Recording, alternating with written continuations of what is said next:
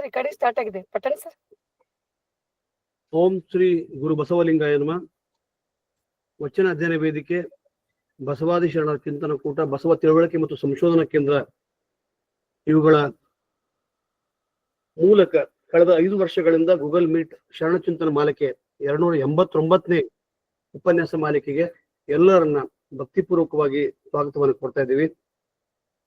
ಬಯಲು ಬಯಲನೆ ಬಿತ್ತಿ ಬಯಲು ಬಯಲನೆ ಬೆಳೆದು ಬಯಲು ಬಯಲೊಳಗೆ ಬಯಲಾದೆ ಅಂತಕ್ಕಂಥ ಅಲ್ಲಮರ ವಿಚಾರಧಾರೆಯನ್ನ, ಇಡೀ ಸೃಷ್ಟಿ ಬ್ರಹ್ಮಾಂಡವನ್ನ ಪ್ರೀತಿ ಮಾಡ್ತಕ್ಕಂಥ ಶರಣರ ಜೀವನವನ್ನ ಇಟ್ಕೊಂಡು ನಾವು ಇವತ್ತಿನ ಉಪನ್ಯಾಸವಕ್ಕ ದೇಶದ ಅತ್ಯಂತ ಬಹುದೊಡ್ಡ ಸಂಶೋಧಕ, ವಿಜ್ಞಾನಿ ಮತ್ತು ಪರ್ಯಾಯ ಶಕ್ತಿ ಮತ್ತು ಅಗತ್ಯತೆಯ ಬಗ್ಗೆ, ಅದರ ಶೋಧದ ಬಗ್ಗೆ ಉಪನ್ಯಾಸ ನೀಡಲಿರ್ತಕ್ಕಂಥ ಡಾಕ್ಟರ್ ಸುರೇಶ್ ಜಂಗಮ್ ಶೆಟ್ರು. ಇವರು ನನಗೆ ಸೈನಿಕ ಶಾಲೆಯ ದಿನದಿಂದ ಪರಿಚಯರು, ನಮ್ಗಿಂತ 3 ವರ್ಷ ದೊಡ್ಡವರು. ಈಗ ಹಾವೇರಿ ವಿಶ್ವವಿದ್ಯಾಲಯದೊಳಗೆ ಅವರು ಕುಲಪತಿಗಳಾಗಿ ಕೆಲಸ ಮಾಡ್ತಿದ್ದಾರೆ.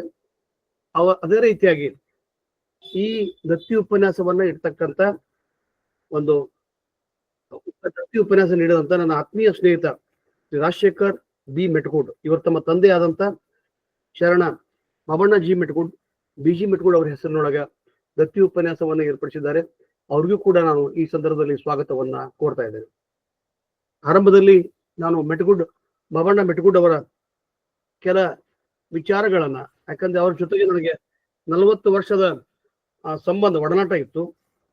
ಬಹುಶಃ ಅವರ ಮಕ್ಕಳು, ಮೊಮ್ಮಕ್ಕಳು, ತಂದೆ ಎಲ್ಲ ವ್ಯಾಪಾರಸ್ಥರಾಗ್ಲಿ, ಕೃಷಿಕರಾಗಿರ್ಲಿ, ಒಂದು ಕೃಷಿಕ ವ್ಯಾಪಾರಸ್ಥ ಕುಟುಂಬದಲ್ಲಿ ಜನಿಸಿದಂತ ಬಾಪಣ್ಣ ಜಿ ಮೆಟ್ಕೂಡ್ ಅವರಿಗೆ ಸಾಹುಕಾರಿಂದೇ ಒಂದು ಪ್ರತೀತಿಯನ್ನ ಪಡೆದಿದ್ದವರು. ಇವಾಗ ಕಿಂಗ್ ಮೇಕರ್ ಅಂತಾರಲ್ಲ, ಆ ರೀತಿಯಾಗಿ ಬೈಲುಂಗಲದ ರಾಜಕೀಯ, ಸಾಮಾಜಿಕ, ಧಾರ್ಮಿಕ, ಆರ್ಥಿಕ ಎಲ್ಲ ಕ್ಷೇತ್ರದೊಳಗೆ ಒಂದು ಅಭಯಹಸ್ತವನ್ನ ಮೂಡಿ ಬೆನ್ನು ತಟ್ಟಿ ವ್ಯಕ್ತಿಗಳನ್ನ ಶಕ್ತಿಯನ್ನಾಗಿ ಮಾಡ್ತಕ್ಕಂಥ ಕಾರ್ಯವನ್ನ ಸನ್ಮಾನ್ಯ ಶ್ರೀ ಬಾಬಣ್ಣ ಜಿ ಮೆಟ್ಕೂಡ್ ಅವರು ಮಾಡಿದರು.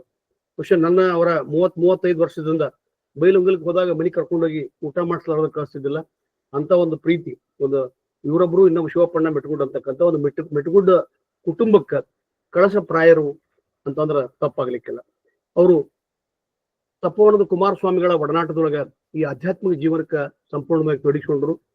ಅವರ ಮೊಮ್ಮಕ್ಕಳು ಬರೀತಾರ, ಅಜ್ಜ ಕಿಶೆದಾಗ ಒಮ್ಮೆ 1000 ರೂಪಾಯಿ ಇದ್ದು, ಒಬ್ಬರು ಬಂದು ಸ್ವಾಮಿಗಳು ಕೇಳಿದ್ರು, 500 ಕೊಟ್ರು. ಇನ್ನೊಬ್ಬ ಕೆಲಸ ಬಂದು ಕೇಳ್ದ, ಅವ್ರಿಗೆ 400 ರೂಪಾಯಿ ಕೊಟ್ರು. ಮೊಮ್ಮಗಳಿಗೆ 100 ರೂಪಾಯಿ ಕೊಟ್ರಂತ.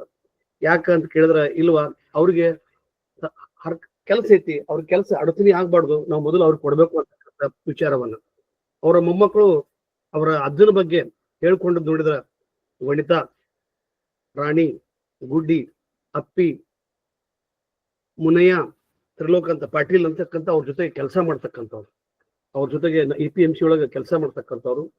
ಬಾಬಣ್ಣ ಜಿ ಮೆಟ್ಕೂಡ್ ಅವರು ಅಂತಂದ್ರೆ ಬಹುಶಃ ಅವರು ಒಂದು ಜನತಾದಳದ ತಾಲೂಕು ಘಟಕ ಅಧ್ಯಕ್ಷ ಆಗಿ, ಜಿಲ್ಲಾ ಉಪಾಧ್ಯಕ್ಷರಾಗಿ, ಅಲ್ಲಿರ್ತಕ್ಕಂಥ ಇವತ್ತು ಶಿವಾನಂದ ಕೌಜಲ್ಗಿ ಅವ್ರನ್ನ ಒಂದು ಶಾಸಕರನ್ನಾಗಿ ಮಾಡ್ತಕ್ಕಂಥ ಸಂದರ್ಭದೊಳಗೆ ಬಾಬಣ್ಣ ಮೆಟ್ಕೂಡ್ ಅವರ ಪಾತ್ರ ಬಹಳ ದೊಡ್ಡದು. ಇಡೀ ಮೆಟ್ಕೂಡ್ ಕುಟುಂಬಕ್ಕ ಆದರ್ಶಪ್ರಾಯರಾಗಿ ನುಡಿದಂತೆ ನಡೆದು ಬಸವ ತತ್ವದೊಳಗೆ ನಡ್ಕೊಂಡ್ರು. ಮುರುಗೋಡ ಮಹಂತಪ್ಪನವರ ಆಶೀರ್ವಾದದಿಂದ ತಮ್ಮ ಕೃಷಿ ವ್ಯಾಪಾರ ಅವನು ಮಾಡ್ಕೊಂಡ್ರು. ಅವರ ಮಗ ನನ್ನ ಆತ್ಮೀಯ ಸ್ನೇಹಿತ, ಒಬ್ಬ ಸಹಪಾಠಿ, ಸೈನಿಕ ಶಾಲೆ ವಿದ್ಯಾರ್ಥಿ, ಅವರು ಕೂಡ ಯೋಗ ನೋಡ್ರಿ, ಅದು ನಾವು ಕಲ್ಪನೆ ಕೂಡ ಮಾಡಿರ್ಲಿಲ್ಲ. ನಾನು ನಿನ್ನೆ ರಾತ್ರಿ ಗೊತ್ತಾಯ್ತು, ಇಬ್ರು ನಮ್ಮ ಸ್ಕೂಲ್ನವ್ರು, ಒಬ್ರು ಸೀನಿಯರು, ನನ್ನ ಕ್ಲಾಸ್ಮೇಟ್ ಅಂತ ತಿಳ್ಕೊಂಡು. ರಾಜಣ್ಣ ಮೆಟ್ಕೂಡ್ ಒಂದು ದತ್ತಿ ಅಂತ ಒಂದು ಹೇಳಿದೆ, ಹೇಳಿ ಒಳಗೆ ಹೋಗಿ ನೀರು ಕುಡಿಯಕ್ಕೆ 1 ನಿಮಿಷದಾಗ ಅವರು ಈ ಟ್ರಾನ್ಸ್ಫರ್ಡ್ 11,000 ರೂಪಾಯಿ. ಅದಕ್ಕಿಂತ ಮುಂಚೆ 5,000 ರೂಪಾಯಿ ದಾಸೋಹ ಕೊಟ್ಟಿದ್ರು, ಮನೆಯೊಳಗೆ ಸದಸ್ಯರನ್ನು ಮಾಡಿದ್ರು. ಬಹುಶಃ ಬಸವ ತತ್ವಕ್ಕೆ ಅವ್ರಿಗೂ ಇರ್ತಕ್ಕಂಥ ಕಲ್ಪನೆ. ನಿನ್ನೆ ಅವ್ರ ಮಗಿಗೆ ಹೇಳ್ತಾ ಇದ್ರು, ನಾ ಪಟ್ಟಣ ಅಂಕಲ್ ಕರ್ಕೊಂಡ್ಬಂದಿನಿ, 1 ವಾರ ಇಂಗ್ಲಿಷ್ನಾಗ ಬಸವ ತತ್ವ ಹೇಳ್ತೀನಿ ಅಂತ. ಒಂದು ಸಂಸ್ಕಾರವಂತ ಮನೆತನದೊಳಗ ರಾಜಶೇಖರ್ ಮೆಟ್ಕೂಡ್ ಅವರು ತಮ್ಮ ಬಹಳ ದೊಡ್ಡ ಉದ್ಯಮಿಗಳು. ಮುಂಬೈದೊಳಗಿದ್ರು 25 ವರ್ಷ, ಈಗ ಕಳೆದ 10 ವರ್ಷಗಳಿಂದ ಬೆಂಗಳೂರೊಳಗೆ ಕೆಲಸ ಮಾಡ್ತಾ ಇದ್ದಾರೆ. ತಂದೆಯವರ ಪಡಿನೇರಳಿನಂತೆ, ಅವ್ರ ತಂದೆ ತಾಯಿಗಳ ಪಡಿನೇರಳು ಎಷ್ಟು ಅಂತಂದ್ರೆ ಅವ್ವ ಅಪ್ಪ ಅನ್ಲಾರ್ದ ಮಾತಾಡಂಗಿಲ್ಲ ಅಷ್ಟೊಂದು. ಒಮ್ಮೊಮ್ಮೆ ಈ ಟೊಪ್ಪಿಗೆ ಹಾಕೊಂಡು, ಈ ಚಸ್ಮಾ ಹಾಕೊಂಡು, ದೋತ್ರ ಉಟ್ಕೊಂಡು ಹೊಂಟಂದ್ರೆ ಬಾಬಣ್ಣ ಮೆಟ್ಕೂಡ್ರು ಬಂದ್ರನಪ್ಪ ಅನ್ನುವಷ್ಟು ಒಂದು ಅನುರೂಪತೆಯನ್ನ ನಾವು ಕಾಣ್ತೀವಿ. ಅಷ್ಟೇ ವೈಚಾರಿಕ ಚಿಂತನೆಯನ್ನ ರಾಜಶೇಖರ್ ಮೆಟ್ಕೂಡ್ ಅವರು ಮಾಡಿದ್ದಾರೆ. ಹಲವಾರು ಕ್ಷೇತ್ರಕ್ಕೆ ಮೆಟ್ಕೂಡ್ ಫ್ಯಾಮಿಲಿ ಬಹಳ ದೊಡ್ಡ ಬೈಲುಂಗಲದೊಳಗೆ ಮತ್ತು ಬೆಳಗಾವಿಗೆ, ಉತ್ತರ ಕರ್ನಾಟಕಕ್ಕೆ ಮೆಟ್ಕೂಡ್ ಅವರ ಒಂದು ಕುಟುಂಬ ದೊಡ್ಡ ತ್ಯಾಗವನ್ನ ಮಾಡಿದೆ ಅಂತ ಹೇಳ್ತಕ್ಕಂಥ ಸಂದರ್ಭದಲ್ಲಿ ಹೇಳ್ತಾ, ಆ ಕುಟುಂಬದ ಎಲ್ಲ ಸದಸ್ಯರಿಗೆ ನಾನು ಭಕ್ತಿಪೂರ್ವಕವಾಗಿ ಸ್ವಾಗತವನ್ನ ಕೋರ್ತಾ ಇದ್ದೇನೆ. ಇನ್ನು ಡಾಕ್ಟರ್ ಸುರೇಶ್ ಜಂಗಮ್ ಶೆಟ್ಟಿ ಅವರಿಗೆ ನಾವು ಭಯದಿಂದ ದೂರ ಇರ್ತಿದ್ವಿ. ಕಾರಣ ನಾವು ಸೈನಿಕ ಶಾಲೆಗಳು ನಮ್ಮ ಸೀನಿಯರ್ ಆದ ಕಾರಣ ನಮ್ಗೆ ಎಲ್ಲಿ ಪನಿಷ್ಮೆಂಟ್ ಕೊಟ್ಟಾರ ಅಂತ ದೂರ ಇರ್ತಿದ್ವಿ ನಾವು. ಇತ್ತೀಚೆಗೆ ಅವರಿಗೆ ಕೊಡಗಿನೊಳಗೆ ನಾವು ನಮ್ಮ ಡಾಕ್ಟರ್ ಅಶೋಕ್ ಅಲೂರ್ ಅವರು ಅವರನ್ನ ಒಂದು ವೇದಿಕೆಗೆ ಕರೆಸಿದ್ರು. ಅಲೂರ್ ಅವ್ರು ಹಂಗ ಬಹಳ ಚಂದ ನಿಯೋಜನೆ ಮಾಡ್ತಾರ. ಬಹುಶಃ ಈ ವಚನ ಸಾಹಿತ್ಯ, ವಿಜ್ಞಾನದೊಳಗೆ ವಚನ ಸಾಹಿತ್ಯ ಅಂತಕ್ಕಂಥ ಒಂದು ರಾಜ್ಯ ಮಟ್ಟದ, ರಾಷ್ಟ್ರ ಮಟ್ಟದ ಕಮ್ಮಟಕ್ಕೆ ಅವ್ರನ್ನ ಕರೆಸಿದ್ರು. ಆ 3 ದಿವಸ ಒಡನಾಟದೊಳಗೆ ಡಾಕ್ಟರ್ ಜಂಗಮ್ ಶೆಟ್ಟರು ಬರೇ ವಿಜ್ಞಾನಿ ಅಲ್ಲ, ಸಮಾಜ ಪರ ಚಿಂತನೆಯನ್ನು ಹೊಂದತಕ್ಕಂಥವ್ರು. ಇವರಿಗೆ ಸಾಕಷ್ಟು ಕಳಕಳಿ ಐತಿ. ಅವರು ಭೂಮರೆಡ್ಡಿ ಇಂಜಿನಿಯರಿಂಗ್ ಕಾಲೇಜಲ್ಲಿ ಅಧ್ಯಯನ ಮಾಡಿ ಅಲ್ಲಿ ದಾಕ್ಷಾಯಣಿ ಅವರು ಅವರಿಬ್ರು ಕೂಡಿ ಅವರಿಬ್ರು ಕ್ಲಾಸ್. ಆಮೇಲೆ ಮುಂದೆ IIT ಖರಗ್ಪುರದಲ್ಲಿ ಹೋಗಿ PhD ಮಾಡ್ಕೊಂಡು ಬಂದ್ರು. Basaveshwara engineering college, Basaveshwara engineering college Bagalkote ಒಳಗೆ ವಿಜ್ಞಾನ ಮಾಡಿ ಅಲ್ಲೇ ಪ್ರಾಧ್ಯಾಪಕರಾಗಿ ಮುಂದೆ IIT ಖರಗ್ಪುರ್ಗ ಇಬ್ರು ಹೋಗಿ PhD ಮಾಡ್ಕೊಂಡು ಬಂದ್ರು. ಸಂಘರ್ಷದ ಜೀವನ, ಒಬ್ಬಳೇ ಮಗಳು. ಅವ್ರ ಮನೆಯವರು ಕೂಡ ಅವರ ಅನುರೂಪದೊಳಗ ಮತ್ತು ಸಾಹಿತ್ಯ, ಸಂಸ್ಕೃತಿ, ಸಂಶೋಧನೆ ಎಲ್ಲಿಂದಲೂ ಬಂದ್ರು ಕೂಡ ಮುಕ್ತ ಮನಸ್ಸಿನಿಂದ ಸ್ವಾಗತ ಮಾಡ್ತಕ್ಕಂಥವ್ರು. ಇಲ್ಲ ನಾ ಹಿಡ್ದೆ ಸರಿ ಅಂತಕ್ಕಂಥದ್ದಲ್ಲ. ಅವಾಗ ನಾನು ಅವರು ಉಪನ್ಯಾಸಗಳನ್ನ ಮೊಮ್ಮಗನು ಕಾಣ್ತಾ ಇದ್ದಾರೆ. ಅಲ್ಲಿ ಅವರ ನಾನು ನಿಜವಾಗಿಯೂ ಹೇಳ್ತೀನಿ, ಸೋಲಾರ ಮತ್ತು ಅಲ್ಟರ್ನೇಟಿವ್ ಸೋರ್ಸಸ್ ಅಂತಕ್ಕಂಥದ್ದು. ನಾವು ಬಹಳ ಜನ ಹೇಳ್ತಾರೆ ನಮಗೆ ಇದಕ್ಕೆ ಏನ್ ಸಂಬಂಧ ರೀ ಅಂತ ಕೆಲವು ಜನ ಕೇಳಿದ್ರು. ವಚನ ಸಾಹಿತ್ಯಕ್ಕೆ, ಇಡೀ ವಚನ ಸಾಹಿತ್ಯ, ಇಡೀ ಬ್ರಹ್ಮಾಂಡ ಇದರ ಪ್ರೀತಿಯಾಗಿ ಶರಣರು ಬದುಕಿದ್ರು. ಈ ಸಮಷ್ಟಿ ಭಾವವನ್ನ ನಾವು ಪ್ರೀತಿ ಮಾಡ್ಕೊಂಡಿದ್ರು ಉಳಿಸ್ಕೊಳ್ಬೇಕು ಅಂತಕ್ಕಂಥ ಪ್ರಜ್ಞೆಯನ್ನ ಶರಣರು ಹೇಳ್ಯಾರ. ಆ ದಿಶೆಯೊಳಗೆ ನನಗೆ ಕೇಳಿದ ತಕ್ಷಣ ಒಪ್ಪಿಕೊಂಡ್ರು. ಅವರು ಈಗ ಹಾವೇರಿ ವಿಶ್ವವಿದ್ಯಾಲಯದೊಳಗ ಕುಲಪತಿಗಳ ಕೆಲಸ ಮಾಡ್ತಾ ಇದಾರೆ. ಸಾಕಷ್ಟು ಸೃಜನಾತ್ಮಕ ಕಾರ್ಯಗಳನ್ನ ಅವ್ರು ಹೇಳಿದ್ರು. ಬಸವ ಅಧ್ಯಯನ ಪೀಠ ಎಲ್ಲ ಕಡೆ ಆಗ್ಬೇಕು. ಇವರು ಅಶೋಕ್ ಆಲೂರ್ ಸರ್, ಆಮೇಲೆ ನಮ್ಮ ಬಿರಾದರ್ ಸರ್, ಬಹಳ ಜನ ಇದಕ್ಕ, ನಮ್ಮ ದೇಶಪಾಂಡೆ ಜಮಖಂಡಿ ವಿಶ್ವವಿದ್ಯಾಲಯದವರು, ಈ ಹೊಸ ವಿಶ್ವವಿದ್ಯಾಲಯಗಳ ಕುಲಪತಿಗಳು ಹೊಸ ಆಲೋಚನಾ ಚಿಂತನ ಕ್ರಮಗಳಿಂದ ಬಹುಶಃ ಆ ವಿಶ್ವವಿದ್ಯಾಲಯವನ್ನು ಹೊಸ ದಿಕ್ಕಿನೊತ್ತಿಗೆ ಒಯ್ತಾರ ಅಂತ ತಿಳ್ಕೊಂಡು ಹೇಳ್ತಾ, ಒಳ್ಳೆಯ ವಿಚಾರವನ್ನ ಅವ್ರು ಏನೋ ಒಂದನ್ನ ಹೇಳಿದಾಗ ಮತ್ತೆ ಅವ್ರ ರಾತ್ರಿ ದಾಕ್ಷಾಯಣಿ ಹಾಕೋರಿಗೆ ಫೋನ್ ಮಾಡಿ ಪಟ್ಟಣಿ ಹೇಳಕತ್ತ ಖರೆ ಅನ್ನೋ ಅಂತ ಕೇಳಿದ್ರು. ಅಂದ್ರೆ ಅವ್ರ ಖರೆ ಅಂತಂದಾಗ ಬೆಳಗ್ಗೆ ಮತ್ತೆ ಹೇಳಿದ್ರು, ಇಲ್ಲ ನಾನು ನಿನಗೆ ಕೇಳಿನಿ ಅಂತಕ್ಕಂಥ ಸತ್ಯವನ್ನ ಪರಾಮರ್ಶೆ ಮಾಡಿ ಒತ್ಕೊಡ್ತಕ್ಕಂಥ ಹೃದಯವಂತಿಕೆ ನಮ್ಮ ಡಾಕ್ಟರ್ ಸುರೇಶ್ ಜಂಗಮ್ ಶೆಟ್ಟಿ ಅವರಿದ್ದಾರೆ. ಹಲವಾರು ಕೃತಿಗಳನ್ನ, ಹಲವಾರು ಪುಸ್ತಕಗಳನ್ನ ಬರೆದಾರ. ವಿಜ್ಞಾನ ಅಂತಾರಾಷ್ಟ್ರೀಯ ಮಟ್ಟದೊಳಗೆ ಹಲವಾರು ಜರ್ನಲ್ ಒಳಗ ಅವರ ಕೃತಿಗಳು, ಅವರ ಲೇಖನಗಳು ಪ್ರಕಟ ಆಗ್ಯಾವು. ಹಾಗಾಗಿ ಅವರನ್ನು ಕೂಡ ಸ್ವಾಗತ ಕೋರ್ತಾ, ಅವರು ಈ ಅಕ್ಕನ ಅರಿವಿನ ಅಜೀವ ಸದಸ್ಯರು ಮತ್ತು ದತ್ತಿದಾನಿಗಳು, ದಾಸೋಹಿಗಳಿದ್ದಾರೆ. ಅವರು ತಂದೆಯವರು 92, 93, 93 ಅಂಡ್ ಅಬೌವ್. ಅವರಿಬ್ರು ತಂದೆ ತಾಯಿ ಇಬ್ರು ಶಿಕ್ಷಕರು. ಅವರ ವಿದ್ಯಾರ್ಥಿನಿ ಅವರಾದಂತ ಡಾಕ್ಟರ್ ಸರಸ್ವತಿ ಪಾಟೀಲ್ ಮೇಡಮ್ ಹೇಳ್ತಾರ, ನಾವಿವತ್ತ ಇಷ್ಟು ಸ್ಟ್ಯಾಂಡ್ ಆಗಾಕ ನಮ್ಮ ಜಂಗಮ್ ಶೆಟ್ಟಿ ತಂದೆ ತಾಯಿಗಳು ಅಂದ್ರೆ ಅವರ ಶಿಕ್ಷಕರ ಕಾರಣ ಅಂತಕ್ಕಂಥ ಅಂತ ಒಂದು ಸಂಸ್ಕಾರವಂತ ಕುಟುಂಬದೊಳಗ ಡಾಕ್ಟರ್ ಸುರೇಶ್ ಜಂಗಮ್ ಶೆಟ್ಟಿ ಅವರು ಹುಟ್ಟಿದ್ದಾರೆ.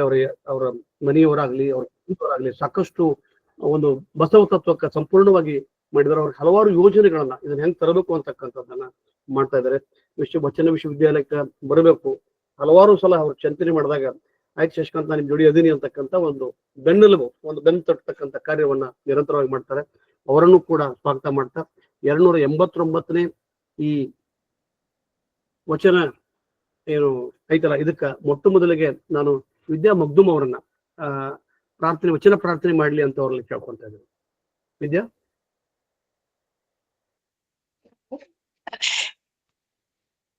ಸರ್ವರಿಗೂ ಅನಂತ ಶರಣಾರ್ಥಿಗಳು. ಕೇಳಿಸ್ತದ್ರಿ? ಸೌಂಡ್ ಕೇಳಿಸ್ತದ ನಂದ? ಕೇಳ್ತದೆ.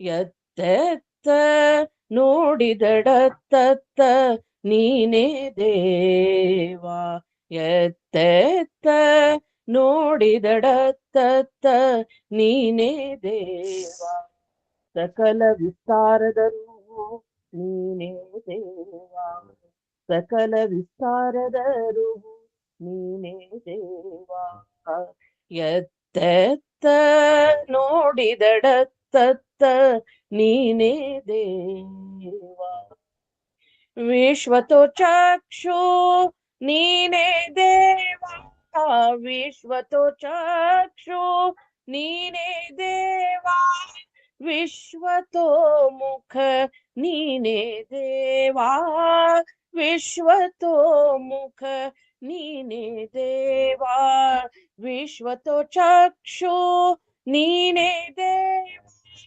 ವಿಶ್ವತೋಮುಖ ನೀನೇ ದೇವಾ ನೀನೇ ದೇವಾ ಎತ್ತೆತ್ತ ನೋಡಿದಡತ್ತತ್ತ ನೀನೇ ದೇವಾ ವಿಶ್ವತೋ ಬಾಹು ನೀನೇ ದೇವಾ ವಿಶ್ವತೋ ಬಾಹು ನೀನೇ ದೇವಾ ವಿಶ್ವತೋ ಪಾದ ನೀನೇ ದೇವಾ ವಿಶ್ವತೋ ಪಾದ ನೀನೇ ದೇವಾ ವಿಶ್ವತೋ ಬಾಹು ನೀನೇ ದೇವಾ ವಿಶ್ವತೋ ಪಾದ ನೀನೇ ದೇವಾ ಕೂಡಲ ಸಂಗಮ ದೇವಾ ಆ ಕೂಡಲ ಸಂಗಮ ದೇವಾ ಕೂಡಲ ಸಂಗಮ ದೇವಾ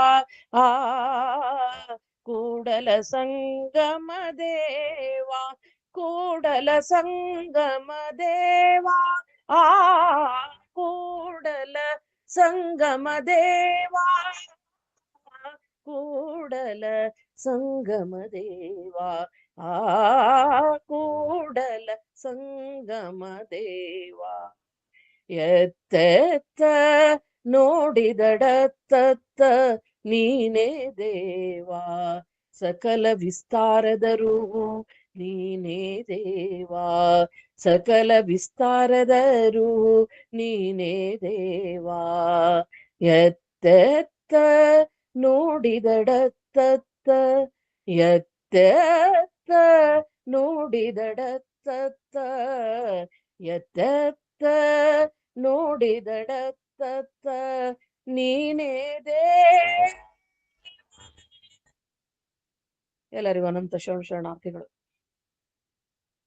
ಧನ್ಯವಾದಗಳು. ಸುಶ್ರಾವ್ಯವಾಗಿ ವಚನ ಪ್ರಾರ್ಥನೆ ಮಾಡ್ತಕ್ಕಂಥ ಗಾನಕೋಗಿಲೆ ವಿದ್ಯಾ ಮಗ್ದುಮ್ ಅವರಿಗೆ ಭಕ್ತಿಪೂರ್ವಕ ಶರಣಾರ್ಥಿಗಳನ್ನ ಹೇಳ್ತಾ ಮತ್ತೊಮ್ಮೆ ಎಲ್ಲ ಶರಣ ಬಂಧುಗಳನ್ನ ಸ್ವಾಗತ ಕೊಡ್ತಾ ವಿಜಯಪುರದೊಳಗ 23ನೇ ತಾರೀಕಿಗೆ ನಮ್ಮ ಹಲವಾರು ಬೇಡಿಕೆಗಳನ್ನ ವಿಜಯಪುರ ಜಿಲ್ಲೆ ಬಸವಣ್ಣನ ಶರಣರ ಹುಟ್ಟಿದಂತ ಅಲ್ಲಿ ಬಸವಪರ ವಾತಾವರಣ ಕೊರತೆ ಕಂಡು ಬರ್ತಕ್ಕಂಥ ಸಂದರ್ಭದೊಳಗ ಅಕ್ಕಮಹಾದೇವಿ ವಿಶ್ವವಿದ್ಯಾಲಯ ಏಕಮೇವ ವಿಶ್ವವಿದ್ಯಾಲಯ ಮಹಿಳಾ ವಿಶ್ವವಿದ್ಯಾಲಯ ಅಲ್ಲಿ ವಚನ ಅಧ್ಯಯನ ವೇದಿಕೆಯ ಮೂಲಕ ನಮ್ಮ ವೇದಿಕೆಗಳ ಮೂಲಕ ಬಸವ ಅಧ್ಯಯನ ಪೀಠವನ್ನು ಸ್ಥಾಪಿಸ್ರಿ ಅಂತ ತಿಳ್ಕೊಂಡು ಮತ್ತು ಅಲ್ಲಿ ಅಕ್ಕಮಹಾದೇವಿಯನ್ನು ಅತ್ಯಂತ ಭಿನ್ನವಾಗಿ ಅದರ ವ್ಯವಸ್ಥೆಗಳನ್ನಾಗಿ ಮಾಡ್ತಕ್ಕಂಥ ಅರಣ್ಯಗಳನ್ನಾಗಿ ಮಾಡ್ತಕ್ಕಂಥ ಮೂರ್ತಿಯನ್ನು ತೆರವುಗೊಳಿಸ್ರಿ ಅಂತಕ್ಕಂಥ ಒಂದು ಬೇಡಿಕೆ.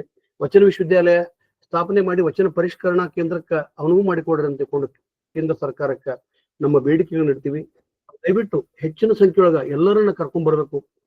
ಬಹಳ ಜನ ನಾವು ಹೋಗಿ ಸರ್ಕಾರಕ್ಕೆ ಮತ್ತು ಮನವಿ ಮಾಡ್ಕೊಂಡ್ರೆ ಬಹುಶಃ ಅದರ ಪರಿಣಾಮ ಇಂದಲ್ಲಿ ನಾಳೆ ಆಗುತ್ತೆ ಅಂತ ತಿಳ್ಕೊಂಡು ಹೇಳ್ತಾ ನಿನ್ನೆ ನನಗೆ ವೈಸ್ ಚಾನ್ಸಲರ್ ಫೋನ್ ಮಾಡಿದಾಗ ನಮ್ಮಿರ್ತಕ್ಕಂಥ ಡಾಕ್ಟರ್ ಅಶೋಕ್ ಹಲೂರ್ ಅವರು ಜಂಗಮ್ ಶೆಟ್ಟರು ಇನ್ನೂ 2-3 ಜನ ಅವ್ರು ಹೇಳಿದಾಗ ಬಹಳ ಸಹೃದಯದಿಂದ ಸರ್ ಬರ್ರಿ ಫೋನ್ ಮಾಡಿ ಬರ್ರಿ ನಾನು ಇರ್ತೀನಿ ಅಂತ ತಿಳ್ಕೊಂಡು ಹೇಳಿದ್ದಾರೆ. ಇದಕ್ಕಾಗಿ ಶ್ರಮಿಸ್ತಕ್ಕಂಥ ಎಲ್ಲ ಮುದ್ದೇಬಿಹಾಳ ಶಿಂದಗಿ ಕೊಪ್ಪಳ ಜಮಖಂಡಿ ಎಲ್ಲ ಕ್ಷೇತ್ರದಿಂದ ಶಾಪುರದಿಂದ ಜನ ಎಲ್ಲ ಬರ್ತಾ ಇದ್ದಾರೆ. ಹೆಚ್ಚಿನ ಸಂಖ್ಯೆಯೊಳಗೆ ತಾವು ದಯವಿಟ್ಟು 10 ಗಂಟೆಗೆ ವಿಜಯಪುರ ಜಿಲ್ಲಾಧಿಕಾರಿ ಕಚೇರಿಗೆ ಬರ್ರಿ. ಎಲ್ಲರನ್ನ ಸ್ವಾಗತ ಕೊಡ್ತಾ ಈಗ ನಾನು ಡಾಕ್ಟರ್ ಸುರೇಶ್ ಜಂಗಮ್ ಶೆಟ್ಟಿ ಅವ್ರನ್ನ ವೇದಿಕೆಗೆ ಆಹ್ವಾನಿಸಿ ಅವ್ರಿಗೆ 1 ಗಂಟೆವರೆಗೆ ಅದು ಪರ್ಯಾಯ ಶಕ್ತಿಯ ಅಗತ್ಯತೆ ಮತ್ತು ಶೋಧದ ಬಗ್ಗೆ ಅವರು ಮಾತಾಡ್ಲಿ ಅಂತ ತಿಳ್ಕೊಂಡು ಅವರನ್ನ ಭಕ್ತಿಪೂರ್ವಕವಾಗಿ ಕೇಳ್ತಾರೆ. ಧನ್ಯವಾದಗಳು ಶಶಿಕಾಂತ್ ಪಟ್ಟಣ್ ಅವರೇ. ನಾನು ವಿಡಿಯೋಸ್ ನಂದು ಈ ಪ್ರೆಸೆಂಟೇಶನ್ ಸ್ಕ್ರೀನ್ ಶೇರ್ ಮಾಡಿದ್ದೇನೆ, ಕಾಣಿಸ್ತಾ ಇದೆಯಾ? ಹಾ, ಥ್ಯಾಂಕ್ ಯು. 1196 ಆಗ್ಬೇಕು ಸರ್ ಅದು. ಇಲ್ಲ ಸರ್, ಅದು ಲೆಟರ್ಸ್ ನಾಟ್ ಹೋಗ್ಲಿ, ಇರ್ಲಿ, ಆಮೇಲೆ ಮಾತಾಡುವಂತ ಲೆಟರ್ಸ್ ತೆಗೆದ್ ಬಿಡ್ರಿ, ಇಲ್ಲ ಅಂದ್ರೆ ಎಲ್ಲ ಶರಣು ಶರಣಾರ್ಥಿ ಇವತ್ತಿನ ದತ್ತಿ ಉಪನ್ಯಾಸಕ್ಕೆ ಆಗಮಿಸಿರುವ ಆನ್ಲೈನ್ ವೇದಿಕೆಯಲ್ಲಿ ಆಗಮಿಸಿರುವ ಎಲ್ಲ ಬಸವಾದಿ ಶರಣ ಭಕ್ತರಿಗೆ ನನ್ನ ಶರಣು ಶರಣಾರ್ಥಿ. ಇವತ್ತಿನ ಈ ದತ್ತಿ ಉಪನ್ಯಾಸವನ್ನು ಪರ್ಯಾಯ ಶಕ್ತಿಗಳು ಹಾಗೂ ಅದರದ್ದು ಅವೈಲಬಿಲಿಟಿ ಮತ್ತು ಅದರಲ್ಲಿ ನಡೆಯುತ್ತಿರುವ ಶೋಧಗಳ ಬಗ್ಗೆ ಒಂದು ಸಂಕ್ಷಿಪ್ತ ವಿಚಾರವನ್ನು ತಮ್ಮ ಜೊತೆ ಶೇರ್ ಮಾಡಿಕೊಳ್ಳೋ ಬಹಳ ಸಂತೋಷ ಅನಿಸುತ್ತದೆ. ಸ್ವಲ್ಪ ಧ್ವನಿಯಲ್ಲಿ ಸ್ವಲ್ಪ ಆರಾಮಿರೋದ್ರಿಂದ ಏನಾದರೂ ಹೆಚ್ಚು ಕಡಿಮೆ ಆದರೆ ದಯವಿಟ್ಟು ಕ್ಷಮಿಸಬೇಕು. ಹಾಗೂ ಇದು ನಾವು ಇಲ್ಲಿವರೆಗೆ 38 ವರ್ಷ ಶಿಕ್ಷಣ ಕ್ಷೇತ್ರ ಬಾಗಲಕೋಟೆಯಲ್ಲಿ ಕೆಲಸ ಮಾಡಿದ್ದು, in between PhD, MTech, PhD ಹಾಗೂ ಪ್ರದೇಶಗಳಲ್ಲಿ ಉಪನ್ಯಾಸ ಸಹ ಮಾಡಿದ್ದು. ಇದು ಸ್ಲೈಡ್ ಅಂದ ಇದು ಮುಂಚಿಂದ ಹಾಕಿದ್ದೀನಿ. ಏನಾದ್ರು ಕರೆಕ್ಷನ್ ಸರ್ ಹೇಳಿದ್ರು ಅದನ್ನ ಬದಲು ಮಾಡ್ತೀನಿ. ಮೊದಲು ನೋಡಿದ್ರು ಅವಾಗ ಹೇಳಿದ್ದಿಲ್ಲ ಸರ್, ಇವಾಗ ಯಾಕೋ ಐಡೆಂಟಿಫೈ ಮಾಡ್ಯಾರ, ಅದನ್ನ ಚೇಂಜ್ ಮಾಡ್ತೀನಿ ಅಂತ ಕ್ಷಮಿಸಬೇಕು. ಬಸವ ತಿಳುವಳಿಕೆ ಮತ್ತು ಸಂಶೋಧನಾ ಕೇಂದ್ರ ಪುಣೆ ಇವರ ಅಂಡರ್ ಅಲ್ಲಿ ಇವತ್ತಿನ ಉಪನ್ಯಾಸ ಶಕ್ತಿ, ಅಗತ್ಯತೆ ಮತ್ತು ಶೋಧ. ಇದು 1 ಗಂಟೆ ಎಂದಿದ್ದಾರೆ. ಅಂದ್ರೆ 1 ಗಂಟೆ ಸಮಯ ಅಲ್ಲ, ಎಷ್ಟು ಸಾಧ್ಯ ಅಷ್ಟೇ ಇದನ್ನು ನಾನು ತಮ್ಮೆಲ್ಲರಿಗೂ ತಿಳಿಸಲು ಪ್ರಯತ್ನಿಸುತ್ತೇನೆ. ಮೊದಲನೇದಾಗಿ, solar power is the only energy source that isn't owned yet and nobody taxes the sun. ಇದು ಒಂದು ನಮಗೆ ಇರುವ ಬಹುಶಃ ಭೂಮಿಯ ಮೇಲೆ ನಾವೆಲ್ಲರೂ ಏನಿರ್ತೇವೆ ಇದರಲ್ಲಿ ನಮಗೆ ಅವೈಲೇಬಲ್ ಇರೋದು ಸನ್ಲೈಟ್, ಅದು ಫ್ರೀ ಇರುತ್ತೆ. ಅದರದ್ದು ಉಪಯೋಗನೇ ಈಗಲ್ಲ, ಮತ್ತು ಮುಂಚಿಂದಾದ್ರೂ ಬೇರೆ ಬೇರೆ ಬೇರೆ ಟೆಕ್ನಾಲಜಿ ಇಲ್ಲದ್ರಾಗ ಒಂದು ಟೈಪ್ ಯೂಸ್ ಮಾಡಿದ್ರು. ಟೆಕ್ನಾಲಜಿ ಬಂದ ಮೇಲೆ ಇನ್ನೊಂದು ಟೈಪ್ ಉಪಯೋಗ ಮಾಡ್ತಾ ಇದ್ದೆವು. ಅದು ಹೇಗೆ ಅಂತ ತಿಳ್ಕೊಳ್ಳೋಣ. ಮುಖ್ಯ ಭಾಷಣದ ರೇಖಾಚಿತ್ರ ಅಂದ್ರೆ, ಮೊದಲು ಇವತ್ತು ಭಾಷಣಕಾರರಿಗೆ ಏನು ಅನುಭವ ಇದೆ ಇದರಲ್ಲಿ ಅನ್ನೋದು ತಿಳಿದುಕೊಳ್ಳೋದು ಬಹಳ ಇಂಪಾರ್ಟೆಂಟ್. ಯಾಕೆ ಎಲ್ಲಾ ಲಿಸನರ್ಸ್ಗೂ ಏನಪ್ಪಾ ಇಷ್ಟೆಲ್ಲ ಮಾತಾಡ್ತಾರೆ, ಏನ್ ಇದರಲ್ಲಿ ಬರೀ ಥಿಯರಿ ಓದಿ ಹೇಳ್ತಾ ಇದ್ದಾರೆ ಅಥವಾ ಏನಾದ್ರು ಕೆಲಸ ಮಾಡಿದಾರ ಅನ್ನೋದು ಒಂದು ತಿಳಿಸೋದು ಇದೊಂದು ವಾಡಿಕೆ. ಯಾಕಂದ್ರೆ ಇದು ಎಲ್ಲರಿಗೂ ನನ್ನ ತಿಳುವಳಿಕೆ ಪ್ರಕಾರ ಪರಿಚಯ ಇರಬೇಕು ಅಂತ. ನನ್ನ ಅನುಭವ ಇದರಲ್ಲಿ ಪರಿಚಯ, ಪ್ರಸ್ತುತ ಅಭಿವೃದ್ಧಿ, ಇತ್ತೀಚಿನ ನಾವೀನ್ಯತೆಗಳು, ಕೊನೆಯ ಮಾತುಗಳನ್ನು ಇಷ್ಟು ಹೇಳಲು ನಾನು ಇವತ್ತು ರೆಡಿ ಮಾಡ್ಕೊಂಡು ಬಂದಿದ್ದೇನೆ. ನನ್ನ ಎಕ್ಸ್ಪೀರಿಯನ್ಸ್ ಇರೋದು ಹೆಚ್ಚಾಗಿ ನವೀಕರಿಸಬಹುದಾದ ಇಂಧನದಲ್ಲಿ. ಬಹುಶಃ ನಾನು ರಿಸರ್ಚ್ PhD ಮಾಡಿದ್ದು, ಸಂಶೋಧನೆ ಮಾಡಿದ್ದು ವಿಂಡ್ ಎನರ್ಜಿಯಲ್ಲಿ. ವಿಂಡ್ ಎನರ್ಜಿಯಲ್ಲಿ ಏನ್ ಮಾಡಿದ್ದೇವೆ ಅಂದ್ರೆ, ಒಂದು ಸ್ಥಳದಲ್ಲಿ ಎಷ್ಟು ಗಾಳಿ ಇರುತ್ತೆ, ಗಾಳಿ ಬೀಸ್ತಾ ಇರುತ್ತೆ, ಅದನ್ನ ಒಂದು ವರ್ಷದವರೆಗೆ ಅದನ್ನ ಮೆಜರ್ ಮಾಡಿ ಅದರಲ್ಲಿ ಎಷ್ಟು ಪೊಟೆನ್ಶಿಯಲ್ ಇದೆ, ಅಂದ್ರೆ ಎಷ್ಟು ನಾವು ಕನ್ವರ್ಟ್ ಮಾಡ್ಕೋಬಹುದು ಅಲ್ಲಿ ಒಂದು ವಿಂಡ್ ಟರ್ಬೈನ್ ಹಾಕಿದ್ರೆ, ಮತ್ತು ಯಾವ ಟೈಪ್ ವಿಂಡ್ ಟರ್ಬೈನ್ ಬೇಕು, ಹೇಗೆ ಬೇಕು, ಇದರಲ್ಲಿ ಒಂದು ಹೊಸದಾದ ಕಂಡು ಹಿಡಿದು ಬಹುಶಃ ಅದು ಎಲ್ಲೆಲ್ಲಿ ಪಬ್ಲಿಷ್ ಆಗಿನೂ ಬಹಳಷ್ಟು ಜನರು ಉಪಯೋಗ ಸಹ ಮಾಡ್ತಾ ಇದ್ದಾರೆ. ಇದನ್ನ ಸಂಶೋಧನೆಯನ್ನು ನಾನು 96 to 2000 ಅಲ್ಲಿ IIT ಖರಗ್ಪುರಲ್ಲಿ ಮಾಡಿದ್ದೆ. ಸೊ ಅಲ್ಲಿದ್ದ ಬಸವೇಶ್ವರ ಇಂಜಿನಿಯರಿಂಗ್ ಕಾಲೇಜಿನಲ್ಲಿ MNRE, ministry of new and renew, sorry ministry of MHRD, ministry of human resource through ಅಲ್ಲಿ ಹೋಗಿ ನಾನು PhD ಮಾಡ್ಕೊಂಡಿದ್ದು. ಈ ಮಾಡ್ಕೊಂಡು ಬಂದ ಮೇಲೆ ಮತ್ತೆ ವಾಪಸ್ ಬಸವೇಶ್ವರ ಇಂಜಿನಿಯರಿಂಗ್ ಕಾಲೇಜ್ ಬಂದ ಮೇಲೆ ನಾವು ಏನೇನ್ ಮಾಡ್ಕೊತ ಬಂದಿದ್ದೇವೆ ಅನ್ನೋದು ಒಂದು ಸ್ವಲ್ಪ ಒಂದು ಚಿಕ್ಕ ಲಿಸ್ಟ್ ಇದೆ. ಅಲ್ಲಿ ಬಹುಶಃ ಈ ಉತ್ತರ ಕರ್ನಾಟಕದಲ್ಲಿ ಹೆಚ್ಚು ಈ ನವೀಕರಿಸಬಹುದಾದ ಇಂಧನದ ಏನೋ ಹೆಚ್ಚು ಕೆಲಸ ನಡೀತಿದ್ದಲ್ಲ, ಅಲ್ಲಿ ಇದನ್ನ ಪ್ರಾರಂಭ ಮಾಡಿ ಅದರಲ್ಲಿ ವರ್ಕ್ಶಾಪ್ಸ್, ಇದನ್ನ ಒಂದಿಷ್ಟು ಬೇರೆ ಬೇರೆ ಸೆಮಿನಾರ್ಸ್, ಕಾನ್ಫರೆನ್ಸಸ್, ಹೀಗೆಲ್ಲ ಒಳ್ಳೆ ಒಳ್ಳೆ ದೊಡ್ಡ ಪ್ರೋಗ್ರಾಮ್ ಮಾಡುತ್ತಾ ಜನರಿಗೆ ಅದರ ಬಗ್ಗೆ ಅವೇರ್ನೆಸ್ ತಿಳಿಸ್ಕೊಡೋದೇ ಒಂದು ಮೂಲ ಉದ್ದೇಶ ಆಗಿತ್ತು. ಹಾಗೂ ಪ್ಯಾರಲಲ್ ಆಗಿ ನಾವು ಒಂದು MTech ಪ್ರೋಗ್ರಾಮ್ ಸಹ ಬಸವೇಶ್ವರ ಇಂಜಿನಿಯರಿಂಗ್ ಕಾಲೇಜಲ್ಲಿ ಪ್ರಾರಂಭ ಮಾಡಿ ಒಂದು ದೊಡ್ಡ ಇವೆಂಟ್ 2019 ಮಾಡಿದ್ದು. ಯಾವುದಿದು national event to commemorate 150th birth anniversary of Mahatma ಗಾಂಧಿಯಲ್ಲಿ ನಾವು ಒಂದು ದೊಡ್ಡ ಆಕ್ಟಿವಿಟಿ 1000 ವಿದ್ಯಾರ್ಥಿಗಳಿಗೆ ಸೋಲಾರ್ ಸ್ಟಡಿ ಲ್ಯಾಂಪ್ ಅಂತ ಡೆವಲಪ್ ಮಾಡಿ ಕೊಟ್ಟಿದ್ದು. ಅದು ಒಂದು ಒಳ್ಳೆಯ ಕಾರ್ಯಕ್ರಮ ಆಯ್ತು. ಆ ಕಾರ್ಯಕ್ರಮ ಯಾರಾದರೂ ತಮ್ಮ ಸ್ಕೂಲಲ್ಲಿ ಅಥವಾ 8th ಇಂದ 12th ಇದ್ದು ಹೊರಗಡೆಗೆ ಡಿಗ್ರಿ ಸ್ಟೂಡೆಂಟ್ಸ್ಗೆ ಮಾಡ್ಬೋದು ಸೋಲಾರ್ ಸ್ಟಡಿ ಲ್ಯಾಂಪ್ ಅಂತ. ಮುಂದೆ ಇದು ವಿಂಡ್ ಎನರ್ಜಿಯಲ್ಲಿ ನಂದು ಎಕ್ಸ್ಪೋಜರ್ ಆಗಿದ್ದು ಇವರು Shri executive engineer VV Kulkarni ಅವರಿಂದ. ಮುಂದೆ ಅದರದಲ್ಲೇ PhD ಮಾಡಿದೆ. ಹಾಗೆ ಅದರಲ್ಲಿ PhD ಮಾಡುತ್ತಾ ವಾಪಸ್ ಬಂದ ಮೇಲೆ ಒಂದು 8 PhD ಅಲ್ಲಿ 3 ವಿಂಡ್ ಎನರ್ಜಿಯಲ್ಲೇನೆ PhD ಗೈಡ್ ಮಾಡಿದ್ದು. ಹಾಗೆ ಬಹಳಷ್ಟು ಅಂಡರ್ ಗ್ರಾಜುಯೇಟ್ ಪ್ರಾಜೆಕ್ಟ್ಸ್ ಆಗಲಿ ಇದನ್ನೆಲ್ಲ ಮಾಡಿ ಈ ಪರ್ಯಾಯ ಶಕ್ತಿಗಳಲ್ಲಿ ಸೋಲಾರ್ ಮತ್ತು ವಿಂಡ್ ಎನರ್ಜಿಲಿ ಬಸವೇಶ್ವರ ಇಂಜಿನಿಯರಿಂಗ್ ಕಾಲೇಜಲ್ಲಿ ವಿಶೇಷ ಒಂದು ಇನ್ಫ್ರಾಸ್ಟ್ರಕ್ಚರ್ ಸಹ ಕ್ರಿಯೇಟ್ ಮಾಡಿ ಮುಂಬರುವ ವಿದ್ಯಾರ್ಥಿಗಳೆಲ್ಲರಿಗೂ ಸಹಾಯ ಆಗಲಿ ಅಂತ ನಾವು ಗೈಡ್ ಮಾಡಿದ್ದು PhD ವಿದ್ಯಾರ್ಥಿಗಳ ಜೊತೆಗೆ ಬೇರೆ ಬೇರೆ ಬೇರೆ ಬೇರೆ ಪ್ರಾಜೆಕ್ಟ್ಸ್ ಮಾಡಿ ಒಂದು ಒಳ್ಳೆ ಇನ್ಫ್ರಾಸ್ಟ್ರಕ್ಚರ್ ಬಸವೇಶ್ವರ ಇಂಜಿನಿಯರಿಂಗ್ ಕಾಲೇಜಲ್ಲಿ ಸೆಟಪ್ ಮಾಡಿತು. ಇದು ಒಂದು ಕ್ವಿಕ್ ಆಗಿ ತಮಗೆ ಹೇಳ್ಬೇಕಂದ್ರೆ ಒಂದು ಅಲ್ಲಿ ರಿನ್ಯೂಬಲ್ ಎನರ್ಜಿ ಪಾರ್ಕ್ ಅಂತ ಮಾಡಿದ್ದು. ಇವು ಯಾರಾದ್ರೂ ವರ್ಕಿಂಗ್ ಡಿವೈಸಸ್ ಇಟ್ಟಿದ್ದಲ್ಲಿ ಬರೀ ತೋರಿಸೋದಲ್ಲ, ವರ್ಕಿಂಗ್ ಡಿವೈಸಸ್ ಬಂದು ವರ್ಕ್ ಮಾಡಬಹುದು. ಈಗ ಲೇಟೆಸ್ಟ್ ಆಗಿ ನಡೀತಾ ಇರೋದು PM ಕುಸುಮ್ ಯೋಜನೆ ಅಂತ. ಆ PM ಕುಸುಮ್ ಯೋಜನೆಯಲ್ಲಿ ಏನು solar powered irrigation pump sets ಏನು ರೈತರಿಗೆ ಹಂಚ್ತಾ ಇದ್ದಾರಲ್ಲ, ಅದರದ್ದು ಸಹ ನಾವು ಅದಕ್ಕಿಂತ ಮಾಡರ್ನ್ ಆಗಿ ಹೊಸ ಮಷಿನ್ಸ್ ಯೂಸ್ ಮಾಡಿ ಈಗ ಪ್ರೊಫೆಸರ್ ರೋಣಲ್ ಅಂತ ವರ್ಕ್ ಮಾಡ್ತಾ ಇದ್ದಾರೆ ಅಲ್ಲಿ ಬಸವೇಶ್ವರ ಇಂಜಿನಿಯರ್. ಇದು 2007ರಲ್ಲಿ ಸೆಟಪ್ ಮಾಡಿದ್ದು. ಹಾಗೆ 50 ಮೀಟರ್ ವಿಂಡ್ ಮಾಸ್ಟ್, ಒಂದು ವಿಂಡ್ ಏರೋ ಜನರೇಟರು ಮತ್ತು ವೆದರ್ ಸ್ಟೇಷನ್ ಸಹ ಅಲ್ಲಿ ನಾವು ಸೆಟಪ್ ಕೂಡ ಮಾಡಿದ್ದೆ. ಇನ್ನು ನಾವು ಸ್ಕೇಲ್ ಆಫ್ ಡಿಸ್ಟ್ರಿಬ್ಯೂಷನ್ ಅಂತ ಅಗದಿ ಲೇಟೆಸ್ಟ್ ಮತ್ತು ಮಾಡರ್ನ್ ವಿವಿಧ ಸ್ಟಡಿ ಮಾಡಲು ನಮ್ಮ ಬಸವೇಶ್ವರ ಇಂಜಿನಿಯರ್ ಎಂಟೈರ್ ಕ್ಯಾಂಪಸ್ ಅಲ್ಲಿ ಎನರ್ಜಿ ಸ್ಟಡಿ ಮಾಡಿ ಒಂದು ಸ್ಮಾಲ್ ಕಂಟ್ರೋಲ್ ರೂಮ್, ಬಹುಶಃ ದೇಶದಲ್ಲಿ ಇದು ಪ್ರಥಮವಾಗಿನೇ ಸೆಟಪ್ ಮಾಡಿ ಅಂದ್ರೆ ಎಜುಕೇಶನಲ್ ಇನ್ಸ್ಟಿಟ್ಯೂಷನ್ ಅಲ್ಲಿ ಹೇಳ್ತಾ ಇದ್ದೇನೆ ಮಾಡಿ ಇದನ್ನೊಂದು ಒಳ್ಳೆಯ ವಿದ್ಯಾರ್ಥಿಗಳಿಗೆ ಸಹಾಯ ಆಗಲು ಮಾಡಿದ್ದು. ಅದೇ ತರ ಒಂದು ರಿನ್ಯೂಬಲ್ ಎನರ್ಜಿ ಸೆಂಟರ್ ಅಂತ ಮಾಡಿ ಒಂದು vertical access small wind turbine setup ಮಾಡಿದ್ದು. ಆಮೇಲೆ ಅಲ್ಲಿ ಬೇರೆ ಬೇರೆ ಲೈಟಿಂಗ್ ರಿಸೋರ್ಸಸ್ ಇರ್ತಾವ ಮನೆಯಲ್ಲಿ, ಅವು ಎಷ್ಟು ಎನರ್ಜಿ ಕನ್ಸ್ಯೂಮ್ ಮಾಡ್ತಾವ, ಯಾವ್ದು ಯೂಸ್ ಮಾಡ್ಬೇಕು ಅನ್ನೋದು ಸಲುವಾಗಿ ಒಂದು ಇಲ್ಯುಮಿನೇಷನ್ ಲ್ಯಾಬ್ ಸಹ ಸೆಟಪ್ ಇದೆ. ಇವೆಲ್ಲ ವರ್ಕಿಂಗ್ ಇದೆ. ಇದೇ ಎನರ್ಜಿ ಪಾರ್ಕ್ ಇನ್ನೊಂದು ನೋಟ ಇದು ಮಾಡಿದ್ದು. ಸೊ ಇದೊಂದು ಸೋಲಾರ್ ವಾಟರ್ ಪಂಪಿಂಗ್ ಸಿಸ್ಟಮ್ ಅಂತ ಏನ್ ಹೇಳ್ತಾ ಇದ್ದೆ, ಅಲ್ಲಿ ಬ್ರಷ್ಲೆಸ್ DC ಮೋಟರ್ ಯೂಸ್ ಮಾಡಿ ಬಹಳ ಚೆನ್ನಾಗಿ ಕೆಲಸ ಈಗ ಮಾಡ್ತಾ ಇದ್ದಾರೆ. ಇವು ಬೇರೆ ಎಕ್ಸ್ಪೆರಿಮೆಂಟ್ಸ್. ಇದರ ಜೊತೆ ಬೇರೆ ನಾವು ಸೋಲಾರ್ ಥರ್ಮಲ್ ಸಹ ಕೆಲಸ ರೂರಲ್ ಏರಿಯಾಗೆ ಏನ್ ಹೆಲ್ಪ್ ಆಗ್ಬೇಕು ಅದರಲ್ಲಿ ನಾವೊಂದು ಏನು ಸೋಲಾರ್ ವಾಟರ್ ಹೀಟರ್, ಹೊಸ ಟೈಪ್ ಸೋಲಾರ್ ವಾಟರ್ ಹೀಟರ್ ಕಂಡುಹಿಡಿದೆವು ಮಾಡಿದ್ದು. ಅದೇ ತರ ಹಳ್ಳಿ ಜನರಲ್ಲಿ ನಾವು ಟ್ಯಾಪ್ ಅಥವಾ ಓವರ್ ಹೆಡ್ ಟ್ಯಾಂಕ್ಸ್ ಎಲ್ಲಾರದಲ್ಲಿ ಹೇಗೆ ಯೂಸ್ ಮಾಡಬೇಕು ಅನ್ನೋದು ಒಂದು ಕಂಡುಹಿಡಿದಿದ್ದು.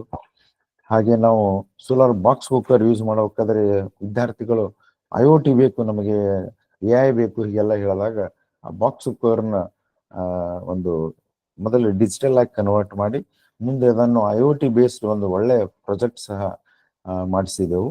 ಅದೇ ತರ ಒಂದು ಸಿಂಪಲ್ ಸೋಲಾರ್ ಸೆಲ್ ಯೂಸ್ ಮಾಡಿ ಹೇಗೆ ಬೇರೆ ಮೊಬೈಲ್ಸ್ ಚಾರ್ಜ್ ಮಾಡಿ ಯೂಸ್ ಮಾಡೋ ವಿದ್ಯಾರ್ಥಿಗಳೇ ಹೊಸದಾಗಿ ಕ್ರಿಯೇಟ್ ಮಾಡಿದ್ದೆಲ್ಲ. ಅದೇ ತರ ಒಂದು ಸೋಲಾರ್ ಶುಗರ್ ಕೇನ್ ಕಟ್ರ್ ಸಹ ಮಾಡಿದೆವು. ಅದನ್ನೀಗ ಬೇರೆ ಕೆಲ್ಸಕ್ಕೆ ಸಹ ಈಗ ಸ್ಪ್ರಿಂಕ್ಲರ್ಸ್ ಆಗಲಿ, ನೀವು ಇದೇನು ಪೆಸ್ಟಿಸೈಡ್ ಸ್ಪ್ರಿಂಕ್ಲಿಂಗ್ ಆಗಲಿ, ಮನೆಗೆ ವಾಟರಿಂಗ್ ಆಗಲಿ, ಅಥವಾ ನೀವು ಯಾವ್ದಾದ್ರು ವೀಡ್ ಕಟ್ಟಿಂಗ್ ಯೂಸ್ ಮಾಡಬಹುದು ಡಿವೈಸಸ್ ಯೂಸ್ ಮಾಡಿ. ಮುಂದೆ ನಾವು 5 ವೋಲ್ಟ್ಸ್ ಎಲ್ಲೆಲ್ಲಿ ನಾವು ಯೂಸ್ ಮಾಡ್ತಿರ್ತೀವಿ ಲ್ಯಾಬ್ ಅಲ್ಲಿ, ಅದರ ಸಲುವಾಗಿ ಒಂದು ಸಪರೇಟ್ ಆಗಿ ಒಂದು ವಿದ್ಯಾರ್ಥಿಗಳು ಬಹಳ ಚೆನ್ನಾಗಿ ಒಂದು ಪವರ್ ಪ್ಯಾಕ್ ಸಹ ಮಾಡಿದ್ರು. ಅದನ್ನ ಮುಂದೆ ನಾವು ಇನ್ಸ್ಟಾಲ್ ಮಾಡಿದೆವು. ಮನೆಯಲ್ಲಿರೋ RO ಸಿಸ್ಟಮ್ಗೆ ಸಹ ನಾವು ಸೋಲಾರ್ ಎನರ್ಜಿ ಯೂಸ್ ಮಾಡಬಹುದು ಅಂತ ಅದು ಸಹ ನಾವು ಅಲ್ಲಿ ಲ್ಯಾಬ್ ಅಲ್ಲಿ ಮಾಡಿಸಿದ್ದೆವು ವಿದ್ಯಾರ್ಥಿಗಳಿಂದ. ಇನ್ನು ಜಸ್ಟ್ ಸ್ಮಾಲ್ 0.5 ಲೀಟರ್ಸ್ ಒಂದು ಸಿಂಪಲ್ ರೈಟ್ ಸೈಡ್ ಎಂಡಿಗೆ ಇದೆಯಲ್ಲ, ಅದರಲ್ಲಿ ಸೋಲಾರ್ ಪವರ್ ಯೂಸ್ ಮಾಡಿ ಒಂದು technique use thermo electric refrigerator ಅಂತ ಸಹ ಇದು ನಾವು ಫ್ಲೆಕ್ಸಿಟ್ರಾನ್ ಅಂತ ಬೆಂಗಳೂರು ಕಂಪನಿಯ ಜೊತೆ ವರ್ಕ್ ಮಾಡಿದ್ದು. ಶ್ರೀ ರಾಜು ಹಿರೇಮಠ್ ಅವರು ಸಹಾಯ ಮಾಡಿದ್ರು ಇದಕ್ಕೆ. ಅದೇ ತರ ಇವೆಲ್ಲನೂ ಸಹ ನಾವು ಇಲ್ಲಿ Bagalkote horticulture engineering college exhibition ನಡೆದಾಗ ಡೆಮಾನ್ಸ್ಟ್ರೇಟ್ ಮಾಡಿದಾಗ ಬಹಳ ಅದಕ್ಕೆ ರೈತರೆಲ್ಲ ಮೆಚ್ಚುಗೆ ವ್ಯಕ್ತಪಡಿಸಿದರು. ಸೊ ಇದಿಷ್ಟು ಇದು ನಂದು ಎಕ್ಸ್ಪೋಜರ್. ಇದ್ರ ಜೊತೆ ಸಬ್ಜೆಕ್ಟ್ಸ್ ಇಂಟ್ರೊಡ್ಯೂಸ್ ಮಾಡಿ ಅದರಲ್ಲೇ PhD ಗೈಡ್ ಮಾಡಿ ಇದರಲ್ಲಿ ಮಾಡಿದ್ದು. ಇದು ಅಷ್ಟು ನಂದು ಎಕ್ಸ್ಪೀರಿಯನ್ಸ್. ಈ ಎಕ್ಸ್ಪೀರಿಯನ್ಸ್ ಬ್ಯಾಕ್ ಗ್ರೌಂಡ್ ಇಟ್ಟುಕೊಂಡು ಇವತ್ತು ತಮಗೆ ಎಲ್ಲರಿಗೂ ಏನು ಪರ್ಯಾಯ ಶಕ್ತಿಗಳು ಅಂದ್ರೆ ಬಹಳಷ್ಟು ಜನರಿಗೆ ಇನ್ನೂ ಇದರಲ್ಲಿ ನಾಲೆಜ್ ನಾವು ಕ್ರಿಯೇಟ್ ಮಾಡಬೇಕಾಗಿದೆ. ಹೊಸ ಪ್ರಾಜೆಕ್ಟ್ ಸಹ ಗೌರ್ಮೆಂಟ್ ಆಫ್ ಇಂಡಿಯಾ ತರ್ತಾ ಇದೆ. ಅದರ ಬಗ್ಗೆ ಒಂದು ಚಿಕ್ಕ ವಿಶ್ಲೇಷಣೆ ಕೊಡುತ್ತೇನೆ. ಆದರೆ ಸೋಲಾರ್ ಥರ್ಮಲ್ ಹೇಗೆ ಕೆಲಸ ಮಾಡುತ್ತೆ, ಸೋಲಾರ್ ಫೋಟೋವೋಲ್ಟೈಕ್ ಹೇಗೆ ಕೆಲಸ ಮಾಡುತ್ತೆ, ವಿಂಡ್ ಟರ್ಬೈನ್ಸ್ ಹೇಗೆ ವರ್ಕ್ ಮಾಡುತ್ತೋ ಇದರಲ್ಲಿ ನಾನು ಇವತ್ತೇ ಹೇಳಲ್ಲ. ಅದು ಬೇಕಂದ್ರೆ ಶಶಿಕಾಂತ್ ಪಟ್ಟಣ್ ಅವರು ಮುಂದೆ ಯಾವ್ದಾದ್ರು ಒಂದ್ ದಿವಸ ಇನ್ನೊಂದು ಸಲ ಹೇಳಿದ್ರೆ ಬರೀ ಅವತ್ತರದ್ದು ವರ್ಕಿಂಗ್ ಡೀಟೇಲ್ಸ್ ಸಹ ತಮಗೆ ಅವೇರ್ ಮಾಡ್ತೀವಿ. ಇವತ್ತು ಸ್ವಲ್ಪ ಅದರ ಮುಂದಿಂದು ಅಂದ್ರೆ ಅಡ್ವಾನ್ಸ್ಡ್ ಏನಿದೆ ಅನ್ನೋದ್ರ ಬಗ್ಗೆ ಇವತ್ತು ನಾನು ತಮ್ಗೆಲ್ಲರಿಗೂ ಸ್ವಲ್ಪ ಪರಿಚಯ ಮಾಡಿಕೊಡ್ತೇನೆ. ಒಂದು ಕೋಟೇಶನ್ ಇದು ಎರಡನೇದ್ದು ತಮಗೆ ಹೇಳಲು ಇಚ್ಛೆ ಪಡ್ತೇನೆ. ಇದು ನಾನು ವಿದ್ಯಾರ್ಥಿಗಳ ಜೊತೆ ಯಾವಾಗಲೂ ಶೇರ್ ಮಾಡ್ತಿದ್ದೆ. Don't do anything in practice they wouldn't do in the game ಅಂತ. ಇದೊಂದು ಬಹಳ ಇಂಪಾರ್ಟೆಂಟ್. ನಾವು ಯಾವಾಗಲೂ ಯಾವುದೋ ಒಂದು ಕೆಲಸಕ್ಕೆ ಹೋಗಿ ಬೇರೆ ಕೆಲಸ ಮಾಡ್ತಿರ್ತೀವಿ, ಅದನ್ನ ಹಾಗೆ ಮಾಡೋಕ್ಕಿಂತ ನಾವು ಆಟದಲ್ಲಿ ಯಾವುದನ್ನು ನಾವು ಮಾಡುವುದಲ್ಲ ಫೈನಲ್ ಆಟದಲ್ಲಿ, ಅದನ್ನ ಅಭ್ಯಾಸ ಆಟದಲ್ಲಿ ಮಾಡಬೇಡಿ ಅಂತ ಕನ್ನಡದಲ್ಲಿ ಇದೊಂದು ಒಳ್ಳೆಯ ಕೊಟೇಶನ್ ತಮ್ಮ ಸಲುವಾಗಿ. ಸ್ವಲ್ಪ ಇಂಧನ ಶಕ್ತಿಯ ಪರಿಚಯ, ಇದೊಂದು ಗ್ರಾಫ್ ತಮ್ಮೆಲ್ಲರಿಗೂ ತಿಳಿಸಲು ಬಯಸುತ್ತೇನೆ. ಇಲ್ಲಿ ನೋಡಿ, ಇದು ಈಗ ಹೊಸ ಗ್ರಾಫ್ ಅಲ್ಲ, ಇದು ಯಾವಾಗೋ ಒಂದು ಮಾಡಿ ಒಂದು 15 ವರ್ಷಗಳ ಹಿಂದೆನೆ, 15 ಅಲ್ಲ 20-25 ವರ್ಷಗಳ ಹಿಂದೆನೆ ಒಬ್ಬರು ಸೈಂಟಿಸ್ಟ್ ಇಲ್ಲಿ ಸೋರ್ಸ್ ಬರೆದಿದ್ದೇನೆ, ಕೆಳಗಡೆ ತಾವು ನೋಡಬಹುದು. ಅದು ಬಹುಶಃ 1850ರಿಂದ 21,000, ಅಂದ್ರೆ ನಾವಿರೋದು ಈಗ 2025, 2025. ತಾವು ಬಹುಶಃ ಒಂದ್ ಸ್ವಲ್ಪ ಇಲ್ಲಿ ಮಾರ್ಕ್ ಸಹ ಮಾಡಿಟ್ಟಿದ್ದೇನೆ, ತಾವು ನೋಡಬಹುದು. ಬಯೋಮಾಸ್, ಹೈಡ್ರೋ, ಕೋಲ್, petroleum, natural gas, nuclear, wind, ಅಂದ್ರೆ ಇದರಲ್ಲಿ ಬೋತ್ ಎರಡು ಇದೆ, ನವೀಕರಿಸಬಹುದಾದ ಇಂಧನಗಳು ಇದ್ದಾವೆ ಹಾಗೂ ಜಾಗತಿಕ ಇಂಜಿನ್ ಬೇರೆ ನಾನ್ ರಿನ್ಯೂಬಲ್ ಫಾಸಿಲ್ ಫ್ಯೂಲ್ಸ್ ಇತ್ತು. ಬಹಳ ಚೆನ್ನಾಗಿ ಇದನ್ನು ರಿಸರ್ಚ್ ಮಾಡಿ existing as well as future ಹೇಗೆ ಯೂಸ್ ಆಗುತ್ತೆ ಅನ್ನೋ ತೋರಿಸ್ತಾ ದೇಶ ಅಷ್ಟೆಲ್ಲ ಜಗತ್ತಿನ ಪಾಪ್ಯುಲೇಷನ್ ಸಹ ಮೆನ್ಷನ್ ಮಾಡಿದ್ದಾರೆ. ಇದು ಒಂದು ಎಲ್ಲರೂ ಟೆಕ್ನಿಕಲ್ಲಿ ಇದನ್ನು ಬಹಳಷ್ಟು ವಿದ್ಯಾರ್ಥಿಗಳ ತಿಳಿಸಿ ಹೇಳಿದ್ದೀನಿ. ಇವತ್ತಿನ ಅಂದ್ರೆ ಪ್ರೆಸೆಂಟ್ ಆಡಿಯನ್ಸ್ ನೋಡಿದ್ರೆ ಇದರಲ್ಲಿ ಇನ್ನೂ ಎಷ್ಟು ವಿಚಾರಗಳು ಡೆಪ್ತ್ ಆಗಿ ತಿಳ್ಕೊಂಡಿದ್ದೀರಿ ಅನ್ನೋದ್ರ ಮೇಲೆ ಅವಲಂಬನೆ ಆಗುತ್ತೆ. ಒಂದು ವೇಳೆ ತಿಳಿದಿದ್ದಿರ್ಲಿಕ್ಕೂ ಈ ಗ್ರಾಫ್ ಕ್ಲಿಯರ್ ಆಗಿ ಗೊತ್ತಾಗುತ್ತೆ. ಈ ಇಂಧನ ಉತ್ಪಾದನೆಗಳನ್ನ ನಾವು ನೋಡಿದ್ರೆ ಬಹುಶಃ 1850 ಹಿಂದೋದ್ರೆ ಇನ್ನೂ ಟೆಕ್ನಾಲಜಿ ಡೆವಲಪ್ ಆಗಿದ್ದಿಲ್ಲ. ಟೆಕ್ನಾಲಜಿ ಡೆವಲಪ್ಮೆಂಟ್ ಸ್ಟಾರ್ಟ್ ಆಗಿದ್ದು 1980 ಹಿಡಿದು ನಮ್ಮ ಕನ್ವರ್ಷನ್ ಟೆಕ್ನಾಲಜೀಸ್ ಅಂತ.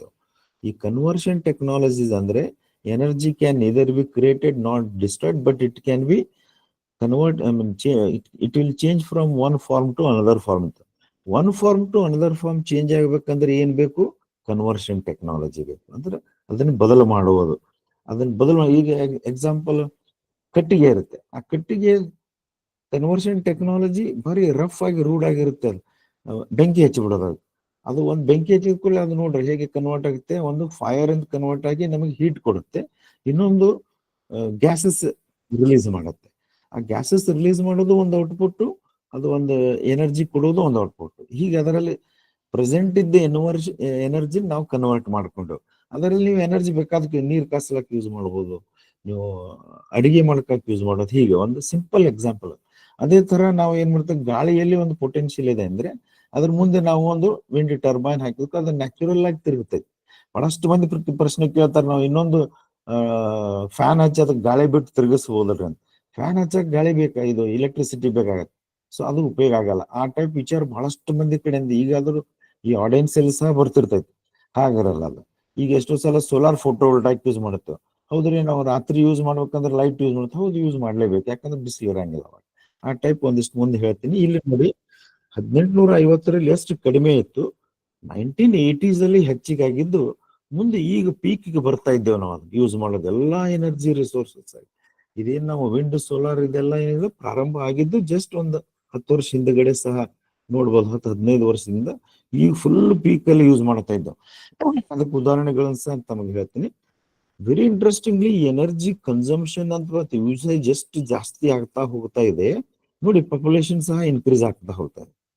ಎಲ್ಲ ಎನರ್ಜಿ ಲೆವೆಲ್ಸ್ ಎಲ್ಲ ಪೀಕ್ ಆಗಿ ಮುಂದೆ ಕಡಿಮೆ ಆಗ್ತಾ ಹೋಗ್ತವೆ. ಇನ್ನು ನಾವು ಫಾಸಿಲ್ ಫ್ಯೂಲ್ಸ್ ಏನಿದೆಲ್ಲ ಅವಕ್ಕೊಂದು ಲೈಫ್ ಇರುತ್ತೆ. ಅದರ ಸಲುವಾಗಿನೇ ಸೂರ್ಯ ಎಲ್ಲಿವರೆಗೆ ಇರುತ್ತಾನೆ ಅಲ್ಲಿವರೆಗೆ ನಾವಾಗ ನವೀಕರಿಸಬಹುದಾದ ಇಂಧನಗಳು ಸಿಗುತ್ತೆ. ಸೂರ್ಯನಿಂದನೇ ಗಾಳಿ, ಸೂರ್ಯನಿಂದನೇ ಬಯೋಮಾಸ್, ಸೂರ್ಯನಿಂದ ಎಲ್ಲಾನು ಅದರದ್ದು ಆಗ್ತಿರ್ತಾವ. ಇನ್ನು ಕೋಲ್, ಆಯಿಲ್ ಇವೆಲ್ಲ ವರ್ಷಾನುಗಟ್ಲೆ ಹಾಗೆ ಭೂಮಿಯಲ್ಲಿದ್ದು ಕನ್ವರ್ಟ್ ಆಗಿದ್ದನ್ನ ಈಗ ಯೂಸ್ ಮಾಡುತ್ತೆ. ಅದರದ್ದು ಯೂಸೇಜ್ ಜಾಸ್ತಿ ಆಯ್ತು. ಕೋಲ್ ಆಗಲಿ, oil, natural gas, hydro renewable energy ಸಹ ಇದೆ. ಸೊ ಮುಂದೆ ಎಲ್ಲಾನು ಅದ್ರದ್ದು ಎಕ್ಸಾಸ್ಟ್ ಆಗಿ ಹೋಗ್ತದೆ. ಕೋಲ್ ಕಡಿಮೆ ಆಗಿ ಹೋಗುತ್ತೆ, ಆಯಿಲ್ ಅಂಡ್ ನ್ಯಾಚುರಲ್ ಗ್ಯಾಸ್ ಆಗಲೇ ಮುಗಿದಿದೆ. ಆಮೇಲೆ ಇವು oil and natural gas, nuclear ಅಂತೂ ಯೂಸ್ ಮಾಡಲ್ಲ ಹೆಚ್ಚು, ಯಾಕಂದ್ರೆ ನ್ಯೂಕ್ಲಿಯರ್ ಡೇಂಜರಸ್ ಸೈಡ್ ಎಫೆಕ್ಟ್ಸ್ ಸಹ ತಮ್ಗೆಲ್ಲರಿಗೂ ಗೊತ್ತಿದ್ದೇ ಇದೆ. ಅದರ ಸಲುವಾಗಿ ಎನರ್ಜಿ ಡಿಪೆಂಡೆಂಟ್ ಪಾಪ್ಯುಲೇಷನ್ ಏನಿದೆ, energy dependent population they will continue to survive more on solar, wind and biomass ಅಂತ ಹೇಳ್ತಾ ಈ ಗ್ರಾಫ್ ಅನ್ನು ಇಲ್ಲಿಗೆ ವಿವರಣೆ ಮಾಡೋದ್ ಬಿಟ್ಟು, ಅಂದ್ರೆ ಇದರಿಂದ ಏನ್ ತಿಳಿಬೇಕು ಅಂದ್ರೆ, ನಾವು ಎನರ್ಜಿ ಸಲುವಾಗಿ ನಮಗೆ ನವೀಕರಿಸಬಹುದಾದ ಅಥವಾ ನಾನ್ ನವೀಕರಿಸಬಹುದಾದ ಇಂಧನಗಳು ಬೇಕೇ ಬೇಕು. ಅದರ ಜೊತೆ ಪಾಪ್ಯುಲೇಷನ್ ಹೆಚ್ಚಾಗತ್ತೆ. ಅವು ಹೇಗೆ ಕಡಿಮೆ ಆಗುತ್ತೆ ಹಾಗೆ ಪಾಪ್ಯುಲೇಷನ್ ಸಹ ಕಡಿಮೆ ಆಗಿದೆ. ಇನ್ನು ಇದರಲ್ಲಿ ಬಹಳಷ್ಟು ಪ್ರಶ್ನೆಗಳು ಉದ್ಭವ ಆಗ್ತಿರ್ತಾವ. ಬೇರೆ ಯಾವುದೇ ರೀಸನ್ದಿಂದ ಹೋಗ್ಬೋದಲ್ಲತ್ತೆ, ಎಲ್ಲಾನು ಸರಿಯಾದ ಎನರ್ಜಿ ಯೂಸೇಜ್ ಎಲ್ಲಿವರೆಗೆ ನಡೆಯುತ್ತೆ ಅಲ್ಲಿವರೆಗೆ ನಾವು ಸಸ್ಟೈನ್ ಆಗಿ ಇರ್ತೇವೆ ಅಂತ ಹೇಳ್ತಾ, ಇನ್ನು ಮುಂದೆ ಪರ್ಯಾಯ ಇಂಧನಗಳು ಏಕೆ ಬೇಕು, ಅಗತ್ಯ, ಇದು ಎದಕ್ಕೆ ಬೇಕು ಅಂತ ಇದನ್ನ ನಾನು ChatGPT ಯೂಸ್ ಮಾಡಿ ಇಂಗ್ಲಿಷ್ ನಲ್ಲಿ ಇದ್ದದ್ದನ್ನು ಕನ್ವರ್ಟ್ ಮಾಡ್ಕೊಂಡಿದ್ದೇನೆ. ಅದೊಂದು ಈಗ ನಮಗೆ ಮಾಡರ್ನ್ ಅವೈಲೇಬಲ್ ಟೆಕ್ನಾಲಜಿ ಬಹಳ ಚೆನ್ನಾಗಿ ಕನ್ವರ್ಟ್ ಮಾಡುತ್ತೆ. ಎದಕ್ಕೆ ಬೇಕು ಅಂದ್ರೆ ನಮಗೆ ಸಸ್ಟೈನಬಿಲಿಟಿ ಬೇಕು, ಅಂದ್ರೆ ಸ್ಥಿರತೆ ಇರಬೇಕು. ಸ್ಥಿರತೆ ಅದನ್ನ ಅಲ್ಲಿ ಗ್ರಾಫ್ ನೋಡಿದ್ರು ಆ ಗ್ರಾಫ್ ಅನ್ನು ತಲೆಯಾಗಿ ಇಟ್ಕೊಂಡು ಇವು ಪಾಯಿಂಟ್ಸ್ ಒಂದು ಸ್ವಲ್ಪ ವಿಚಾರಗಳು ಮಾಡಬೇಕು ಅಂತ ಹೇಳ್ತೇನೆ. ಅಲ್ಲಿಂದ ಎನ್ವೈರನ್ಮೆಂಟಲ್ ಬೆನಿಫಿಟ್ಸ್ ಇರ್ತಾವ. ಎನ್ವೈರನ್ಮೆಂಟಲ್ ಬೆನಿಫಿಟ್ಸ್ ಬಗ್ಗೆ ಒಂದೆರಡು ಮೂರು ಮಾತು ಮುಂದೆ ಹೇಳ್ತೀನಿ, ನೆಕ್ಸ್ಟ್ ಸ್ಲೈಡ್ ಅಲ್ಲಿ ಬರುತ್ತೆ. ಎನರ್ಜಿ ಸೆಕ್ಯೂರಿಟಿ ಅಂತೂ ಬಹಳ, ಹ್ಯಾಂಗ್ ಫುಡ್ ಸೆಕ್ಯೂರಿಟಿ ನಮಗೆ ಬಹಳಷ್ಟು important. Food security first priority ಕೊಡ್ಬೇಕು ನಾವು. ಆಮೇಲೆ ಇದು ಬರೋದು ಫುಡ್ ಅಲ್ಲಿ ಸಹ ಎನರ್ಜಿ ಇರುತ್ತೆ. ಇದು ಇನ್ನೊಂದು ಅಡ್ವಾನ್ಸ್ಡ್ ಎನರ್ಜಿ ಸಲುವಾಗಿ ಎನರ್ಜಿ ಸೆಕ್ಯೂರಿಟಿ ಬಗ್ಗೆ. ಇದರಿಂದ ಬಹಳಷ್ಟು ನಮಗೆ ಎಕನಾಮಿಕ್ ಬೆನಿಫಿಟ್ಸ್ ಸಹ ಇದ್ದಾವೆ ಅಂತ ಹೇಳ್ತಾ, ಇದು ಸ್ಥಿರತೆ ಯಾವುದೇ ನಾವು ಕನ್ವರ್ಷನ್ ಟೆಕ್ನಾಲಜಿ ಯೂಸ್ ಮಾಡಿದ್ರು ಅದರಲ್ಲಿ ಸಸ್ಟೈನಬಿಲಿಟಿ ಐತೋ ಇಲ್ಲೋ ಮುಂದೆ ಉಪಯೋಗ ಆಗುತ್ತೆ. ಈಗ ಕೋಲ್ ಯೂಸ್ ಮಾಡುತ್ತೆ, ಕೋಲ್ ಸಸ್ಟೈನಬಲ್ ಅಂತ ಈಗ ಪ್ರೆಸೆಂಟ್ ಹೇಳ್ಬೋದು. ಬಟ್ ಇನ್ನೂ ಒಂದು 50-60 ವರ್ಷ ಕೂಡಲೇ ಕೋಲ್ ರಿಸೋರ್ಸಸ್ ಭೂಮಿ ಮೇಲೆ ಎಷ್ಟದ ಖಾಲಿ ಆಗಿಬಿಡುತ್ತೆ. ಆ ಕೋಲ್ ರಿಸೋರ್ಸಸ್ ಮುಗಿದ ಮೇಲೆ ಮುಂದೆ ಏನು ಅಂತ ಬಂದಾಗ ಅಲ್ಲಿ ಪರ್ಯಾಯ ಶಕ್ತಿ ಇರಬೇಕು. ಅದ ಒಂದೇ ರೀಸನ್ ಸಲುವಾಗಿ ಇವೆಲ್ಲ ಬೆನಿಫಿಟ್. ಇನ್ನು ಕೋಲ್ ಇಷ್ಟವರೆಗೆ ಯೂಸ್ ಮಾಡಿದ್ದು ಈಗ ಏನಾಗ್ತಾ ಇದೆ, ಕೋಲ್ದಿಂದ ಬಹಳಷ್ಟು ಏನು ಎಮಿಷನ್ಸ್ ಆಗ್ತಾ ಇದ್ದಾವೆ. ಆ ಎಮಿಷನ್ಸ್ ನಮಗೆ ಏನು ಡೇಂಜರಸ್ ಆಗಿ ಹೊರಟ ಇದೆ. ಅದು ಹೇಗೆ ಅನ್ನೋದು ಇಲ್ಲಿ 2 ಸ್ಲೈಡ್ ಅಲ್ಲಿ ತಮ್ಮ ಮುಂದೆ ಹೇಳ್ತೇನೆ. ಸೊ ಒಂದಿಷ್ಟು ನಿಜಾಂಶ ತಿಳ್ಕೊಳ್ಳೋಣ. ಏನು ಅಂತಂದ್ರೆ ನೋಡಿ, ಇಲ್ಲಿ ಹೇಳ್ತಾ ಇದ್ದೇನೆ, ಇದೊಂದು ಸ್ವಲ್ಪ ನಾನು ಇಂಗ್ಲಿಷ್ ನಲ್ಲೇ ಬರೆದಿದ್ದೀನಿ, ಕ್ಷಮಿಸಬೇಕು. Estimated emissions 60% of particulate matter ಏನಿದೆ ಅದರಲ್ಲಿ, ಆ ಪಾರ್ಟಿಕ್ಯುಲರ್ ಮ್ಯಾಟರ್ ಕಂಟೆಂಟ್ ನೋಡಿದಾಗ 45-50% ಸಲ್ಫರ್ ಆಕ್ಸೈಡ್ ಇದೆ, 30% NOx ಇದೆ. ಇನ್ನು ಕಾರ್ಬನ್ ಡೈಆಕ್ಸೈಡ್ ಆಗಲಿ, ಉಳಿದಿದ್ದು ನೈಟ್ರೋಜನ್ ರಿಲೇಟೆಡ್ ಆಗಲಿ, ಬೇರೆ ಬೇರೆ ಗ್ಯಾಸ್ ಎಮಿಷನ್ಸ್ ನಾವು ನೋಡಿದ್ರೆ ಈಗ ಇರೋದು ಏನು ಅಂತಂದ್ರೆ ನಮಗೆ ಮೇನ್ ಇಂಪಾರ್ಟೆಂಟ್ ಇದು ಎಮಿಷನ್ಸ್ ಏನ್ ಬರ್ತಾವ. ಇವು ಬಹಳಷ್ಟು ಪಾರ್ಟಿಕ್ಯುಲೇಟ್ ಮ್ಯಾಟರ್ಸ್ ಆಗಲಿ ಏನ್ ಎಮಿಷನ್ ಗ್ಯಾಸಸ್ ಇರ್ತಾವಲ್ಲ ಇಂಡಸ್ಟ್ರಿಯಿಂದ ಬರ್ತಾವ. ಈಗ ನಾವು ಇಂಡಸ್ಟ್ರಿ ಬೇಕೇ ಬೇಕು, ಇಂಡಸ್ಟ್ರಿ ಇಲ್ಲಾರ್ದೆ ನಡೆದಿಲ್ಲ. ಆದ್ರೆ ಇಂಡಸ್ಟ್ರಿನ ಹೇಗೆ ನಾವು ಈ ಗ್ಯಾಸಸ್ ಎಮಿಷನ್ ಮಾಡಲಾರ್ದೆ ಅವಾಯ್ಡ್ ಮಾಡಬಹುದು. ಯಾಕಂದ್ರೆ ಕಂಪೇರ್ ಟು 30 years ನೋಡಿದ್ರೆ ಈಗಿನ ಇಂಡಸ್ಟ್ರಿ ಅದರದ್ದು 3 ಇಲ್ಲ 4 ಪಟ್ಟು ಹೆಚ್ಚಿಗೆ ಆಗಿದೆ. ಇನ್ನು ಕೋಲ್ ಬೇಸ್ಡ್ ಪವರ್ ಪ್ಲಾಂಟ್ಸ್ ನಾವು ಇನ್ನೂ 70% ಜಗತ್ತಿನಾದ್ಯಂತ ವಿಚಾರ ಹೇಳ್ತಾ ಇದ್ದೀನಿ, ಇನ್ನೂ 70% ನಾವೆಲ್ಲಾನು ಇದನ್ನೇ ಯೂಸ್ ಮಾಡ್ತೀವಿ. ಬಟ್ ಈ ಕೋಲ್ ಪವರ್ ಸ್ಟೇಷನ್ ಬೇಕಾಗಿದ್ದು ಫ್ರೆಶ್ ವಾಟರ್, ಅದು ಒಂದು ಅಲ್ಲಿ ದೊಡ್ಡ ಡೇಂಜರ್ ಇದೆ. ಇನ್ನು close to half of our total green house gas emissions ನಮಗೆ ಬರ್ತಾ ಇರೋದೇ ಕೋಲ್ ಪವರ್ ಪ್ಲಾಂಟ್ಸ್ ಅಂತ. ಈ ಕೋಲ್ ಪವರ್ ಪ್ಲಾಂಟ್ಸ್ ಸಲುವಾಗಿ ನಾವು ಹೋಗಿ ಮೈನಿಂಗ್ ಮಾಡಬೇಕು, ಮೈನಿಂಗ್ ಮಾಡಿ ಟ್ರಾನ್ಸ್ಪೋರ್ಟ್ ಮಾಡಬೇಕು, ಟ್ರಾನ್ಸ್ಪೋರ್ಟ್ ಮಾಡಿ ಅದನ್ನ ಕನ್ವರ್ಷನ್ ಮಾಡುವಾಗ ಎಮಿಷನ್ ಆಗುವ ಗ್ಯಾಸಸ್ ಡೇಂಜರಸ್ ಅಂತ. ಸೊ ಇಲ್ಲಿ ಏನಿದೆ, ಇದೊಂದು ಸ್ವಲ್ಪ ಓವರ್ಲ್ಯಾಪ್ ಸಹ ಇರುತ್ತೆ. ಕೋಲ್ ರಿಸರ್ವ್ಸ್, ಡೆನ್ಸ್ ಫಾರೆಸ್ಟ್, ಅಲ್ಲಿ ಫಾರೆಸ್ಟ್ರೇಷನ್ ಆಗುತ್ತೆ, ಅಲ್ಲಿಂದ ಟ್ರೈಬಲ್ ಪಾಪ್ಯುಲೇಷನ್ ಎಲ್ಲ ಡಿಸ್ಪರ್ಸ್ ಆಗುತ್ತೆ. ನೋಡಿ ಎಷ್ಟು ಅದರದ್ದು ಸೈಡ್ ಎಫೆಕ್ಟ್ಸ್ ಇದಾವೆ. ಸೊ ಇವೆಲ್ಲ ನೋಡ್ಕೊಂಡು ಇದು ನಿಜಾಂಶ, ಇದು ಆಕ್ಚುಲಿ ಇರೋ ಫ್ಯಾಕ್ಟ್ಸ್ ಇದೆ. ಇನ್ನು ಆಗಿದ್ದೇನು ಚಾಲೆಂಜಸ್ ನೋಡಿ, ನಮಗೆ ಚಾಲೆಂಜಸ್ ಇರೋದು negative impacts of climate change mitigate ನಾವು ಮಾಡಲೇಬೇಕು. ಹವಾಮಾನ ಬದಲಾವಣೆ ನಕಾರಾತ್ಮಕ ಪರಿಣಾಮಗಳನ್ನು ತಗ್ಗಿಸೋದು ಅತಿ ಅವಶ್ಯಕವಾಗಿದೆ. ಇದು ಬಹುಶಃ ಇದೆಲ್ಲ ಟೆಕ್ನಿಕಲ್ ಅವ್ರಿಗೆಲ್ಲ ಗೊತ್ತಿದ್ದವ್ರು ಅಷ್ಟು ಮಾಡ್ತಾರೆ ಬಿಡ್ರಿ ಅಂತ ಈಗ ಎಷ್ಟೋ ಮಂದಿ ಅಂತಿರ್ತಾರೆ. ಅದರೆಲ್ಲ ನಾವು ಕಾಮನ್ ಮ್ಯಾನ್ ಏನ್ ಭೂಮಿ ಮೇಲೆ ಇರ್ತಾನೆ ಇರೋದೆಲ್ಲಾನು ಇದರಿಂದ ಇರುತ್ತೆ. ಅದವರೆಲ್ಲರೂ ಇನ್ನು independence on finite and polluting fossil, ಸೀಮಿತ ಮತ್ತು ಇದೇನಿದಾವಲ್ಲ ಕೋಲ್ ಅಂತ ಹೇಳಿದ್ರೆ ಲಿಮಿಟೆಡ್ ಇದೆ. ಅವು ಫಾಸಿಲ್ ಫ್ಯೂಲ್ಸ್ ಅಂದ್ರೆ ಕಲ್ಲಿದ್ದಲು ಮತ್ತು ಇವು ನಮ್ಮ ಕಲ್ಲೆಣ್ಣೆ ಅಂತ ಇರ್ತೇವೆ, ಗ್ಯಾಸ್ ಮತ್ತು ಅನಿಲ, ಇವು ಮೂರು ತುರ್ದೇನದ ಲೈಫ್ ಲಿಮಿಟೆಡ್ ಇದೆ. ಅವ್ರ ಮೇಲೆ ಡಿಪೆಂಡೆನ್ಸಿ ಇನ್ನೂ ಹೆಚ್ಚಿಗೆ ಆಗ್ತಾ ಇದ್ದದನ್ನು ಕಡಿಮೆ ಮಾಡಲೇಬೇಕು ನಾವು. ಆ ಕಡಿಮೆ ಮಾಡೋ ಸಲುವಾಗಿನ ಪರ್ಯಾಯ ಶಕ್ತಿಗಳನ್ನು ಉಪಯೋಗ ಮಾಡಬೇಕು. So hence use of renewable energy sources has been recognised as A key factor. ಇಲ್ಲಿ ಹೇಳ್ತಾ ಇದ್ದೇನೆ, ಈ ಪರ್ಯಾಯ ಶಕ್ತಿಗಳು ರಿನ್ಯೂವಬಲ್ ಎನರ್ಜಿ ಸೋರ್ಸಸ್ ಯೂಸ್ ಮಾಡಬೇಕು, ಯಾಕಂದ್ರೆ ಅವು ನಮಗೆ ಸಸ್ಟೈನಬಲ್ ಡೆವಲಪ್ಮೆಂಟ್ ಸಲುವಾಗಿ ಬಹಳ ಸಹಾಯಕಾರಿ ಆಗುತ್ತವೆ ಅಂತ ತಿಳಿಸಿ ಹೇಳ್ತಾರೆ. ಇನ್ನು ನಮ್ಮ ಭಾರತದಲ್ಲಿ ಪ್ರಚಲಿತ ಧೋರಣೆಗಳು ಏನೇನ್ ನಡೆದವು ಅಂತ ಅದು ಇಂಗ್ಲಿಷ್ನಲ್ಲೇ ಬರ್ತಿದ್ದೀನಿ. ಅದೇನಂದ್ರೆ, ಒಂದು, ನಮ್ಮ ಭಾರತದಿಷ್ಟೇ ನಾವು ಸೀಮಿತಗೊಂಡ್ರೆ ಇಲ್ಲಿವರೆಗೆ ನಾವು ಫಾಸಿಲ್ ಫ್ಯೂಲ್ ಮೇಲೆ ಹೆಚ್ಚು ಡಿಪೆಂಡೆಂಟ್ ಆಗಿದ್ದೆವು. ಎಲ್ಲಿವರೆಗೆ ಅಂದ್ರೆ 65 to 70% ಕೋಲ್ ಡಿಪೆಂಡೆನ್ಸ್ ಇತ್ತು. ಬಟ್ ಈಗಿಂದು ಪ್ರೆಸೆಂಟ್ 2025 ಏನ್ ಇಫೆಕ್ಟ್, ಏನ್ ಚೇಂಜ್ ಆಗಿದೆ ಅಂತ ಸಹ ತಮಗೆ ತಿಳಿಸಿ ಹೇಳ್ತೇನೆ. ಇದು ಏನಾಗುತ್ತೆ, ಇದು ಈಗ ಎಕ್ಸಾಂಪಲ್ ಮೊಬೈಲ್ ನೋಡ್ರಿ, ಫಸ್ಟಿಗೆ ಎಷ್ಟು ಹೈ ಕಾಸ್ಟ್ ಇತ್ತದ, ಆದ್ರೆ ಎಲ್ಲಾ ಜನರು ಖರೀದಿ ಮಾಡ್ಕೊಳ್ಳೆ ಮೊಬೈಲ್ ಕಾಸ್ಟ್ ಕಡಿಮೆ ಆಗುತ್ತೆ. That means number of users is directly proportional to the cost of a device ಅಂತ ಹೇಳಿ. ಅದೇ ತರ ರಿನ್ಯೂಬಲ್ ಎನರ್ಜಿ 10 ವರ್ಷ ಹಿಂದಗಡೆ ಎಷ್ಟು ಕಾಸ್ಟ್ಲಿ ಇತ್ತು, ಈಗ ಅಷ್ಟು ಕಾಸ್ಟ್ಲಿ ಇಲ್ಲ. ಸೊ ಅದು ಕಾಸ್ಟ್ ಕಡಿಮೆ ಮಾಡಿದೆ. ಆದ್ರೆ ಒಂದಿಷ್ಟು ಏನು ಪ್ರಾಬ್ಲಮ್ಸ್ ಅದ ಅವತ್ತನ್ನು ಹೇಳ್ತೀನಿ ನಾನು. Electricity for particular practically all application. ಈಗ ನೋಡ್ರಿ, ಇವತ್ತು ಏನ್ ಬೇಕಾದ ನಾವು ಅಪ್ಲಿಕೇಶನ್ಸ್ ನಾವು ಉಪಯೋಗ, ನಾವು ಇಂಡಸ್ಟ್ರಿ ಹಿಡ್ಕೊಂಡು, ಸ್ಮಾಲ್ ಸ್ಕೇಲ್ ಇಂಡಸ್ಟ್ರಿ ಹಿಡ್ಕೊಂಡು, ಮನೆಗಳನ್ನ ಹಿಡ್ಕೊಂಡು, ಕಾಲೇಜಸ್ ಹಿಡ್ಕೊಂಡು, ಎಲ್ಲಿ ಬೇಕಾದಲ್ಲಿ ಹೋದ್ರು ಎಲೆಕ್ಟ್ರಿಸಿಟಿ ಬೇಕೇ ಬೇಕು. ಯಾಕಂದ್ರೆ ಯಾವ್ದೇ ಕಾಲೇಜ್ ಲೆಕ್ಚರ್ ಮಾಡ್ಬೇಕಾದ್ರೆ LCD ಪ್ರೊಜೆಕ್ಟರ್ ಯೂಸ್ ಮಾಡಿಲ್ಲ, ಲ್ಯಾಪ್ಟಾಪ್ ಯೂಸ್ ಮಾಡ್ತಾರೆ, ಅದನ್ನ ಬ್ಯಾಟ್ರಿ ಚಾರ್ಜ್ ಮಾಡಕ್ ಅಂತೂ ಎಲೆಕ್ಟ್ರಿಸಿಟಿ ಬೇಕು. LCD ಪ್ರೊಜೆಕ್ಟರ್ ಮಾಡಕ್ ಎಲೆಕ್ಟ್ರಿಸಿಟಿ, ಅವೆಲ್ಲ ಸೋಲಾರ್ ಪವರ್ಡ್ ಆಗಿಲ್ಲ. ಅವು ಚಾಲೆಂಜಸ್ ಅಂತ ನಾವೆಲ್ಲ. Urgency of reducing green house gas emissions. ಈಗ ನೋಡಿ, ಎಷ್ಟೋ ಜಗತ್ತಿನದಂತ ದೊಡ್ಡ ದೊಡ್ಡ ದೊಡ್ಡ ದೇಶಗಳೆಲ್ಲ ಕೂಡ ಮೀಟಿಂಗ್ ಮಾಡಿ ನಾವು ಗ್ರೀನ್ ಹೌಸ್ ಗ್ಯಾಸ್ ರಿಡ್ಯೂಸ್ ಮಾಡಲೇಬೇಕು. ಅದು ಮಾಡ್ಲಿಲ್ಲ ಅಂದ್ರೆ ಏನ್ ಡೇಂಜರ್. ನಾವು ಬಹುಶಃ ತಿಳ್ಕೊಂತಿರ್ತೇವೆ, ನಮ್ಮ ದೇಶದಾಗ ಏನಿಲ್ಲ ಬಿಡ್ರಿ, ಬೇರೆದವ್ರು ಮಾಡಾಕತ್ತಾರ ಅಂತ. ಅಲ್ಲ, ಅದು ರೂಲ್ಡ್ ಔಟ್. ಬೇರೆದವ್ರು ಮಾಡಿ ಏನು ಗ್ಯಾಸ್ ಎಮಿಷನ್ಸ್ ರಿಲೀಸ್ ಮಾಡ್ತಾರೆ, ಅದು ಗಾಳಿ ಥ್ರೂ ಎಲ್ಲಾ ಕಡೆನೂ ಬರುತ್ತದೆ. ಅದರ ಸಲುವಾಗಿ there is urgent need for reducing green house gases. Increasing global recognition to supply clean energy.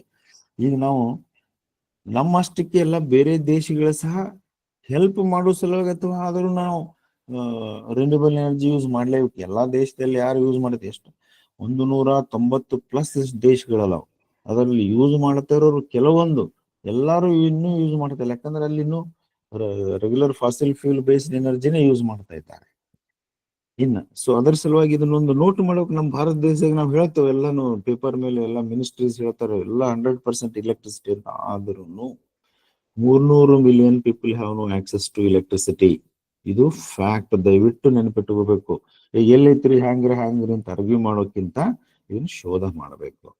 ಇರಾಟಿಕ್ and interruption in electricity ಐತ್ರಿ ಅಂತ ಹಳ್ಳ್ಯಾಗ ಹೋಗಿ ಹಚ್ಚ್ರಿ ನೀವು, ಅಲ್ಲಿ ಎಲೆಕ್ಟ್ರಿಸಿಟಿ ಇರುದಿಲ್ಲ.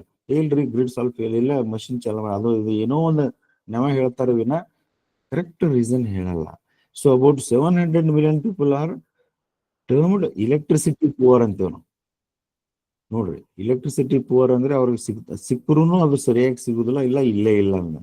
700 ಮಿಲಿಯನ್ ಪೀಪಲ್ ಯೂಸ್ ಬಯೋಮಾಸ್. ಈಗಾದ್ರೂ ಇದೇನು ನಮ್ಮ ಸಗಣಿಯಿಂದ ಆಗ್ಲಿ, ಅಗ್ರಿ ವೇಸ್ಟ್ ಇಂದಾಗ್ಲಿ, ಫೈರ್ ಇನ್ನಾದ್ರೂ ಅದನ್ನ ಅಡಿಗೆ ಹಾಗೆ ಮಾಡ್ತಾ ಇದ್ದಾರೆ. ನೀವು ದೊಡ್ಡ ಸಿಟೀಸ್ ಅಂತೀರಿ, ದೊಡ್ಡ ಸಿಟೀಸ್ ಅಲ್ಲಿ ಮನೆ ಕಟ್ಟಿಸ್ಬೇಕಾದ್ರೆ ಮನೆ ಕಟ್ಸೋರು ಅಲ್ಲಿ ಬಂದ್ ಇರ್ತಾರಲ್ಲ ಬೇರೆ ಕಡೆಯಿಂದ, ಅವರು ಕಟ್ಟೋರಾಗ್ಲಿ, ನೀರ್ ಹೊಡೆಯೋರಾಗ್ಲಿ, ಗೌಂಡಿಗಳಾಗ್ಲಿ, ಎಲ್ಲಾರು ಏನ್ ಮನೆ ಕಟ್ಕೊಂಡು ಒಂದ್ ಸಣ್ಣ ಗುಡಿಸಲು ಹಾಕಿರ್ತಾರ, ಅವ್ರು ಯೂಸ್ ಮಾಡೋದೇ dung, agri waste, fire waste. ಅವ್ರ ಮನೆಯಲ್ಲಿ ಎಲೆಕ್ಟ್ರಿಸಿಟಿ ಸಪ್ಲೈ ಇರಂಗ. ಸೊ ಔಟ್ ಆಫ್ 140 crore ಅಂತ ನಾವೇ ನಮ್ಮ ಪಾಪ್ಯುಲೇಷನ್ ಬಗ್ಗೆ ಹೇಳ್ತಾವ, ಇಷ್ಟು ಜನ ಅಂತಲ್ಲ, ಅಷ್ಟು ಜನರಿಗೆ ಇನ್ನೂ ಏನು ಕೊಟ್ಟಿದ್ದೇವೆ ಅಂದ್ರೆ ಇದು ಫ್ಯಾಕ್ಟ್. ಇದ್ರ ಬಗ್ಗೆ ನಾವು ಡಿಸ್ಕಸ್ ಮಾಡಿ ಅರ್ಗ್ಯೂ ಮಾಡೋದು ಉಪಯೋಗ ಇಲ್ಲ, ಬಟ್ ಅದಕ್ಕೆ ಸೊಲ್ಯೂಷನ್ ಕಂಡುಹಿಡಿಯೋದು ಬಹಳ ಇಂಪಾರ್ಟೆಂಟ್. ಸೊ ಇಲ್ಲಿ ಸವಾಲುಗಳು ಮತ್ತು ಅವಕಾಶಗಳು ಏನನ್ನೋ ತಮಗೆ ಸ್ವಲ್ಪ ಇಲ್ಲಿ ಹೇಳ್ತೀನಿ. ಏನಂದ್ರೆ, ಈಗ ನಾವು ರಿನ್ಯೂಬಲ್ ಎನರ್ಜಿ ಪರ್ಯಾಯ ಶಕ್ತಿ ಯೂಸ್ ಮಾಡೋದ್ರದ್ದು ಒಂದು ಏನ್ ಚಾಲೆಂಜ್ ಇದೆ ಅಂದ್ರೆ, ಅದು ಇಂಟರ್ಮಿಟೆಂಟ್. ಈಗ ಬಿಸಿಲು ಬಿದ್ದಿರ್ತೈತಿ, ಸಡನ್ ಕ್ಲೌಡ್ ಬರ್ತೈತಿ. ಎಷ್ಟೋ ಕಡೆ ಬರೀ ಯಾವಾಗಲೂ ಮಳೆನಾಗ ಬಿಸಿಲು ಬೀಳ್ತಾರಂಗಿಲ್ಲ. ಆದ್ರೆ ಗಾಳಿ ಇರ್ತೈತಿ. ಗಾಳಿ ನೋಡ್ರಿ, ಆಷಾಢ ಗಾಳಿ ಈಗ ನೋಡಿದ್ರೆ ನೀವು ಎಷ್ಟು ಗಾಳಿ ಇರ್ತೈತಿ, ಅದು ಗಾಳಿ ಹಾಗೇ ಹೋಗ್ತಿರ್ತೈತಿ, ಅದರಲ್ಲಿ ಒಂದು ಟರ್ಬೈನ್ ಅನ್ನಂಗಿಲ್ಲ. ಸೊ ನಮಗೆ ಇಲ್ಲಿ ಚಾಲೆಂಜ್ ಅಂದ್ರೆ, ಒಂದೇದ್ದು ಅದು ನಮಗೆ ಯಾವಾಗ ಬೇಕು ಅವಾಗ ಐತೋ ಇಲ್ಲೋ ಅನ್ನೋದು ಗ್ಯಾರಂಟಿ ಇರಲ್ಲ. So there is no guarantee.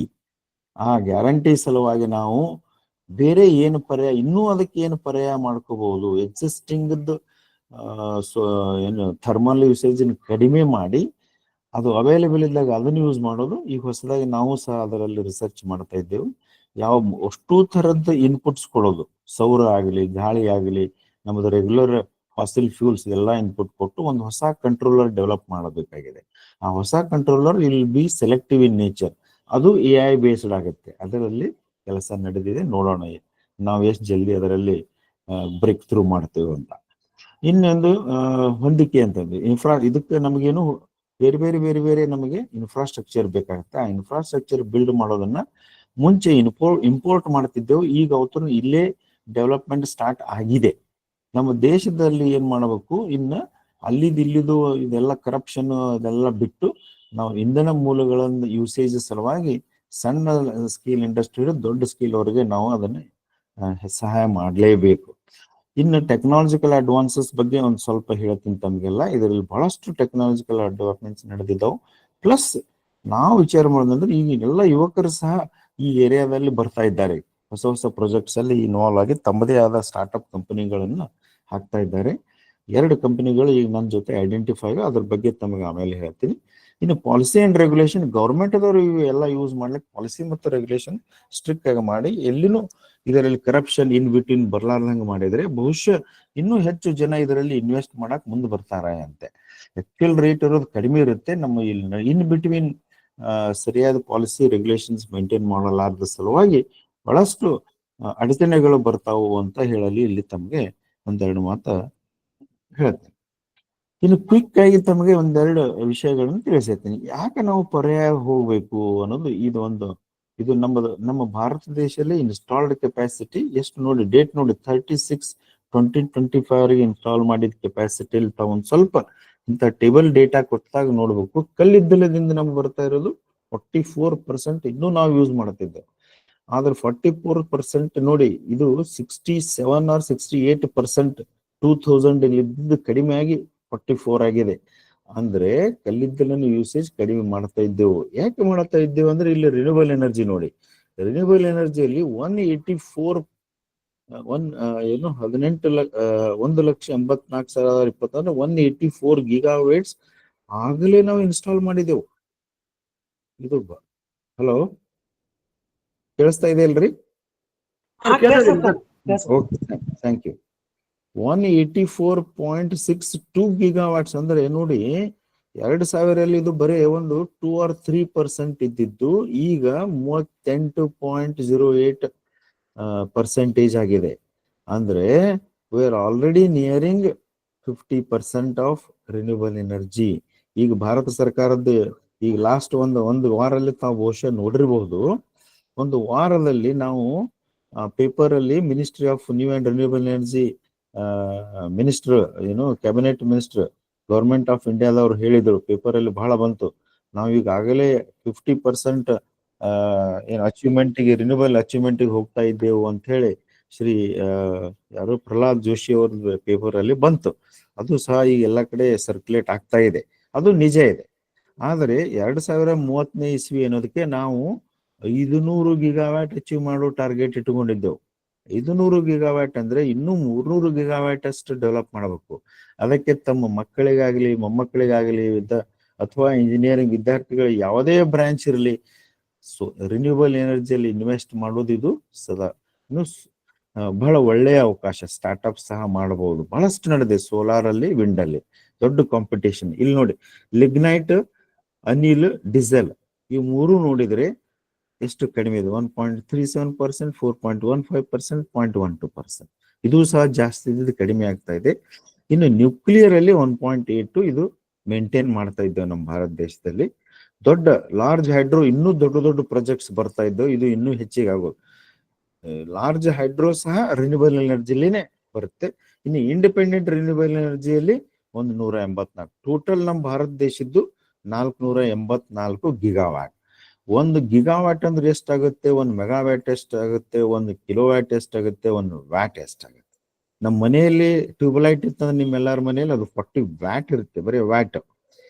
ಅಂದ್ರೆ 1 ಕಿಲೋವ್ಯಾಟ್ ಅಂದ್ರೆ 1,000 ವ್ಯಾಟ್ ಅಂದಂಗ.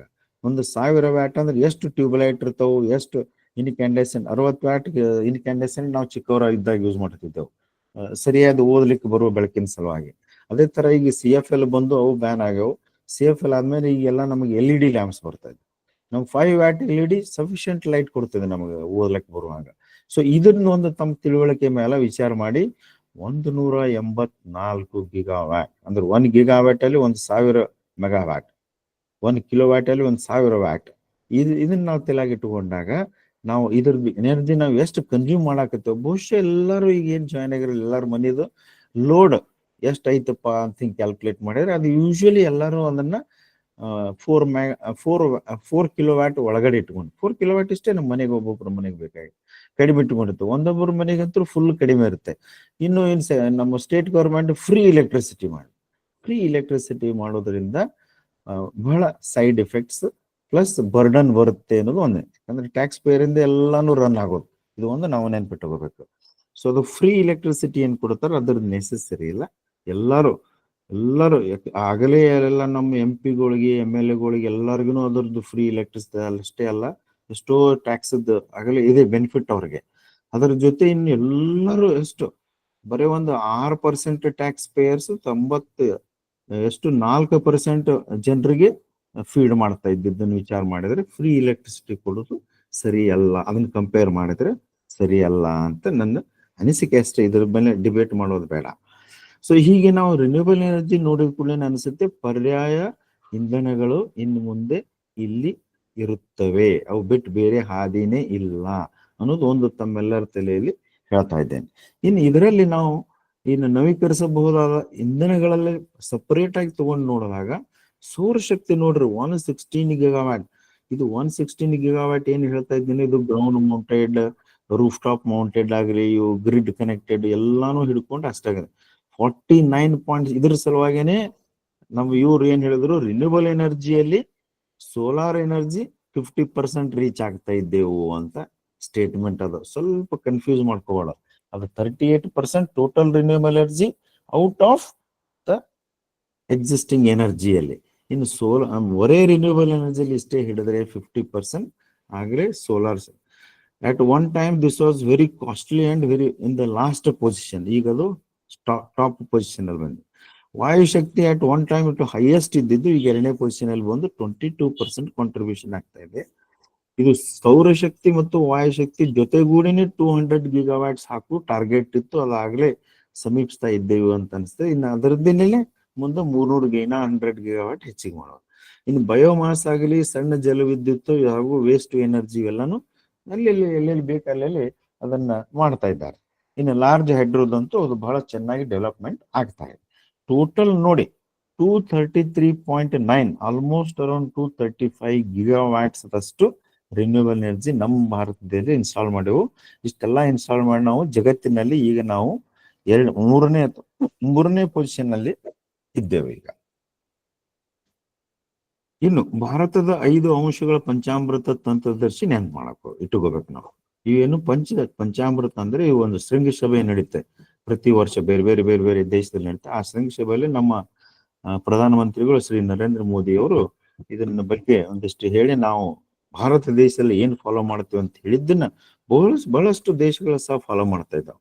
1ನೇ ಟಾರ್ಗೆಟ್ ಏನ್ ಇಟ್ಟಿದ್ದಾರೆ, 500 ಗಿಗಾವ್ಯಾಟ್ ಬೈ 2030. ಸೊ ಇದರಲ್ಲಿ ಎಷ್ಟು ವಿದ್ಯಾರ್ಥಿಗಳಿಗೆ ಜಾಬ್ಸ್ ಆಗಲಿ, ವಿದ್ಯಾರ್ಥಿಗಳ ಮಕ್ಕಳು ಓದಿಸುವಾಗ ಇವೇನ್ AI based ML computer science ಎಲ್ಲಾನು ಏನ್ ಕ್ರೇಜ್ ಇದೆ, ಅದ್ರ ಬದಲು ನಾವು ರೆಗ್ಯುಲರ್ ಎಲ್ಲಾ ಬ್ರಾಂಚ್ ಅಲ್ಲಿನೂ ಅದರದ್ದು ಮಹತ್ವ ಇದೆ. ಯಾಕಂದ್ರೆ ಇಷ್ಟು 500 ಗಿಗಾವ್ಯಾಟ್ಗೆ ನಾವು ಇನ್ಫ್ರಾಸ್ಟ್ರಕ್ಚರ್ ಕನ್ಸ್ಟ್ರಕ್ಷನ್ ಅಲ್ಲಿ ಬರುತ್ತೆ, ಮ್ಯಾನುಫ್ಯಾಕ್ಚರಿಂಗ್ ಅಲ್ಲಿ ಬರುತ್ತೆ, ಎಲೆಕ್ಟ್ರಿಸಿಟಿ ಜನರೇಷನ್ ಅಲ್ಲಿ ಬರುತ್ತೆ. ಸೊ ಸಿವಿಲ್ ಮೆಕ್ಯಾನಿಕಲ್ ಎಲೆಕ್ಟ್ರಿಕಲ್ ಅಂತ ಏನ್ ಹೇಳ್ತೇವೆ, ಇದ್ರ ಜೊತೆ ಇವು ಎಲ್ಲಾರನ್ನು ಕಂಟ್ರೋಲ್ ಮಾಡಿ ಮಾನಿಟರ್ ಮಾಡಕ್ಕೆಲ್ಲಕ್ಕೂ ಕಂಪ್ಯೂಟರ್ ಸೈನ್ಸ್, ಎಲೆಕ್ಟ್ರಾನಿಕ್ಸ್ ಕಂಪಲ್ಸರಿ ಬೇಕು. ಸೊ ಈ ಬೇಸ್ ಬ್ರಾಂಚಸ್ ಏನಿರ್ತಾವಲ್ಲ ಇದರಲ್ಲಿ ಡಿಮಾಂಡ್ ಇನ್ನೂ ಹೆಚ್ಚಿಗೆ ನಮ್ಮ ಈ ವಿದ್ಯುತ್ ಕ್ಷೇತ್ರದಲ್ಲಿ ಬೇಕಾಗುತ್ತೆ ಅಂತ ತಮ್ಗೆ ಹೇಳ್ತೇನೆ. 50% ಎನರ್ಜಿ ರಿಕ್ವೈರ್ಮೆಂಟ್ ಇನ್ ರಿನ್ಯೂವಲ್ಸ್ ಆಗಲೇ ಟಾರ್ಗೆಟ್ ರೀಚ್ ಆಗಿದ್ದೆವು ಅಂತ ಈಗಾಗಲೇ ಎಲ್ಲ ಕಡೆ ಹೇಳ್ತಾ ಇದ್ದಾರೆ. ಟೋಟಲ್ ಪ್ರೊಜೆಕ್ಟೆಡ್ ಕಾರ್ಬನ್ ಎಮಿಷನ್ಸ್ ಇನ್ನೇನು ಇದೆ, ಎದರ ಸಲುವಾಗಿ ಮಾಡ್ತಾ ಇದ್ದೇವೆ, ಕಾರ್ಬನ್ ಎಮಿಷನ್ ಕಡಿಮೆ ಮಾಡೋ ಸಲುವಾಗಿ 1 ಬಿಲಿಯನ್ ಟನ್ಸ್ ಬೈ 2030 ನಾವು ಕಡಿಮೆ ಮಾಡಬೇಕು. ಆಮೇಲೆ reducing carbon intensity by GDP of GDP by 45%. ನಾವು ಇವನ್ ಗ್ರಾಸ್ ಡೊಮೆಸ್ಟಿಕ್ ಪ್ರಾಡಕ್ಟ್ ಅಲ್ಲಿ ಅದನ್ನ ಹಿಡ್ಕೊಂಡಾಗ ಕಾರ್ಬನ್ ಇಂಟೆನ್ಸಿಟಿ. ಉದಾಹರಣೆ ಅಂದ್ರೆ ಈಗ ರೀಸೆಂಟ್ ಆಗಿ ಒಂದು ನ್ಯೂಸ್ ಪೇಪರ್ ಅಲ್ಲಿ ಬಂದಿತ್ತು, ಬಹುಶಃ ಸರ್ಕ್ಯುಲೇಟ್ ಮಾಡಿದೆ, ಅದನ್ನ ನಮ್ಮ ಈ ಬಸವ ಇದರಲ್ಲಿ ಗ್ರೂಪ್ ಅಲ್ಲಿ ಹಾಕ್ಲಿಲ್ಲ. ಅಲ್ಲಿ ಬಹಳ ಚೆನ್ನಾಗಿ ಬಿಹಾರ ದೇಶದಲ್ಲಿ ಆಗಲೇ ಅವರು ಕಾರ್ಬನ್ ಕ್ರೆಡಿಟ್ ಅಂತ ಕಾರ್ಬನ್ ಫುಟ್ ಪ್ರಿಂಟ್ ನೋಡ್ತಾರೆ.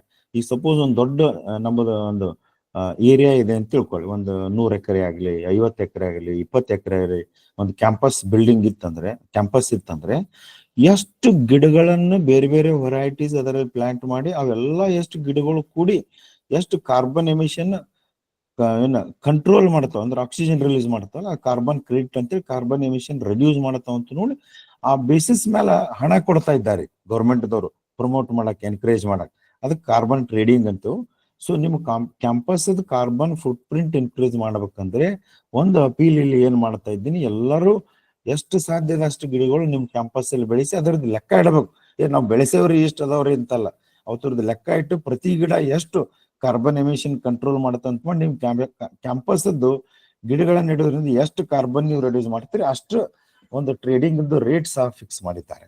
ಅದು ಆಗಲೇ ಬಿಹಾರದಲ್ಲಿ ಮೊನ್ನೆ ಅನೌನ್ಸ್ ಏನು ಮಾಡಿದ್ರೆ ಅದನ್ನ ಹಾಕಿದ್ದೆ ನಾನು.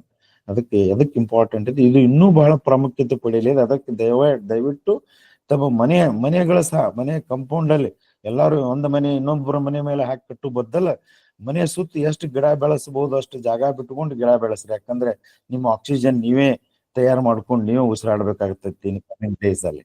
ಅದರ ಸಲುವಾಗಿ ಒಂದು ರಿಕ್ವೆಸ್ಟ್ ಬಹಳಷ್ಟು ಮಂದಿ ನೋಡ್ತೀನಿ, ಗೌರ್ಮೆಂಟ್ ರೀಸೆಂಟ್ ಆಗಿ 30/40 ವರೆಗೆ ಎಲ್ಲಾರು ರಿಲೀಸ್ ಮಾಡಿದ್ರು. ಆದ್ರೆ ಕಂಪಲ್ಷನ್ ಏನ್ ಮಾಡಬೇಕು ಅಂದ್ರೆ ಸುತ್ತಮುತ್ತನು ಒಂದು 6 ಫೂಟ್ ಜಾಗ ಬಿಟ್ಟು ಅಟ್ಲೀಸ್ಟ್ ಎಲ್ಲಾರು ಸುತ್ತ ಕಂಟಿನ್ಯೂಸ್ ಗಿಡ ಹಚ್ಚುಕೊಳ್ಳೇಬೇಕು. ಇದೇ ಒಂದೇ ಪರ್ಯಾಯ ಉಪಯೋಗ ಅಂತ ಈ ಮೂಲಕ ನಾನು ತಮ್ಮೆಲ್ಲರಿಗೆ ಅಪೀಲ್ ಮಾಡ್ತಾ ಇದ್ದೀನಿ. ಯಾಕಂದ್ರೆ ಅದರ್ವೈಸ್ ನೋಡ್ತೇವೆ ನಾವು ಮನೆ ಕಟ್ಟೋದು ಜಗಳಾಡ್ತಿರ್ತಾರ, ಒಬ್ಬರ ಮನೆ ಮಗ್ಳವ್ರು ನಮ್ಮ ಕಂಪೌಂಡ್ ಮೇಲೆ ಯಾಕೆ ಕಟ್ಟ್ರಿ ಅಂತ. ಹಾಂಗ ಆಗ್ಬಾರ್ದು.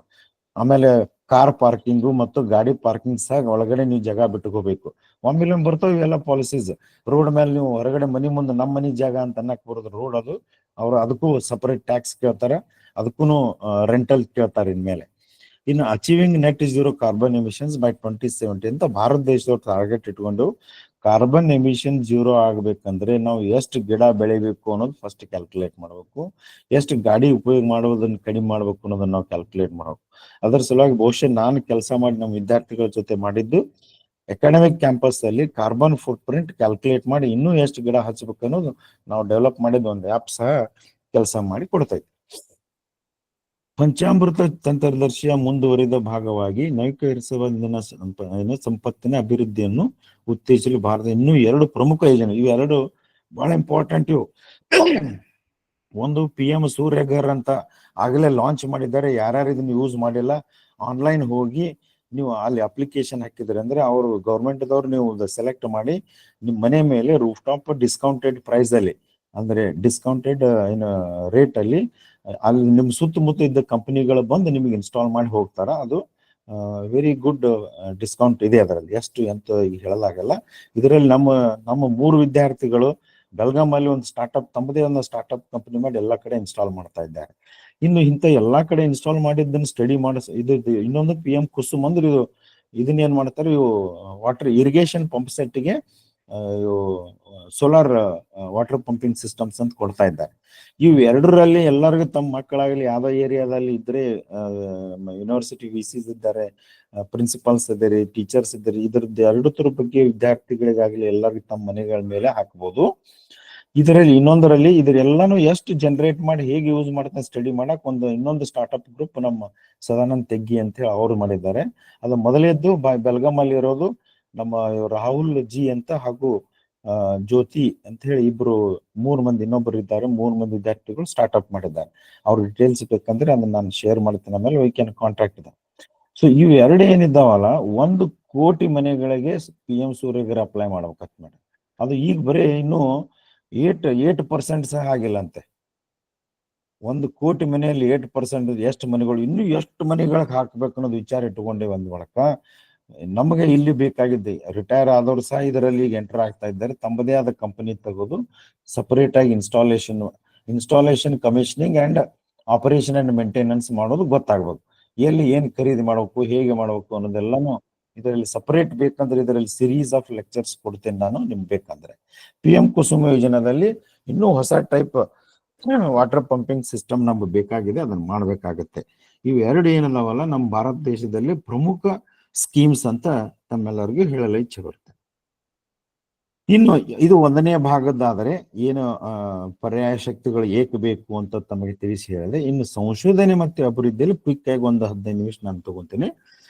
ಕಾರ್ಯಕ್ಷಮತೆಯನ್ನು ಸುಧಾರಿಸ ಅಂದ್ರೆ ಎಫಿಷಿಯನ್ಸಿ ಇಂಪ್ರೂವ್ ಮಾಡಲಿ. ಇದು ಲ್ಯಾಬೊರೇಟರಿ ಲೆವೆಲ್ ಕೆಲಸಗಳು ಇವೆಲ್ಲ. ಇದು ಇಲ್ಲಿವರೆಗೆ ಹೇಳಿದ್ದು ಆಗಲೇ ಉಪಯೋಗ ಆಗ್ತಾ ಇದೆ, ನಾವು ಉಪಯೋಗ ಮಾಡ್ತೇವೆ, ನಾವು ಅದರಲ್ಲಿ ಲೀಡ್ ಆಗ್ತೇವೆ ಅಂತ ಹೇಳಿ ಮಾಡಿ ಅದಕ್ಕೆ ನಾವು ಈಗಾಗಲೇ ಒತ್ತು ಕೊಟ್ಟಿದ್ದೆವು. ಇನ್ನು ಆಗಬೇಕಾಗಿದ್ದು ಈಗ ಎಷ್ಟೋ ಸಲ ನಾವು ಸೋಲಾರ್ ಸೆಲ್ ಮ್ಯಾನುಫ್ಯಾಕ್ಚರಿಂಗ್ ಇಂಡಿಯಾದಾಗ ನೋಡಿದ್ರೆ ಇನ್ನೂ ಬರಬೇಕು, ಸೋಲಾರ್ ಅಸೆಂಬ್ಲಿಂಗ್ ಯೂನಿಟ್ಸ್ ಬರಬೇಕು, ಸೋಲಾರ್ ಏನು ಪ್ಯಾನಲ್ ಇವೆಲ್ಲ ದೊಡ್ಡ ಕಂಪನಿಯವ್ರು ಎಲ್ಲಾನು ತಮ್ಮ ಮ್ಯಾನುಪ್ಯುಲೇಟ್ ಮಾಡಿ ಎಲ್ಲ ತಾವು ತಗೋತಾರೆ. ಸಣ್ಣವ್ರಿಗೆ ಕೆಲಸ ಇರಲ್ಲ.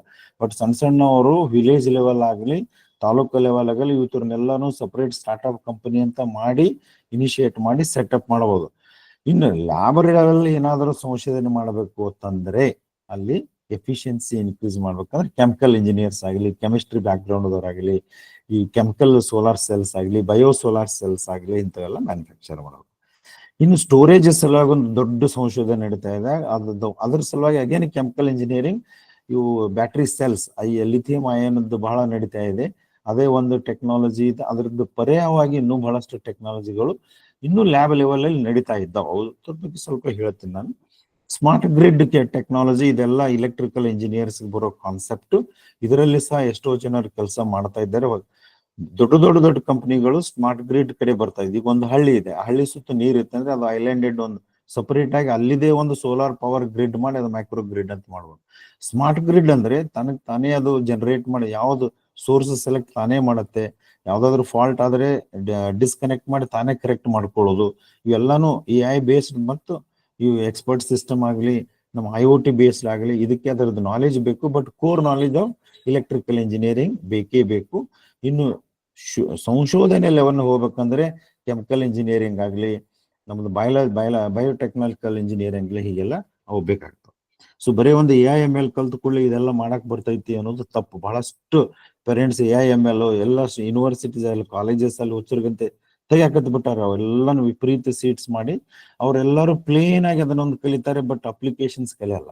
ಅಪ್ಲಿಕೇಶನ್ಸ್ ಎಲ್ಲ ಬೇರೆ ಯಾವ ಬ್ರಾಂಚ್ ಕಲ್ತು ಹೋಗಿರ್ತಾರ ಅದೇ ವಿದ್ಯಾರ್ಥಿಗಳು ಮುಂದೆ ಹೋಗಿ AIML ಇವೆಲ್ಲ ಸ್ವಲ್ಪ ಕಲ್ಕೊಂಡು they are doing application developments. ಹೀಗಾಗಿ ತಮ್ಮೆಲ್ಲರಿಗೂ ಈ ಮೂಲಕ ಏನ್ ಹೇಳ್ತೀನಿ, ಪ್ಲೇನ್ ಆಗಿ ನಿಮ್ಮ ಮಕ್ಳು AIML ಕಲ್ತ್ಕೊಳ್ಳೆ ಒಂದು ಯಾವ್ದೋ ಒಂದು ಜಾಬ್ ಸಿಗುತ್ತೈತೆ ಅನ್ನೋದಕ್ಕಿಂತ ಅಪ್ಲಿಕೇಶನ್ ಡೆವಲಪ್ ಮಾಡಲಿ ವಿಫಲ ಆಗ್ತಾರ.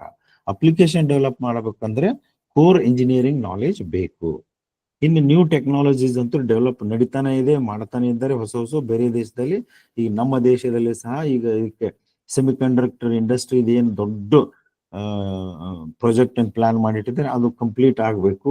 ಹಾಗೆ ಸ್ಮಾಲ್ ಮ್ಯಾನುಫ್ಯಾಕ್ಚರಿಂಗ್, ಸ್ಮಾಲ್ ಇಂಡಸ್ಟ್ರೀಸ್ ಇದೆಲ್ಲ ಒಂದಿಟ್ಟು ಒಳ್ಳೆ ಕೆಲಸಗಳು ಆಗ್ಬೇಕು ಅಂತ ಒಂದು ಇಚ್ಛೆ. ಇಲ್ಲಿ ನಮ್ಮ ಒಬ್ಬರು ಶರಣ್ ಸಹ, ಈಗ ನಮ್ಮ ಶರಣರು ಮಿನಿಸ್ಟರ್ ಸಹ ಇದ್ದಾರೆ, ಇನ್ನು large scale industry Shri MB Patil.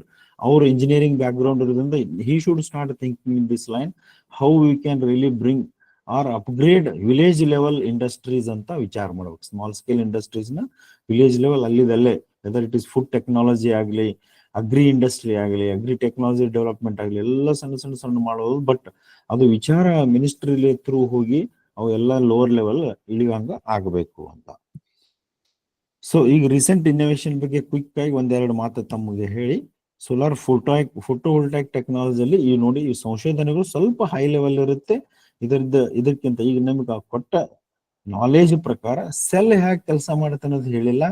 ನಿಮ್ಗೆ ವಿಂಡ್ ಟರ್ಬೈನ್ ಹೇಗೆ ಕೆಲಸ ಮಾಡ್ತೈತಿ, ಅದು ಏನೇನ್ ಪಾರ್ಟ್ಸ್ ಕಾಂಪೋನೆಂಟ್ಸ್ ಇವೆಲ್ಲ ನಾನು ಹೇಳ್ತಾ ಇಲ್ಲ. ಇದ್ರ ಸಲುವಾಗಿ ಒಂದು ಸಪರೇಟ್ ಆಗಿ ಉಪನ್ಯಾಸ ಅರೇಂಜ್ ಮಾಡಿದ್ರೆ ಅದ್ರ ಬಗ್ಗೆ ನಿಮ್ಗೆಲ್ಲ ತಿಳಿಸಿ ಹೇಳ್ತೇನೆ. ಪೆರೋಸ್ಕೈಟ್ ಸೋಲಾರ್ ಸೆಲ್ಸ್ ಅಂತ, ಟೆಂಡಮ್ ಸೋಲಾರ್ ಸೆಲ್ಸ್. ನಿಮ್ ಮಕ್ಳು ಯಾರಾದ್ರೂ ನಾ ಇಂಜಿನಿಯರಿಂಗ್ ಮಾಡಾಕತ್ತೀನಿ ಅಂತ ಅಂದ್ಕೊಳ್ಳಿ, ಇವೆಲ್ಲ ನೀವು ದೋಷ ಒಂದು ಮಾತು ಹೇಳ್ಬೇಕು ಅವ್ರಿಗೆ, ಇವೆಲ್ಲ ಸೆಲ್ಸ್ ಬಗ್ಗೆ ಗೊತ್ತೈತೇನಪ್ಪಾ ನಿನಗೆ ಅಂತ. ಗೊತ್ತಿಲ್ಲ ಓದ್ಕೊಂಡು ನೀವು ಟೆಕ್ನಾಲಜಿ ಅಪ್ಲೈ ಮಾಡಬಹುದು. Ferro electric solar cells, facial solar cells ನೋಡಿ, ಇದೊಂದು ಹೊಸ ಟೆಕ್ನಾಲಜಿ. ಆಮೇಲೆ thin film and organics, copper indium ಇದು ಮಟೀರಿಯಲ್ ಯೂಸ್ ಮಾಡೋದು. ಬೈಫೇಶಿಯಲ್ ಸೋಲಾರ್ ಪ್ಯಾನೆಲ್ಸ್ ಬರ್ತಾ ಇದ್ದಾವೆ ಈಗ. Flexible and light weight solar cells, smart solar panels, transparent solar panels. ಈಗ ಬಹಳಷ್ಟು ಸೋಲಾರ್ ಪವರ್ ಪ್ಲಾಂಟ್ ನೋಡಿದ್ರೆ ಅವು ಸ್ವಲ್ಪ ಅಷ್ಟೇ ಒಂದು 3 ಫೀಟ್ ಹೈಟ್ ಅಲ್ಲಿ ದೊಡ್ಡ ಫೀಲ್ಡ್ ಅಲ್ಲಿ ಹಾಕ್ಬಿಟ್ಟಿರ್ತಾರೆ. ಆದ್ರೆ ಕೆಳಗಡೆ ಏನು ಹುಲ್ಲು ಸಹಿತ ಬೆಳಿಲಾಕ್ ಬಿಡಲ್ಲ ಅವರು.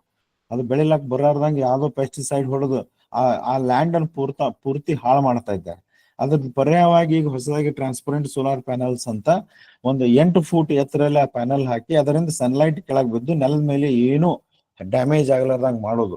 ಅದಕ್ಕೆ ಸುಮ್ಮನೆ ಬ್ಲೈಂಡ್ ಆಗಿ ನಿಮಗೆ ಫರ್ಟೈಲ್ ಲ್ಯಾಂಡ್ ಯಾವುದೋ ಒಂದು ಸೋಲಾರ್ ಪ್ಲಾಂಟಿಗೆ ಕೊಡೋಕ್ಕಿಂತ ಅವ್ರಿಗೆ ನೀವು ಟ್ರಾನ್ಸ್ಪರೆಂಟ್ ಸೋಲಾರ್ ಪ್ಯಾನಲ್ಸ್ ಯೂಸ್ ಮಾಡ್ರಿ, ನಾವು ಲ್ಯಾಂಡ್ ಕೊಡ್ತೀವಿ, ಕೆಳಗಡೆ ಲ್ಯಾಂಡ್ ಹಾಳಾಗ್ಬಾರ್ದು. ಯಾಕಂದ್ರೆ ಅವ್ರು 20 ವರ್ಷ ಲೀಸ್ ತಗೊಂಡು ನಿಮ್ಗೆ ಲ್ಯಾಂಡ್ ಹೊಳಗೆ ಕೊಟ್ಟಾಗ ನಿಮಗೆ ಬಂಜರ್ ಭೂಮಿ ಕೊಟ್ಟಾಗ ಏನ್ ಮಾಡ್ತೀರ ತಗೊಂಡು ಏನು ಮಾಡಕ್ ಬರಲ್ಲ. ಅದಕ್ಕೆ ಅವ್ರಿಗೆ ಲೀಸ್ ಕೊಡುವಾಗ ರೈತಾಭಿಮಾನಿಗಳೆಲ್ಲರೂ ಏನ್ ಹೇಳ್ಬೇಕು ಅಂತಂದ್ರೆ, ನೀವು ಟ್ರಾನ್ಸ್ಪರೆಂಟ್ ಹೊಸ ಮಾಡರ್ನ್ ಸೆಲ್ಸ್ ಯೂಸ್ ಮಾಡ್ರಿ, ಬೈಫೇಶಿಯಲ್ ಯೂಸ್ ಮಾಡ್ರಿ, ಅದು ಎಫಿಷಿಯನ್ಸಿ ಇನ್ಕ್ರೀಸ್ ಮಾಡ್ಕೋರಿ. ಆದ್ರೆ ನಮಗೆ ಕೆಳಗಡೆ ನೆಲದ ಮೇಲೆ ಏನೋ ಹಾಳಾಗಬಾರ್ದು, land let it remain fertile ಅಂತ ಇದನ್ನ ನಾವು ಸ್ವಲ್ಪ ಅವ್ರಿಗೆ ನೀವು ಹೇಳ್ಬೇಕು.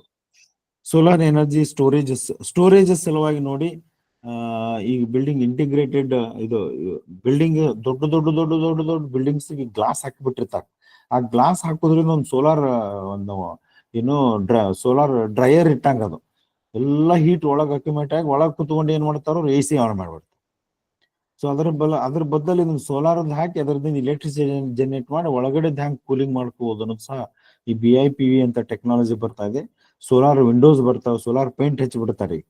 ಸೋಲಾರ್ ಫ್ಲೋಟಿಂಗ್ ಫಾರ್ಮ್ಸ್ ಅಂತ ಮಾಡ್ತಾ ಇದ್ದಾರೆ. Space based solar power initiatives ಮಾಡ್ತಾ ಇದ್ದಾರೆ. ಸೋಲಾರ್ PV ಮೈಕ್ರೋ ಗ್ರಿಡ್ ಮಾಡ್ತಾ ಇದ್ದಾರೆ.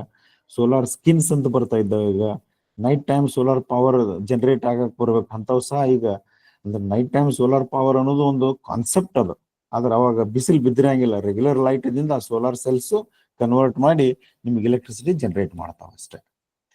ಇನ್ ಲಾರ್ಜ್ ಸ್ಕೇಲ್ ಸೋಲಾರ್ ಪ್ರಾಜೆಕ್ಟ್ಸ್ ಅಂತೂ ನಮ್ಮ ದೇಶದಲ್ಲಿ ಬಹಳ ಬರ್ತದೆ ನೋಡಿ. ಇದು ಬದ್ಲಾ ಸೋಲಾರ್ ಪಾರ್ಕ್ ರಾಜಸ್ಥಾನದಲ್ಲಿ 2745 ಮೆಗಾವ್ಯಾಟ್ ಅಂದ್ರೆ 2.2 ಗಿಗಾವ್ಯಾಟ್ ಒಂದೇ ಜಾಗದಾಗ. ಪಾವಗಡದಂತೂ ಆಗಲೇ ವರ್ಕಿಂಗ್ ಆಗ್ತಾ ಇದೆ. ಕುರ್ನೂಲ್ ಅಂತ, ರೇವಾ ಅಂತೆ, ಟೆಕ್ನಾಲಜಿ ಪಾರ್ಕ್ ಏನು ಮಣಿಪುರು. ಹೀಗಾಗಿ ಬಹಳಷ್ಟು ಕಡೆ ಇದರದ್ದು ಒಳ್ಳೆ ಸೋಲಾರ್ ಪಾರ್ಕ್ಸ್ ಬರ್ತಾ ಇದ್ದಾವೆ ಈಗ ನಮ್ಮ ದೇಶದಲ್ಲಿ. ಫ್ಲೋಟಿಂಗ್ ಪವರ್ ಪ್ಲಾಂಟ್ಸ್ ರಾಮಗುಂಡಂ ಅಲ್ಲಿ, ಓಂಕಾರೇಶ್ವರ ಫ್ಲೋಟಿಂಗ್ ಪ್ರಾಜೆಕ್ಟ್ ಮಧ್ಯಪ್ರದೇಶದಲ್ಲಿ,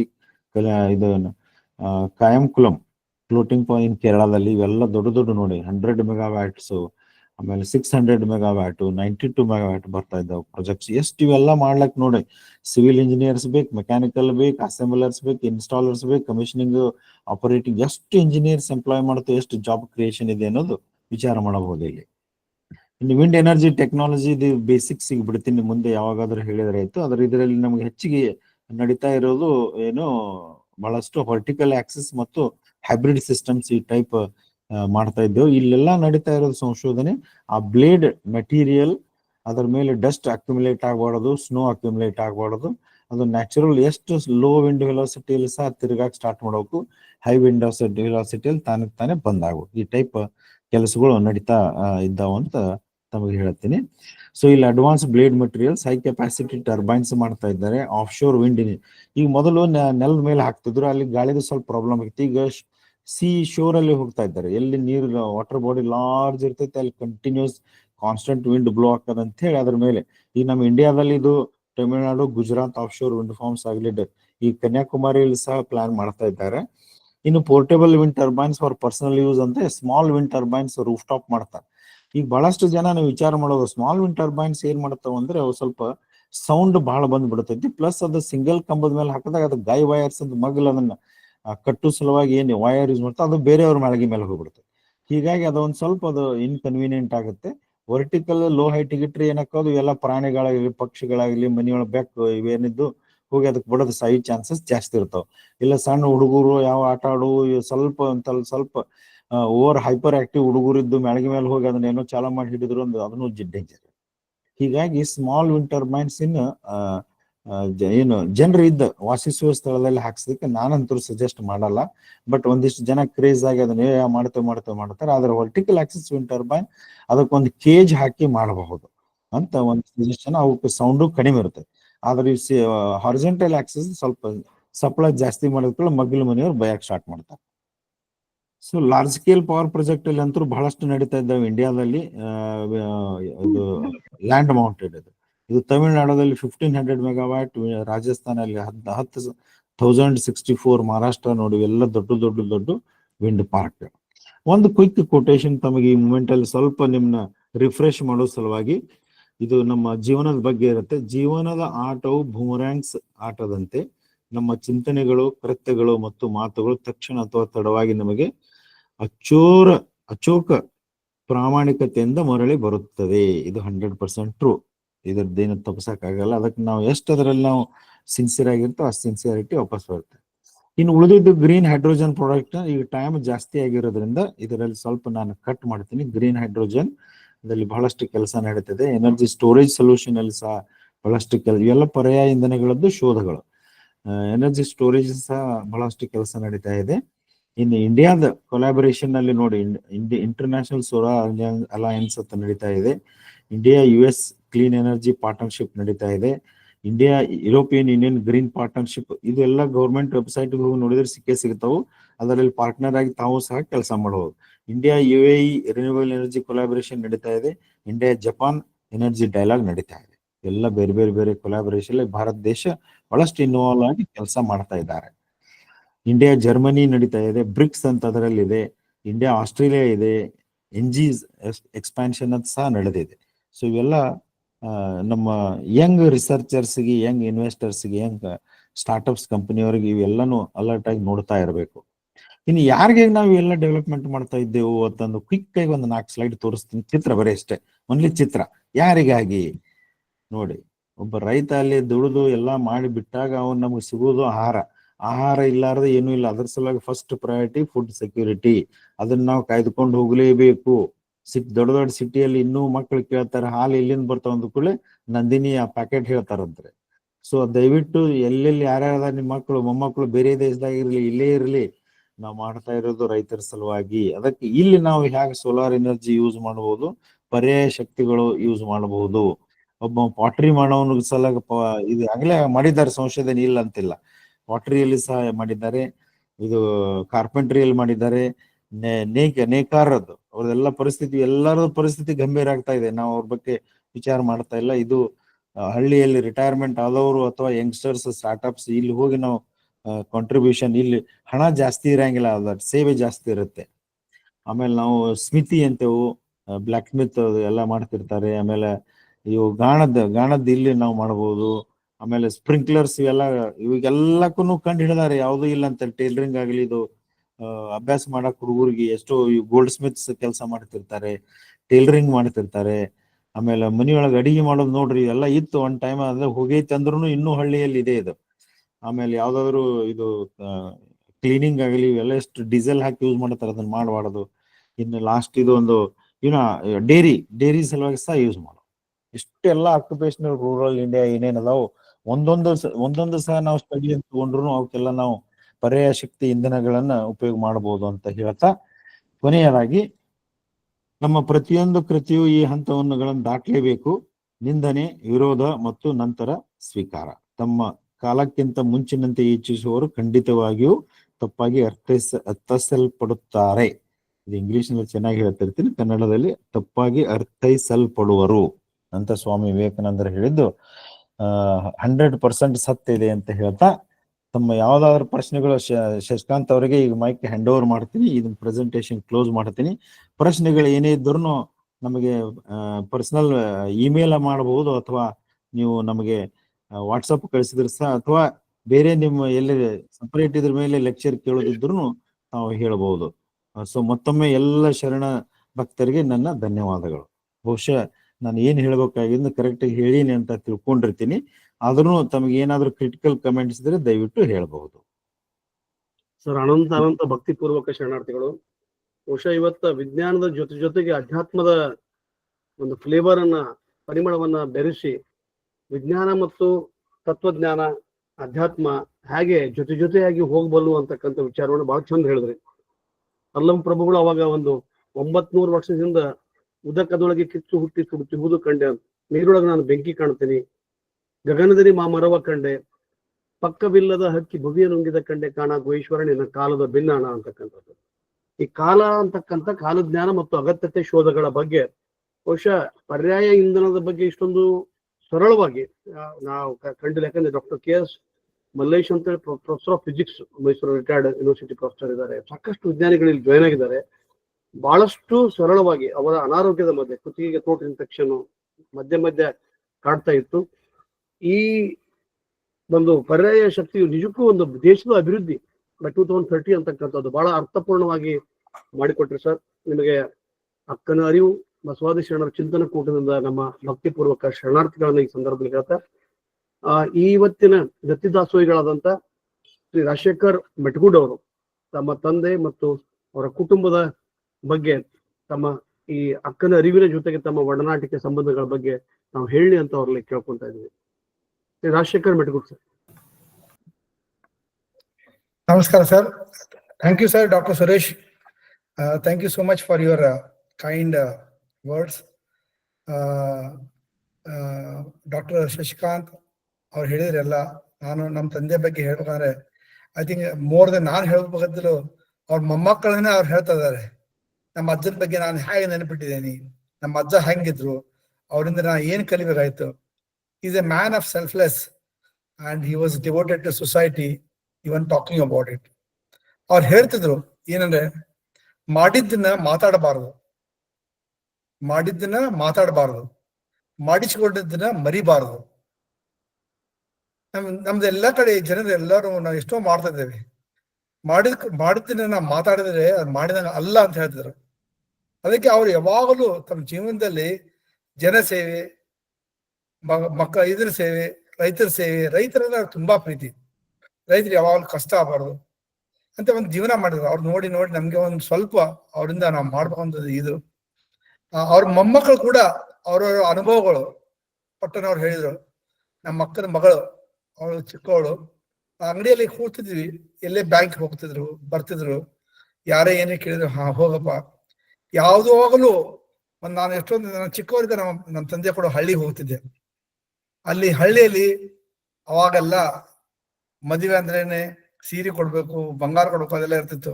ನೀವೇನು ವಿಚಾರ ಮಾಡ್ಬೇಡಪ್ಪ, ಮಗಳ ಮದುವೆ ಮಾಡ ಮೊದಲು, ಅದೇನೇ ಬಂದ್ರು ನಾನು ನೋಡ್ಕೋತೀನಿ ಅಷ್ಟೇ ಹೇಳಿ ಬಂದ್ಬಿಡ್ತಿರು. ಅವ್ರ ಮಾತು ಕಡಿಮೆ, ಮಾಡೋದು ಜಾಸ್ತಿ. ಹಿಂಗಾಗಿ ಅದರಿಂದ ನಮ್ಗೊಂದು ಉತ್ಸಾಹ ಹುರು. ಅವ್ರ ಹಾದಿಯಲ್ಲಿ ನಾವು ನಡ್ಕೊಳ್ಳಿ ಪ್ರಯತ್ನ ಮಾಡ್ತಾ ಇದ್ದೇವೆ. ನಾ ಅದನ್ನೇ ಹೇಳಿದೆ ಡಾಕ್ಟರ್ ಪಟ್ಟಣ ಅವ್ರಿಗೆ, ನಾವು 1% ಮಾಡಿದ್ರೆ ನಮ್ಗೆ ಎಷ್ಟೋ ಇದು ಅಂತ. ಅವ್ರ ಪೂರ ಜೀವನ ಸಮಾಜಕ್ಕೆ, ಮಠ, ಆಮೇಲೆ ಕಲ್ಯಾಣಕ್ಕೆ ಮಾಡಿಬಿಟ್ರು ಅವರು ಪೂರ್ತಿ. he has dedicated his entire life for the society and especially to the farmers. ಅವ್ರಿಗೇನು ರೈತರಿಗೆ ಕಷ್ಟ ಆಗಬಾರ್ದು, ಯಾಕ ಪಾಪ ಮಳೆ ಬಂದ್ರೆ ಬೆಳೆ ಬಂದ್ರೆ ಜೀವನ ಅಂತ ಅವ್ರದ್ದು ಇರುತ್ತೆ. ಹಿಂಗಾಗಿ ಅವ್ರ ರೈತರು ಎಲ್ಲ ಹಳ್ಳಿ ಹೋಗೋದು, ಜನರ ಭೇಟಿ ಆಗೋದು, ನಿಮ್ಗೆ ಏನೇ ಇದು ಮಾಡ್ಕೊಡೋದು. ಹಿಂಗಾಗಿ ಅವತ್ತೊಂದು ದಿವಸ ನಮ್ಮ ತಂದೆಯವರು ಇದು ಫಾದರ್ಸ್ ನಮ್ಮ ಎಲ್ಲ ರೈತರು ಬಂದಾಗ ಹೇಳಿದರು, ಅವರಿಂದ ನಮ್ಗೆ ಎಷ್ಟೊಂದು ಇದಾಗಿದೆ ಅಂದ್ರೆ, ನಾವ ಇವಾಗ ಅನಿಸ್ತದೆ, ನಾವು ಏನೋ ಚಿಕ್ಕವರಿದ್ದೀವಿ ಅವಾಗ ಅವ್ರು ಮಾಡಿದೀವಿ ಒಂದು 30-40 ವರ್ಷ ನೋಡಿದ್ರೆ ಇವಾಗ ಅನಿಸ್ತದೆ, ಓ ಮೈ ಗಾಡ್ ಅವ್ರು ಎಷ್ಟೊಂದು ಇದು ಮಾಡಿದಾರೆ ಅಂತ. ಸೊ ಪಟ್ಟಣ ನಾನು ಹೇಳ್ಕಿತ್ತಲು ಐ ಥಿಂಕ್ ಐ ಸೆಡ್, ಇವನ್ ನಮ್ಮ ಅಂಗಡಿಯಲ್ಲಿ ಒಬ್ರು ಕಾರ್ಕೊಂಡಿದ್ದಾರೆ, ಅವ್ನ ಪಾಟೀಲ್ ಅಂತ, ಅವನು ಒಂದು ಕತೆ ಬರದ ನಮ್ಮ ತಂದೆ ಬಗ್ಗೆ. ಅವ್ರು ಬರೆದ್ರೆ ಒಂದು ಪುಸ್ತಕ ಆಗುತ್ತದೆ ಅಂತ ಹೇಳಿದ್ರು. ನಾನು ಅವ್ರ ಜೋಡಿದಲ್ಲಿ 25 ವರ್ಷ ಇದ್ದು ಅಂಗಡಿಯಲ್ಲಿ ಕೆಲಸ ಮಾಡಿ ಅವ್ರ ಬಗ್ಗೆ ಬರೆದ ಒಂದು ಪುಸ್ತಕನ ಆಗುತ್ತೆ ಸರ್ ಅಂತಂದ್ರು. ಅವ್ರು ಹೇಳಿದ್ರು, ಒಂದು ಎಲ್ಲದ ಲೆಕ್ಕ ಇರಬೇಕು. ಒಂದು ಅಂಗಡಿಯಲ್ಲಿ ಹೇಳಿದ, ಎಷ್ಟೋ ಒಂದು ಕೆಲ್ಸಕ್ಕೆ ದುಡ್ಡು ಕೊಟ್ಟಿದ್ರೆ ಹೊಳ್ಳಿ ಕೊಡುವಾಗ 50 ಪೈಸೆ ಹೊಳ್ಳಿ ಕೊಡ್ಲಿಲ್ಲ ಅಂತ ಅವನು. ಅವಾಗ ಅಪ್ಪ ಹೇಳಿರದೆ, ಯಾವಾಗ ಲೆಕ್ಕದಲ್ಲಿ ಕರೆಕ್ಟ್ ಇರ್ಬೇಕಪ್ಪ, 50 ಪೈಸೆ ಹೊಳ್ಳಿ ಕೊಡ್ಬೇಕು. ಅವಾಗಿಂದ ಅವನು ಇಲ್ಲಿವರೆಗೂ ಅದನ್ನ ನೆನಪಿಟ್ಕೊಂಡ. ನಮ್ಮ ವ್ಯವಹಾರದಲ್ಲಿ ಒಂದು ಆನೆಸ್ಟಿ, ಒಂದು ಇಂಟಿಗ್ರಿಟಿ, ಒಂದು ವ್ಯಾಲ್ಯೂ ಸಿಸ್ಟಮ್ ಅಂದ್ರೆ ನಾ ಕಳ್ಕೊತಾನೆ ಕರೆ, ನಾ ಇನ್ನೊಬ್ಬರಿದ್ದಾನೆ ಎಂದು ಇದು ಮಾಡೋದು. ನಮ್ಮಪ್ಪ ನನಗೆ ಸೈನಿಕ್ ಸ್ಕೂಲ್ ಇದ್ದಾಗ ಪತ್ರ ಬರೀತಾರೆ, ಲೆಟರ್ ಬರೀತಾರೆ. ಪ್ರತಿ ವೆನ್ಸ್ಡೇ, ಜಂಗಮ್ ಶೆಟ್ಟಿ ಸರ್ ನಮ್ಗೆ ಗೊತ್ತಿರ್ಬೇಕು, ಪ್ರತಿ ವೆನ್ಸ್ಡೇ ನಾವು ನಮ್ಗೊಂದು 2 ಇಂಗ್ಲೆಂಡ್ ಕಾರ್ಡ್, ಒಂದು ಲೆಟರ್ ಕಾರ್ಡ್, ಪೋಸ್ಟ್ ಕಾರ್ಡ್ ಬರ್ತಿದ್ದು ನಮ್ಗೆ. ನಮ್ಮ ಅಪ್ಪ ಅವ್ರ ಲೆಟರ್ ಬರೀದ್ ಕಡಿಮೆ, ಯಾಕಂದ್ರೆ ಅವರು ಜಾಯಿಂಟ್ ಫ್ಯಾಮಿಲಿ, ಅವ್ರಿಗೆ ಕಷ್ಟ ಇರ್ತಿತ್ತು, ಅವ್ರಿಗೆ ಮಾಡಿದ್ರು. ಅವ್ರು ಬರೆಯುವಾಗ ಹೇಳ್ತಾರೆ, ರಾಜಶೇಖರ್ ಬಾಬಾನ ಮೆಟ್ಬಿಟ್ಟು ಇವರಿಗೆ, ಅವ್ರ ಚಿಕ್ಕ ಮಕ್ಕಳಿಗೂ ರೀ ಅಂತ ಕರಿತಿದ್ರು. ಅವ್ರು ಯಾವಾಗಲೂ ತಮ್ಮ ಮಕ್ಕಳಿಗೆ ಹಾ ಬರ್ರಿ ಕೂಡ್ರಿ. ನಮ್ಗೆ ಅದು ಒಂಥರ ಅನಿಸ್ತಿತ್ತು, ಇವ್ರು ನಮ್ಮ ತಂದೆ ಆದವರು ನಮ್ಗೆ ರೀ ಹಚ್ಚೋದ್ರೆ ಒಂದ್ ಸ್ವಲ್ಪ ನಮಗೆ I use feel little awkward. ನೀವು ಚೆನ್ನಾಗಿರ್ಬೇಕು. ಇನ್ನೊಂದು ಅವ್ರು ಒಳ್ಳೇದ್ ಹೇಳಿದ್ರೆ, ಯಾವಾಗಲೂ ನೀವು ಒಳ್ಳೇದ್ ಮಾಡ್ಲಿಕ್ಕೆ ಆಗಲಿದ್ರೆ ಯಾರಿಗೂ ಕೆಟ್ಟ ಮಾಡಬಾರ್ದು. ಜಗತ್ತಿನಲ್ಲಿ ಎಲ್ಲರೂ ಒಳ್ಳೆಯವರೇ, ಅವರಾಗಿ ನೀವು ಬಂದು ಹೇಳಿದ್ರೆ ಅವ್ರು ಕೆಟ್ಟದಂದ್ರೆ ಅವಾಗ ಕೆಟ್ಟವ್ರು. ನೀನು ಎಲ್ಲರೂ ನೀವು ಕಣ್ಣಿಂದ ನೋಡ್ಬೋದು, ಎಲ್ಲರೂ ಒಳ್ಳೆಯವರೇ. So every person in this earth is a good person. Unless otherwise they come and prove they are bad. ಆಮೇಲೆ ಅವ್ರ ಜೀವನ ಎಲ್ಲ ಆಶೆ ಇಲ್ಲದ ಮನುಷ್ಯ, ಅವ್ರಿಗೇನು ಆರಾಮಾಗಿದ್ರು ಅವರು, ಯಾವ್ದು ಇಲ್ಲ. ಇದೇ ಒಂದು ನಮ್ಮ ಅಪ್ಪ ಅವ್ರ ಬಗ್ಗೆ, ಅವರು he's a man of selflessness and he's a man of more than sympathy, he was empathy. ಹಿಂಗಾಗಿ ಅವರೊಂದೊಂದು ಕತೆ ಕೇಳಿದ್ಮೇಲೆ ನಮ್ಗಿಂತ ನಮ್ಮ ಮಕ್ಕಳನ್ನು ಅವ್ರು ನೋಡಿದೀವಿ, ಮೊಮ್ಮಕ್ಕಳನ್ನು ಅವ್ರದೆಲ್ಲ ನೋಡಿ ಅದನ್ನೇ ಅನುಭವ ಮೊಮ್ಮಕ್ಕಳನ್ನು ನೋಡ್ತಾ ಇದ್ದಾರೆ. ಅದಂತಾರೆ ಮೈ ಗ್ರ್ಯಾಂಡ್ ಫಾದರ್, ನಮ್ಮ ಅಜ್ಜ ಈಸ್ ಮೈ ಮಾಡೆಲ್. ನನ್ನ ಮಗನಿಗೆ ಅಪ್ಪನಕ್ಕಿಂತಲೂ my role model in my life is my ಅಜ್ಜ ಅಂತ ಹೇಳ್ತಾರೆ. ಯಾಕಂದ್ರೆ ಅದು if I can implant that ಸ್ಟೋರಿಲ ಅಜ್ಜಾರನ್ನ, in fact he is my role model in my life. ಅವ್ನು ಕೇಳಿದ್ರೆ if this one human being in my life I had remember is my ಅಜ್ಜ. ಯಾಕಂದ್ರೆ he's value systems is what he carries. ಅದು ನೋಡಿ ಸಂತೋಷ ಆಗುತ್ತೆ. And very nice. Thank you so much doctor Pattan. And lot of people ಎಲ್ಲ ನಮ್ಮ ಅವರ ಮೊಮ್ಮಕ್ಕಳ story ಈ ಸಲ ಈ ವಿಷಯದಲ್ಲಿ ಮೊಮ್ಮಕ್ಕಳು ಎಲ್ಲ ತಮ್ಮ ಸ್ಟೋರಿ ಶೇರ್ ಮಾಡಿದ್ದಾರೆ. And I leave it to Pattan. ಆ ಹುಡುಗರು ಒಂದೊಂದು ಇದು ಬರೆದಿದ್ದಾರೆ ಎಲ್ಲರೂ, ಹೇಗೆ ಏನು ಅಂತ. So it is their memories. And thank you so much Pattan. Thank you very much Rajashekar. Really it was a good event. It's heart touching. ಬಹಳ ಭಾವನಕರಾಗಿ ಹೇಳಿದ್ರು. ಅವ್ರ ಮಾತು ಇನ್ನೊಂದು ಹೇಳ್ತಿದ್ರು, ವಿಷ ಆಗಿದವರೆಗೂ ನಾವು ಹಾಲು ಕುಡಿಸೋನು ಅಂತ. ಬಹಳ ಚಂದ. ಅವರು ಯಾರು ನಮ್ಗೆ ಅನ್ಯಾಯ ಮಾಡ್ತಾರಲ್ಲ ಅವ್ರ ಪ್ರೀತಿಯಿಂದ ನೋಡೋನು. ಅವ್ರ ಜೀವನದೊಳಗೂ ಅಂತ ಘಟನೆಗಳು ಸಾಕಷ್ಟು ನಡೆದು. ಯಾಕಂದ್ರೆ ನನಗೆ ರಾಜಶೇಖರ ಎಷ್ಟು ಅವ್ರ ತಂದೆ ಜೊತೆಗೆ ಇದ್ರು, ಹಾಗೆ 30-35 ವರ್ಷ ನಾನು ಸಮಾಜ ಸಂಘಟನೆಗಳಿದ್ದಾಗ ನನಗೆ ಬಹಳಷ್ಟು ಪ್ರೀತಿ, ಬಹಳಷ್ಟು ಪ್ರೇರಣೆ. ಕರ್ಕೊಂಡು ಹೋಗಿ ಪ್ರೀತಿ ಮಾಡೋದು. ಅವ್ರು ಹೇಳಿದ್ರು, ವಿಷ ಹಾಕಿದವರೆಗೂ ನಾವು ಹಾಲು ಕುಡ್ಸೋಣಪ್ಪ, ನಾವು ಇದನ್ನ ಮಾಡೋನ್ ಬೇಡ್ರಿ. ಅಷ್ಟೊಂದು ಸಂಘಟನೆ ಒಳಗ ಯಾವುದೇ ವಿವಾದ ಇರ್ಲಾರ್ದ ಎಲ್ಲ ಶಿಕ್ಷಣ ಸಂಸ್ಥೆ, ಅಲ್ಲಿ ಬೈಲೊಂಗಲ್ ಇರ್ಬೋದು, ಮುರುಗೋಡ್ ಇರ್ಬೋದು, ತಪೋವನ್ ಕುಮಾರಸ್ವಾಮಿಗಳ ಒಂದು ಅದರ ಟ್ರಸ್ಟಿ ಇದ್ರು. ನಾನು ಎಷ್ಟೋ ಸಲ ಇವ್ರಿಗೆ ಹೇಳ್ತಾ ಇದ್ದೀನಿ, ಇವ್ರ ಅಣ್ಣರಿಗೆ, ನೀವೊಬ್ರು ಯಾರು ಇರ್ರಿ ಒಳಗ ಅಂತಕ್ಕಂಥದ್ದು. ಅಂದ್ರೆ ಈ ರೀತಿಯಾಗಿ ಸಮಾಜಕ್ಕೆ ಅವ್ರು ಹೇಳ್ದಂಗೆ ಯಾವುದೇ ಸ್ವಾರ್ಥ ಇಲ್ದ ದುಡ್ದಂತವ್ರು. ಅದಕ್ಕ ಅವರ ನೆನಪಿನೊಳಗೆ, ಅವರ ತಂದೆಯವ್ರ ನೆನಪಿನೊಳಗೆ ಅವ್ರ ಮೊಮ್ಮಕ್ಕಳು ಬಹಳ ಚಂದ ಬರ್ದಾರ. ಒಂದು 4-5 ಲೇಖನಗಳು ಬರ್ದಾರ. ಅಜ್ಜನನ್ನ ಹೇಗೆ ಮಾದರಿಯಾಗಿ ತಗೊಂಡ್ರು ಅಂತಕ್ಕಂಥದ್ದನ್ನ. ಅದನ್ನ ನಾನು ಮತ್ತೆ ಇದರೊಳಗೆ ಶೇರ್ ಮಾಡ್ತೀನಿ. ನಾನು ಮೊದಲಿಗೆ ಡಾಕ್ಟರ್ KS ಮಲ್ಲೇಶ್ ತಮ್ಮ ಅಭಿಪ್ರಾಯಗಳನ್ನು ಹೇಳಿ ಅಂತ. ಎಲ್ಲ ಶರಣ ಬಂಧುಗಳಿಗೂ ಶರಣ. ಇವತ್ತಿನ ಉಪನ್ಯಾಸ ನಿಜವಾಗಲೂ ಅತ್ಯಂತ ಒಂದು ರೀತಿ ಎಲ್ಲರಿಗೂ ಬೇಕಾಗಿತ್ತು ಅಂತ ಅನ್ಸುತ್ತೆ. ನಮ್ಮ ವಾಸ್ತವ ಬದುಕಿನಲ್ಲಿ ನಮ್ಮ ದೇಶದ ಅಗತ್ಯತೆ ಮತ್ತು ನಾವು ಬದುಕಬೇಕಾದಂತ ರೀತಿ, ಈ ಕಡೆ ವೈಜ್ಞಾನಿಕವಾಗಿ ಮುನ್ನಡೆಯಬೇಕಾದಂತ ದಾರಿಯನ್ನು ಅವರು ಬಹಳಷ್ಟು ಚೆನ್ನಾಗಿ ಕ್ಲಿಷ್ಟವಾದ ವಿವರಗಳನ್ನ ಮುಂದೆ ನೀಡ್ತೇನೆ ಇನ್ಯಾವಾಗಲಾರು ಅಂತ ಹೇಳಿದ್ದಾರೆ. ದಯಮಾಡಿ ಅವ್ರಿಗೆ ಅವಕಾಶ ಕೊಡಿ. ಇವತ್ತು ಅವರು ಹೇಳದ್ದು ಎಲ್ಲವೂ ಚೆನ್ನಾಗಿತ್ತು, ಎಲ್ಲರಿಗೂ ಉಪಯೋಗ ಆಗುವಂಥದ್ದು ಅಂತ ನನಗನ್ನಿಸ್ತು. ನಮ್ಮ ಪಟ್ಟಣ್ ಶೆಟ್ಟರ್ ಬಗ್ಗೆ ಸ್ವಲ್ಪ ಹೊಟ್ಟೆ ಕಿಚ್ಚಂತೂ ಯಾಕೋ ಪ್ರತಿ ಸಾರಿ ಜಾಸ್ತಿ ಆಗುತ್ತೆ. ಯಾರನ್ನ ನೋಡಿ ಇವರು ನನಗೆ 40 ವರ್ಷ ಅಲ್ಲಿಂದ ಸ್ನೇಹಿತರು, ನನ್ನ ಬಾಲ್ಯ ಸ್ನೇಹಿತರು ಅಂತ ಅವ್ರ ಬಳಗ ಎಷ್ಟು ದೊಡ್ಡದಿದೆ ಅಂತಂದ್ರೆ ನನಗೆ ಆ ಬಳಗ ಕೇವಲ ಸಂಖ್ಯೆಯಲ್ಲಿ ದೊಡ್ಡದ ಇರೋದಲ್ಲ, ಅವರ ಬಳಗದ ಪ್ರತಿಯೊಬ್ಬರು ಕೂಡ ಒಂದೊಂದು ಕ್ಷೇತ್ರದಲ್ಲಿ ಅತ್ಯಂತ ಸಾಧನೆ ಮಾಡಿರ್ತಕ್ಕಂಥವ್ರು. ಅಂತವ್ರನ್ನೆಲ್ಲ ಸ್ನೇಹಿತರನ್ನ ಇಟ್ಕೊಂಡು ನಮಗೆ ಅವರನ್ನ ಒಂದು ರೀತಿ ದರ್ಶನ ಮಾಡಿಸ್ತಾ ಇದ್ದಾರೆ ಅಂತ ಶರಣರ ದರ್ಶನನ. ಈಗ ತಾನೇ ರಾಜಶೇಖರ್ ಅವರು ತಮ್ಮ ತಂದೆ ಬಗ್ಗೆ ನುಡಿದಂತ ಮಾತುಗಳಂತೂ ಬಹಳ ನನಗೆ ಈ ಇಬ್ಬರು ಉಪನ್ಯಾಸಕರು ಹೇಳಿದಂತ ಕೆಲವು ಹಿತನುಡಿಗಳನ್ನ ದಯಮಾಡಿ ಆರಿಸ್ಕೊಂಡು ಇಲ್ಲಿ ಇದರಲ್ಲಿ ವೆಬ್ ಅಲ್ಲಿ ಹಾಕೋದ್ರೆ ಅದನ್ನ ನಾವು ತಿಳ್ಕೊಳ್ಬಹುದು ಅನ್ಸುತ್ತೆ. ನನಗೆ ಅವ್ರು ಹೇಳುವಾಗ ಯಾರು ಎಲ್ಲರೂ ಒಳ್ಳೆಯವರೇ, ಕೆಟ್ಟವರು ಅನ್ನೋರು ತಾವು ಮಾಡೋದ್ರಿಂದ ತೋರಿಸ್ಕೊಳ್ತಾರೆ ಹೊರತು ನಾವು ಅದನ್ನ ಮೊದಲು ಕಾಣಬಾರ್ದು ಅನ್ನೋ ಮಾತು. ಅದನ್ನ ಅವ್ರು ಚೆನ್ನಾಗಿ ಹೇಳಿದ್ರೆ ಅದನ್ನ ನನಗದನ್ನ ಎಲ್ಲಾದ್ರೂ ಬರ್ಕೊಳ್ತೀನಿ, ದಯಮಾಡಿ ಅದನ್ನ ಇದರಲ್ಲ ಹಾಕಿ ಅಂತ ಕೇಳ್ಕೊಳ್ತೀನಿ. ನನಗೆ ಯಾರೋ ಒಬ್ಬ ಕವಿ ಹೇಳಿದ ಜ್ಞಾಪಕ ಇದೆ. ಯಾರನ್ನ ತುಂಬಾ ಒಳ್ಳೆಯವರು ಅಂತಂದ್ರು, ಅವ್ರ ಹತ್ರ ಹೋದಾಗ ಅವರಲ್ಲಿ ಒಂಚೂರು ಸಣ್ಣತನ ಕಂಡೆ. ಅದೇ ಇನ್ನೊಬ್ಬರನ್ನ ತುಂಬಾ ಕೆಟ್ಟವನು ಅಂದ್ರು, ಅವನ ಹತ್ರ ಹೋದಾಗ ಅವನಲ್ಲಿ ಒಳ್ಳೆತನ ಇರೋದನ್ನ ನೋಡಿದೆ.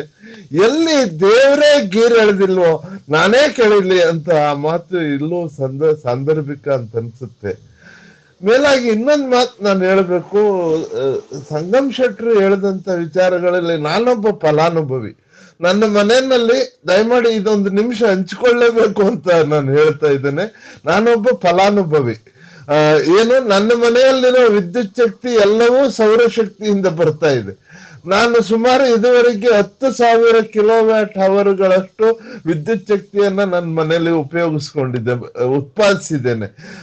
ಇದಕ್ಕೆ ಬಹುಶಃ ಅವರೇ ಮುಂದೆ ಮಾಹಿತಿ ಕೊಡ್ಬೋದು. ಆದ್ರೆ ಒಂದೇ ಚಿಕ್ಕದಾಗಿ ಹೇಳೋದಾದ್ರೆ 1,80,000 ರೂಪಾಯಿನಲ್ಲಿ ಈ ಯೋಜನೆ ಆಗಿತ್ತು. ನಾನು ಅದರಲ್ಲಿ 1,20,000ಕ್ಕೆ ಪಡ್ಕೊಂಡೆ. ಈ ದಿನ ನನ್ನ ಮನೆಯಲ್ಲಿ ಎಲ್ಲ ವಿದ್ಯುತ್ ಶಕ್ತಿಯು ಸೌರಶಕ್ತಿಯಿಂದ ಆಗ್ತಾ ಇದೆ. ನಾನು ಭೌತವಿಜ್ಞಾನಿ ಆದ್ರಿಂದ ನಾನು ಮೊದಲು ಇದನ್ನ ಪಾಲಿಸ್ಬೇಕು ಅನ್ಕೊಂಡ್ ಮಾಡಿದ್ದೇನೆ. 576 ಮರಗಳನ್ನ, ಕಾಡು ಮರಗಳನ್ನ ಕಡಿಯೋದನ್ನ ನಿಲ್ಲಿಸೋದಕ್ಕೆ ಸಮನಾಗಿದೆ.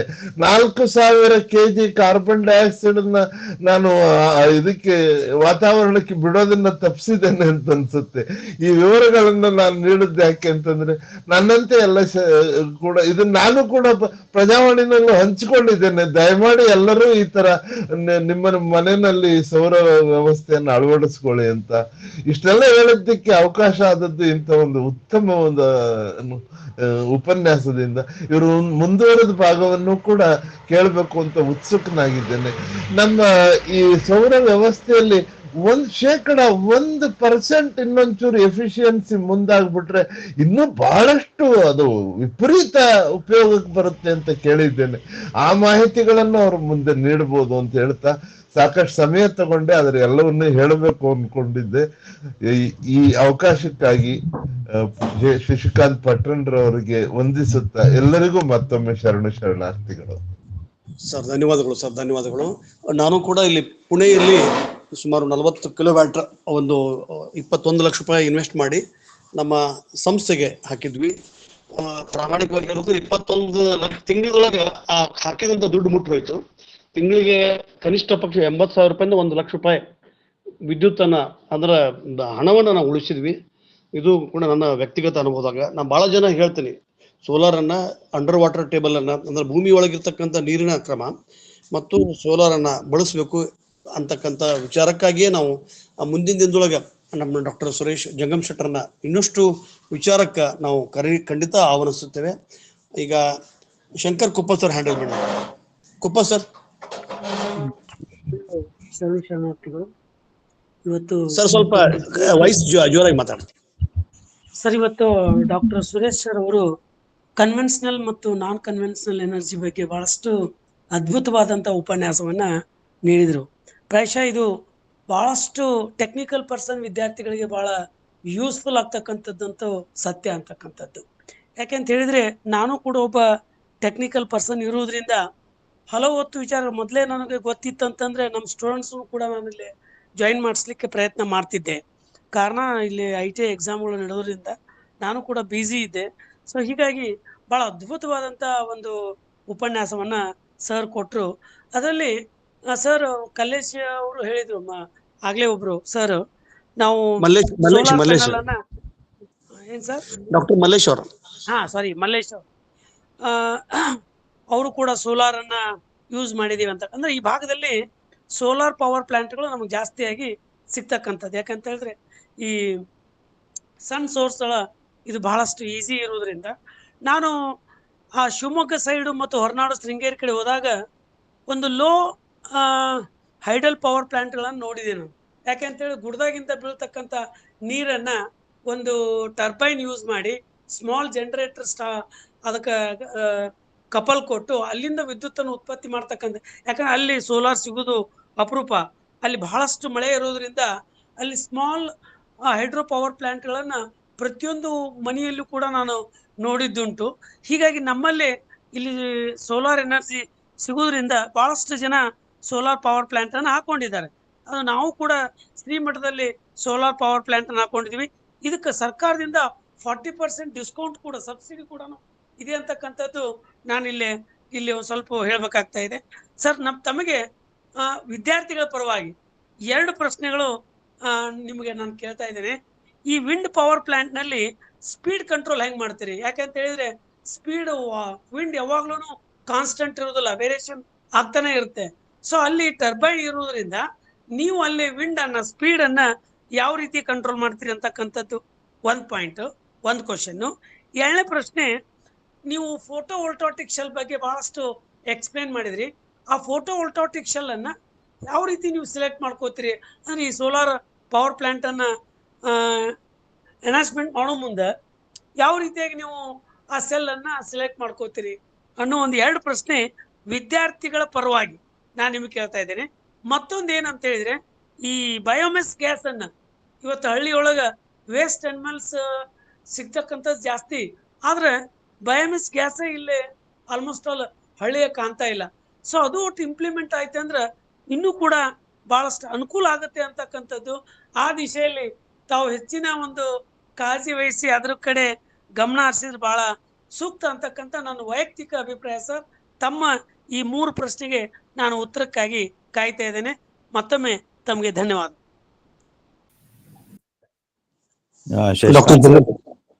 ಈಗ ಟೈಮ್ ನೋಡಿದ್ರೆ should I answer or will take these questions afterwards? We can take this. ಯಾಕಂದ್ರೆ ಇನ್ನು ಜನ ಮಾತಾಡೋದಲ್ಲ ಸರ್. ಅವ್ರಿಗೆ ಸಪರೇಟ್ ನಂಬರ್ ಶೇರ್ ಮಾಡ್ರಿ ಸರ್ ಅವ್ರಿಗೆ. I will answer him very interesting questions. I can tell him personally. Okay sir, okay. ನಾನು separate ಆಗಿ ಹೇಳ್ತೀನಿ sir. Doctor Ashok Alur sir. Sir, ಎಲ್ಲರಿಗೂ ಶರಣಾರ್ಥಿ. ಇವತ್ತು ಬಹಳ ವಿಶೇಷವಾಗಿರ್ತಕ್ಕಂಥ ಒಂದು ಅನುಭವದ ಹಂಚಿಕೆ ಇವತ್ತು. ಪ್ರೊಫೆಸರ್ ಸುರೇಶ್ ಜಂಗಮ್ ಶೆಟ್ಟಿ ಅವರು ಈ ಇಂಧನ ವ್ಯವಸ್ಥೆ ಅಂದ್ರೆ ಶಕ್ತಿಯ ವ್ಯವಸ್ಥೆಗಳಲ್ಲಿ ಅತ್ಯಂತ ವಿಶೇಷವಾಗಿರ್ತಕ್ಕಂಥ ಅಧ್ಯಯನ ಮಾಡಿರ್ತಕ್ಕಂಥ ಈ ನಾಡು ಕಂಡ ಅಪರೂಪದ ಮೇಧಾವಿಗಳವರು. ಅವ್ರ ಜೊತೆ ಕೆಲಸ ಮಾಡುವಾಗ ನಾವ್ ಎಲ್ಲಿ ಹೋದ್ರು ಕೂಡ, ಮೊನ್ನೆ ನಾವು ಒಂದು ವೈಸ್ ಚಾನ್ಸಲರ್ ಇದಕ್ಕೆ ಹೋಗಿದ್ವಿ, ಒಂದು ವೈಸ್ ಚಾನ್ಸಲರ್ ಕಾನ್ಫರೆನ್ಸ್ ಹೋಗಿದ್ವಿ. ಅಲ್ಲಿ ಸದ್ಗುರು ಮಧುಸೂದನ್ ಸಾಯಿ ಅವರಿಗೂ ಕೂಡ ಅದರ ಮೇಲೆ ಒಂದು ಪ್ರಶ್ನೆ ಕೇಳಿದ್ರು ಅವ್ರು.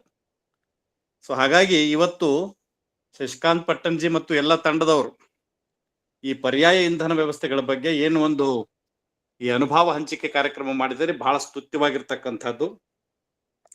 ಮತ್ತೆ ಇದ್ರ ಬಗ್ಗೆ ಇದು ಕೇವಲ ವಿದ್ಯಾರ್ಥಿಗಳಿಗೆ ಅಷ್ಟೇ ಅಲ್ಲ, ಪ್ರತಿಯೊಬ್ಬ ಜನಸಾಮಾನ್ಯರಿಗೂ ಕೂಡ ಇದ್ರ ಬಗ್ಗೆ ಅನುಭವ ಇರಬೇಕು, ಚಿಂತನೆ ಇರಬೇಕು, ಮತ್ತೆ ವಿಚಾರ ಇರಬೇಕು. ಹಾಗೆ ಮಾಡೋ ಮುಖಾಂತರ ಎಲ್ಲ ಒಂದು ಸಮಾಜದ ಪ್ರತಿಯೊಬ್ಬರು ಕೂಡ ನಾವು ಈ ಪರ್ಯಾಯ ಇಂಧನ ವ್ಯವಸ್ಥೆಗಳ ಕಡೆ ನೋಡ್ಲಿಕ್ಕೆ ಮತ್ತು ವಿಚಾರ ಮಾಡ್ಲಿಕ್ಕೆ, ಅವುಗಳನ್ನ ಅಳವಡಿಸ್ಕೊಳ್ಳಿಕ್ಕೆ ಸಾಧ್ಯ ಆಗುತ್ತೆ ಅಂತಕ್ಕಂಥದ್ದನ್ನ ಬಹಳ ಅಂಕಿ ಅಂಶಗಳ ಮುಖಾಂತರ, ತಮ್ಮ ಅನುಭವಗಳ ಮುಖಾಂತರ, ತಮ್ಮ ಸಂಶೋಧನೆಗಳ ಮುಖಾಂತರ ಅವರು ಬಹಳ ಸ್ಪಷ್ಟವಾಗಿ ಹೇಳಿದರು. ನನ್ನ ಮತ್ತು ಅವರ ಒಂದು ಒಡನಾಟ ಬಹಳ ದಿನದ್ದು. ಒಬ್ಬೊಬ್ಬ ವಿದ್ಯಾರ್ಥಿ PhD ಮಾಡ್ಬೇಕಂದ್ರೆ ಅವ್ರ ಕೈಯಲ್ಲಿ ಅವನೊಬ್ಬನ ವಿಜ್ಞಾನಿ ಮಾಡುತ್ತಾನೆ ಬಿಡತಿರ್ಲಿಲ್ಲ. ಅವು ಬೇರೆದವ್ರ ಕಡೆ ಸುಮ್ಮನೆ ಆಯ್ತಪ್ಪ ನಡಿ ಅನ್ನುವಂಥ ವಿಚಾರನೇ ಇಲ್ಲ. ಸೊ ಹಾಗಾಗಿ ಒಂದು ಸ್ಟೂಡೆಂಟ್ ಒಂದು ವೈವಾ ಮಾಡ್ಬೇಕಂದ್ರೆ 10 ಮಂದಿ ವಿಜ್ಞಾನಿಗಳನ್ನು ಕರಿತಿದ್ರು. ಸೊ ಹಾಗಾಗಿ ಅಂಥ ಒಂದು ಮೇಧಾವಿಗಳು ಇವತ್ತು ಬಹಳ ಬಹಳ ಸ್ಪಷ್ಟವಾಗಿ ಅವ್ರು ಇವತ್ತು ಕನ್ನಡದಲ್ಲಿ ಮಾತಾಡೋದು ಕೇಳಿ ಬಹಳ ಸಂತೋಷ ಆಯ್ತು ನನಗೆ. ಕನ್ನಡ ಮಾತಾಡೋದು ಕಡಿಮೆ ಅವರು, ಇವತ್ತು ಬಹಳ ಚಂದ ಮಾತಾಡೋರು ಕನ್ನಡದೊಳಗ, ಬಹಳ ತಯಾರಿ ಮಾಡ್ಕೊಂಡು ಬಂದಾರಂತ ಅನ್ಕೊಂಡೇನಿ. ಇಂತಹ ಕಾರ್ಯಕ್ರಮಗಳು ನಮ್ಮ ಈ ಅಕ್ಕನ ಅರಿವು ಬಳಗದ ಮುಖಾಂತರ, ಬಸವ ತಿಳುವಳಿಕೆ ಕೇಂದ್ರದ ಮುಖಾಂತರ ಬಹಳ ಅರ್ಥಪೂರ್ಣವಾಗಿ ನೀವೆಲ್ಲ ವ್ಯವಸ್ಥೆ ಮಾಡಿದ್ದೀರಿ. Shashikant ji, thank you very much. ತಮಗೆ ಧನ್ಯವಾದಗಳು ಮತ್ತು ಅಭಿನಂದನೆಗಳು ಕೂಡ. ಅದೇ ರೀತಿ ಬಹಳ ಸುವ್ಯವಸ್ಥಿತವಾಗಿರ್ತಕ್ಕಂಥ ಒಂದು ಉಪನ್ಯಾಸ ಅವರು ನೀಡಿದ್ದಾರೆ. ಅವರು ಇನ್ನೂ ಹೆಚ್ಚಿನ ವಿಷಯಗಳನ್ನು ನೀಡಬೇಕನ್ನುವಂಥದ್ದು ಎಲ್ಲರದು ಆಶಯವಾಗಿದೆ. ಸೊ ಹಾಗಾಗಿ ಮುಂಬರುವ ದಿನಗಳಲ್ಲಿ ಇನ್ನೊಂದು ವಿಶೇಷವಾಗಿರ್ತಕ್ಕಂಥದ್ದು ಅವರಿಗೆ ಏನೋ ಒಂದು 1 ಅಥವಾ 2 ಗಂಟೆಗಳ ಕಾಲ ಸಮಯ ಕೊಟ್ಟು ಅವ್ರಿಗೆ ಈ ಕಾರ್ಯಕ್ರಮ ಪ್ರಾರಂಭ ಆಗೋಕ್ಕಿಂತ ಮುಂಚೆ ಸ್ವಲ್ಪ ಪ್ರಚಾರ ಮಾಡಿ. ಯಾಕಂದ್ರೆ ಇನ್ನೂ ಹೆಚ್ಚಿನ ಸಂಖ್ಯೆಯಲ್ಲಿ ಜನರು ಅದರಲ್ಲಿ ಭಾಗವಹಿಸಬೇಕು. ಹಾಗೆ ಮಾಡೋ ಮುಖಾಂತರ ನಾವು ಇದನ್ನ ಇನ್ನೊಮ್ಮೆ ಮಾಡೋಣ ಅಂತಕ್ಕಂಥ ವಿಚಾರವನ್ನು ಹೇಳ್ತಾ, ಇಂತಹ ಅರ್ಥಪೂರ್ಣ ಕಾರ್ಯಕ್ರಮಗಳು ಇವತ್ತು ಜರುಗ್ತಾನೆ ಬಂದಿದ್ದಾವೆ, ಇನ್ನು ಮುಂದೆ ಜರುಗಲಿ ಅಂತಕ್ಕಂಥ ಆಶಯವನ್ನು ವ್ಯಕ್ತಪಡಿಸಿ ಎಲ್ಲರಿಗೂ ಶರಣಾರ್ಥಿಗಳನ್ನ ಸಲ್ಲಿಸಿ ನನ್ನ 2 ಮಾತಿಗೆ ವಿರಾಮವನ್ನು ಹೇಳ್ತೇನೆ. ಎಲ್ಲರಿಗೂ ಶರಣಾರ್ಥಿ ಸರ್. ಡಾಕ್ಟರ್ ಜಯಶ್ರೀ ಪಟ್ಟಣ. ಶರಣಾರ್ಥಿ ಎಲ್ಲರಿಗೆ. ಫಸ್ಟ್ ನಾನು ರಾಜಣ್ಣ ಮೆಟಗುಟ ಅವರಿಗೆ ಧನ್ಯವಾದ ಹೇಳ್ತೀನಿ. ಅವರು ಶಶಿಕಾಂತ್ ಅವರು ಕ್ಲಾಸ್ಮೇಟ್ಸ್, ಅವರು ಸೈನಿಕ್ ಸ್ಕೂಲ್ ಫ್ರೆಂಡ್ಸ್ ಅಂತ.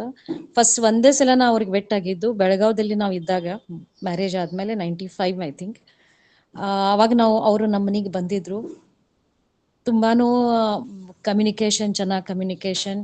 ಆಮೇಲೆ ಅವ್ರ ಫಾದರ್ ಇವತ್ತೆಲ್ಲ ಕೇಳ್ಕೊಂಡು ಅವ್ರಿಗೂ ಧನ್ಯವಾದ ಹೇಳ್ತೇನೆ. ಒಂದ್ ಸಂಸ್ಥೆಗ ಅವ್ರ ಫಾದರ್ ಹೆಸರ್ಲಿ ಇದು ಚೆನ್ನಾಗಿ ಟಾಪಿಕ್ ಮೇಲೆ which is a need of society today ಅಂದ್ರೆ ಡಾಕ್ಟರ್ ಸುರೇಶ್ ಅನ್ನ ಸರ್ಗೂ ನಾನು ಧನ್ಯವಾದ ಹೇಳ್ತೀನಿ. AIML ಅಂದ್ರೆ ಇವತ್ ನಮ್ಮ ಲಾಸ್ಟ್ ಇಯರ್ ನಾವು ಮಗಂದ ಅಡ್ಮಿಷನ್ ತಗೊಳಕ್ ಹೋಗಿದ್ವಿ, ಅವಾಗ ನೋಡಿದ್ದೆ. ಎಲ್ಲಾ ಇಂಜಿನಿಯರಿಂಗ್ ಕಾಲೇಜ್ ಅಲ್ಲಿ ಈಗ AIML only AI artificial intelligence machine learning ಇಷ್ಟ ಸೀಟ್ ಹೆಚ್ಚಿಗೆ ಮಾಡಿದಾರ.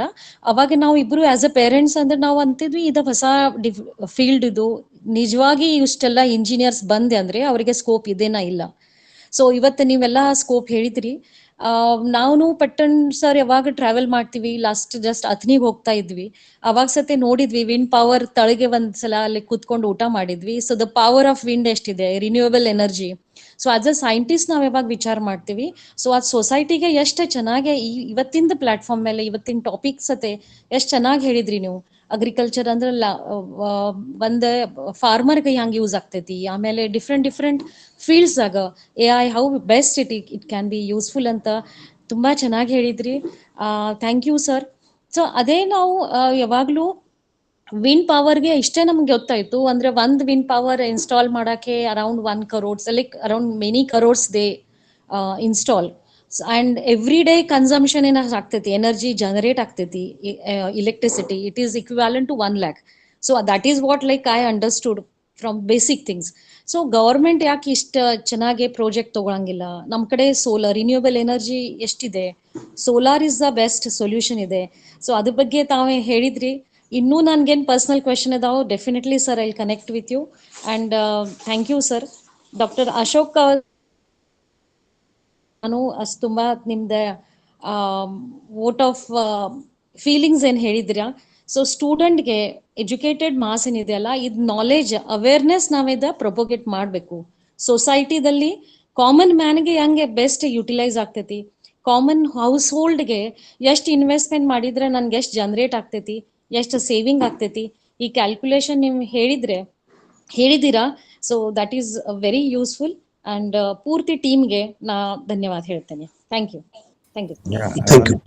ಕ್ವಿಕ್ ಆನ್ಸರ್ ಇಸ್ ನಿಮ್ಗೆ ವಿಂಡ್ ಅಂದ್ರೆ just if you want to put say 1 megawatt it will cost you 4 crores including land ಇದೆಲ್ಲ. Solar it has come down to 4 crores. ಮುಂಚೆ solar 19 crores ಇತ್ತು, wind around 6 crores ಆಕಿತ್ತು. ಈಗ 1 megawatt ಅಂದ್ಕೊಳ್ಳಿ you can calculate, but all details can be given with facts and figures ತಾವು ಹೇಳದಾಗೆ. So this is not one day lecture, but it will take a lot of time for clarifying. So many doubts will be there with common people, and then definitely opportunity create ಮಾಡಿದಾಗ ಒಮ್ಮೆ ನಾ ಮಾಡ್ಕೊಡ್ತೀನಿ ಅಂತ ಹೇಳ್ತೀನಿ. ಧನ್ಯವಾದಗಳು sir. ಇದು award for good work is an extra work ಅಂದಂಗೆ ನಾವು ಮಾರ್ಗದರ್ಶಕರು ಹಿತೈಷಿಗಳು ಇಂತಹ ಉಪನ್ಯಾಸಗಳನ್ನ ತಮ್ಮ ಸಮಯ ನೋಡ್ಕೊಂಡು ನಾವು ಖಂಡಿತ ಮುಂಬರುವ ದಿನದೊಳಗೆ ಇಡ್ತೀವಿ ಅಂತ ತಿಳ್ಕೊಂಡು ಈ ಸಂದರ್ಭದಲ್ಲಿ ಹೇಳ್ತಾ ಅನಿತಾ ಕಾರಜನ್ಗೆ, ಡಾಕ್ಟರ್ ಅನಿತಾ ಕಾರಜನ್ಗೆ.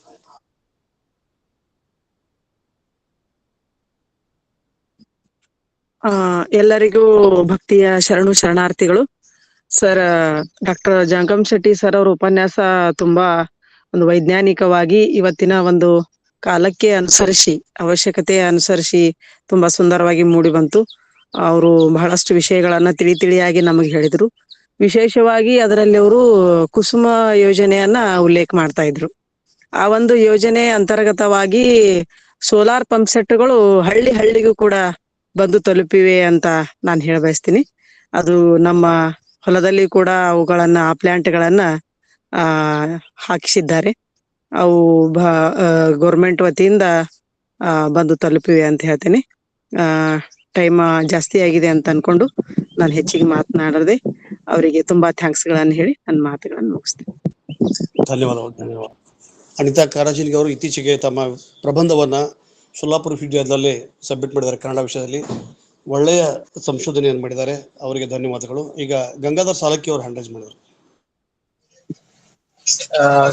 ಬಹಳ ನೀಡ್ ಆಫ್ ದಿ ಅವರ್ ನಮ್ಮ ದೇಶಕ್ಕೆ ಬೇಕಾಗಿದ್ದು ಅನ್ಕನ್ವೆನ್ಷನಲ್ ಎನರ್ಜಿ. ಈ ಎನರ್ಜಿ ಬಗ್ಗೆ ಸಾಕಷ್ಟು ನಮ್ ಸುರೇಶ್ ಬಹಳ ವಿಶಾಲವಾದಂತ, ಅದ್ರಾಗ ಇದು ಗುರುತಿಲ್ಲ, ಟ್ರಾನ್ಸ್ಪರೆಂಟ್ ಲೈಟ್ಸ್ ಅಂದ್ರೆ ಅದ್ರ ಕೆಳಗೆ ಪ್ಲೇಟ್ ಹಾಕಿದ ಕೆಳಗೆ ಇದು ಬೆಳೆಯಂಗಿಲ್ಲ. ಅದ್ರ ಬಗ್ಗೆ ಬಹಳ ಒಳ್ಳೆ ವಿಚಾರವನ್ನ ನಮ್ ಸುರೇಶ್ ಹೇಳಿದ್ರು. ನನಗೆ ಬಹಳ ಹೆಮ್ಮೆ ಅನಿಸ್ತದೆ. Suresh Jangam series product of Bijapur, ಒನ್ನೊಟ್ಟಿಗೆ developed in Bagalkot, now the vice chancellor in Haveri. ಬಹಳ ಪೂರ್ಣ ದೇಶ ಕಂಡ ಒಬ್ಬ, ನಮ್ಮ ಆಲೂರು ಹೇಳ್ದಂಗೆ ದೇಶ ಕಂಡ ಒಬ್ಬ ಅದ್ಭುತವಾದ ಮನುಷ್ಯ.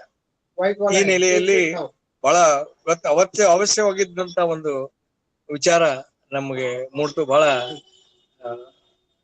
ಅಭಿನಂದನೆಗಳು. ಇದೇ ರೀತಿ ನಮ್ಮ ವಿಂಡ್ ಮಿಲ್ ಬಗ್ಗೆನೆ ಬಿಜಾಪುರದಲ್ಲಿ ಸಾಕಷ್ಟು ಮೇಡಮ್ ಜಯಶ್ರೀ ಅವ್ರು ಹೇಳಿದ್ರು, ಹಂಗಿಲ್ಲ ಅದು. ಬಿಜಾಪುರ ಒಂದರಲ್ಲೇ ಬಹುಶಃ 2,000 ಎಕರೆ ಮೇಲೆ ಇದು ಮಾಡಿದೀವಿ ನಾವು, ಏನು ಸೋಲಾರ್ ಅದಾನಿ ಬಂದಿದೆ. ಆಮೇಲೆ ಇತ್ತೀಚೆಗೆ ಇದೇ 1 ತಿಂಗಳ 2 ತಿಂಗಳೊಳಗೆ ನಮ್ಮ ಎಂ ಬಿ ಪಾಟೀಲ್ರು ಸುಜಲಾನ್ ವಿಂಡ್ ಮಿಲ್ ಬಗ್ಗೆ 200 ಎಕರೆದ್ದು ದೊಡ್ಡ ಚೀಲ ತಗೊಂಡು ಅಲ್ಲಿ ಬ್ಲೇಡ್ ಮಾಡಾಕತ್ತಾರೆ, ಬ್ಲೇಡ್ ಮ್ಯಾನುಫ್ಯಾಕ್ಚರ್ ಅಂದ್ರೆ ವಿಂಡ್ ಮಿಲ್ಗೆ. ಈ ರೀತಿಯಾಗಿ ಈ ಅವಶ್ಯ ಇದ್ದಿದ್ದು. ಆಮೇಲೆ ಈಗ ನಾವು ನೋಡಿದಂಗೆ ಕರ್ನಾಟಕ ಸಹ ಬಹಳಷ್ಟು ಮುಂದೋಗಿದೆ. ನಮ್ಮ 2 ಏಷ್ಯನ್ ಪೇಂಟ್ 2 ಪ್ಲಾಂಟ್ ಆಗಿದೆ. ಅವ್ರೇನು ಪವರ್ ಏನು ಕನ್ಸಂಪ್ಷನ್, ಅದ್ರಾಗ 70% consumption of power they domestically they prepare. ಅಂದ್ರೆ ಸೋಲಾರ್ ಹಾಕಿ ಅದ್ರ ಮುಖಾಂತರ ತಮ್ಗೆ ಏನೇನು ಬೇಕಾಗಿತ್ತು ಎಲ್ಲ ಮಾಡಕ್ಕೆ. ಹೀಗಾಗಿ ಇವತ್ತು ಬಹಳ ಅವಶ್ಯಕತೆ ಆಗಿತ್ತು.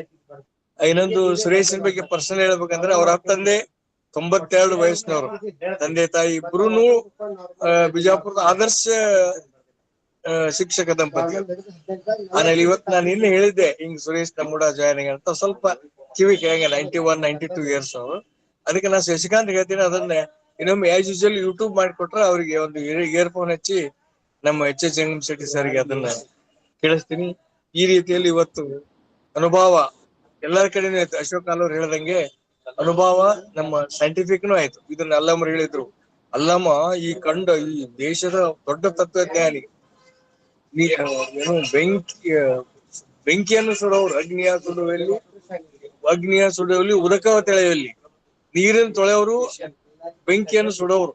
ಇಂತಹ ದೊಡ್ಡ ವಿಜ್ಞಾನಿಗಳು ನಮ್ಮ ಶರಣರು ಅಲ್ಲಮ್ಮರು. ಈ ರೀತಿಯಾಗಿ ಎಲ್ಲರೂ ಇವತ್ತು ಅವಶ್ಯಕತೆದ್ದು ಸೋಲಾರ ಆಮೇಲೆ ಈ ನಮ್ಮ ಅನುಭವ ಎರಡೂ ಕೂಡಿ ಬಹಳ ಅದ್ಭುತವಾದಂತ ಒಂದು ಇವತ್ತಿನ ಉಪನ್ಯಾಸ ಆಯ್ತು. ಇನ್ನೊಂದು ಯಾಕೋ ಅಷ್ಟು ಆಡಿಯೋ ಬರ್ಲಿಲ್ಲ ನಮ್ ಸುರೇಶ್, ಸ್ವಲ್ಪ ಇದು ನಂತರ ಅಶೋಕ್ ಹೋದು ಜಯಶ್ರೀ ಮೇಡಮ್ ಮಾತಾಡಿದ್ದು ಎಲ್ಲ ಕ್ಲಿಯರ್ ಆಯ್ತು.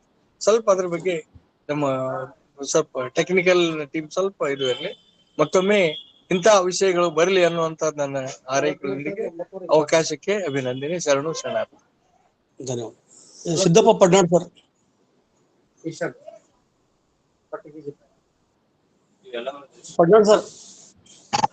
ಎಲ್ಲರಿಗೂ ಶರಣಾರ್ಥಿಗಳು ಸರ್. ಬಹಳ ಉಪಯುಕ್ತವಾದ ಮಾಹಿತಿ, ಬಹಳ ಸುಂದರವಾಗಿ ಉಪನ್ಯಾಸ ನೀಡಿದ್ರು. ಆದ್ರೆ ನಾವು ಈ ತಾಂತ್ರಿಕ ವಿಷಯಕ್ಕದವ್ರು ಅಲ್ಲ, ಆದಾಗ್ಯೂ ಬಹಳಷ್ಟು ನಮಗ್ ತಿಳಿಯುವಂಗೆ ಹೇಳಿದ್ರು. ಈ ಗಾಳಿ ಬಿಸಿಲನ್ನು ಉಪಯೋಗಿಸಿದ ಶಕ್ತಿಯನ್ನ ಉತ್ಪಾದಿಸಿ ಹೇಗೆ ನಾವು ಇಂಥ ಶಕ್ತಿಗಳ ಉಪಯೋಗದಿಂದ ನಿಸರ್ಗದ ಪೊಲ್ಯೂಷನ್ ಆಗುತ್ತ ತಪ್ತದ, ನಿಸರ್ಗ ಹಾಳಾಗುತ್ತ ತಪ್ತದ. ಹಾಗೂ ನಮ್ಮ ಇದು ವೈಯಕ್ತಿಕ ನಾವು ಹಾಕಿದ್ರು ಸುದಕ್ಕೆ ಅದ್ರ ಬೆನಿಫಿಟ್ ಹೆಂಗ್ ಅದಾವು, ಬಹಳ ಒಳ್ಳೆಯ ವಿಚಾರಗಳನ್ನ ಹೇಳಿದ್ರು. ಮತ್ತ ನಾವು ಅನ್ಬೋದು ಕೆಲವ್ರು ಏನು ಏನ್ರಿ ಇದು ಆಧ್ಯಾತ್ಮಿಕ ವಿಷಯಕ್ಕೆ ಸಂಬಂಧಿಸಿದ್ದು, ಇದು ಬಸವ ತತ್ವ. ಹೌದ್ರಿ, ದೇಶ ಮತ್ತು ಜನರ ಸೌಕರ್ಯಗಳಿಗೆ ಎಲ್ಲ ಬೇಕು. ಮತ್ತ ಅವು ಬೇಕಿದ್ರೆ ಜನರ ನೆಮ್ಮದಿ ಒಳಗಿರ್ಲಾಕ್ ಸಾಧ್ಯ ಅದ. ಇಂಥ ಉಪನ್ಯಾಸಗಳು ಬಹಳ ಅವಶ್ಯಕತೆ, ಬಹಳ ಹೇಗೆ ಆಹಾರ ನೀರ ಹಂಗ ಎನರ್ಜಿನೂ ಅಷ್ಟೇ ಮುಖ್ಯ ಆಗ್ಯದ. ಅದನ್ನ ಈ ವಿಷಯದೊಳಗೆ ಅಗ್ರಿಕಲ್ಚರ್ಕ ಎಲ್ಲ ಇಂಡಸ್ಟ್ರಿ ಒಳಗೆ ಹೆಂಗ್ ಬಳಸ್ಬೇಕು ಅನ್ನೋದು ಬಹಳ ಕುಲಂಕುಷವಾಗಿ ಹೇಳಿದ್ರು. ಬಹಳಷ್ಟು ಅವ್ರ ಮೆಚ್ಚತಕ್ಕಂಥ ಉಪನ್ಯಾಸ. ಅವರ ಇಂಥ ಉಪನ್ಯಾಸಗಳ ಮೇಲಿನ ಮೇಲೆ ಜರುಗಲಿ ಅಂತ ಬಯಸಿ ಇಂಥ ಉಪನ್ಯಾಸವನ್ನು ನಮಗೆ ನೀಡಿದ್ದಕ್ಕೆ ವೇದಿಕೆಗೆ ತುಂಬಾ ತುಂಬಾ ಧನ್ಯವಾದಗಳು. ಶರಣಾರ್ಥಿಗಳು. ಧನ್ಯವಾದ. ರಾಜಶೇಖರ್ ಮತ್ತೆ ಮನೆಯಾಗ ಯಾರು ಮಾತಾಡ್ತಾರೆ? Rajashekhar ಮಿಟ್ಗುಡ್ sir.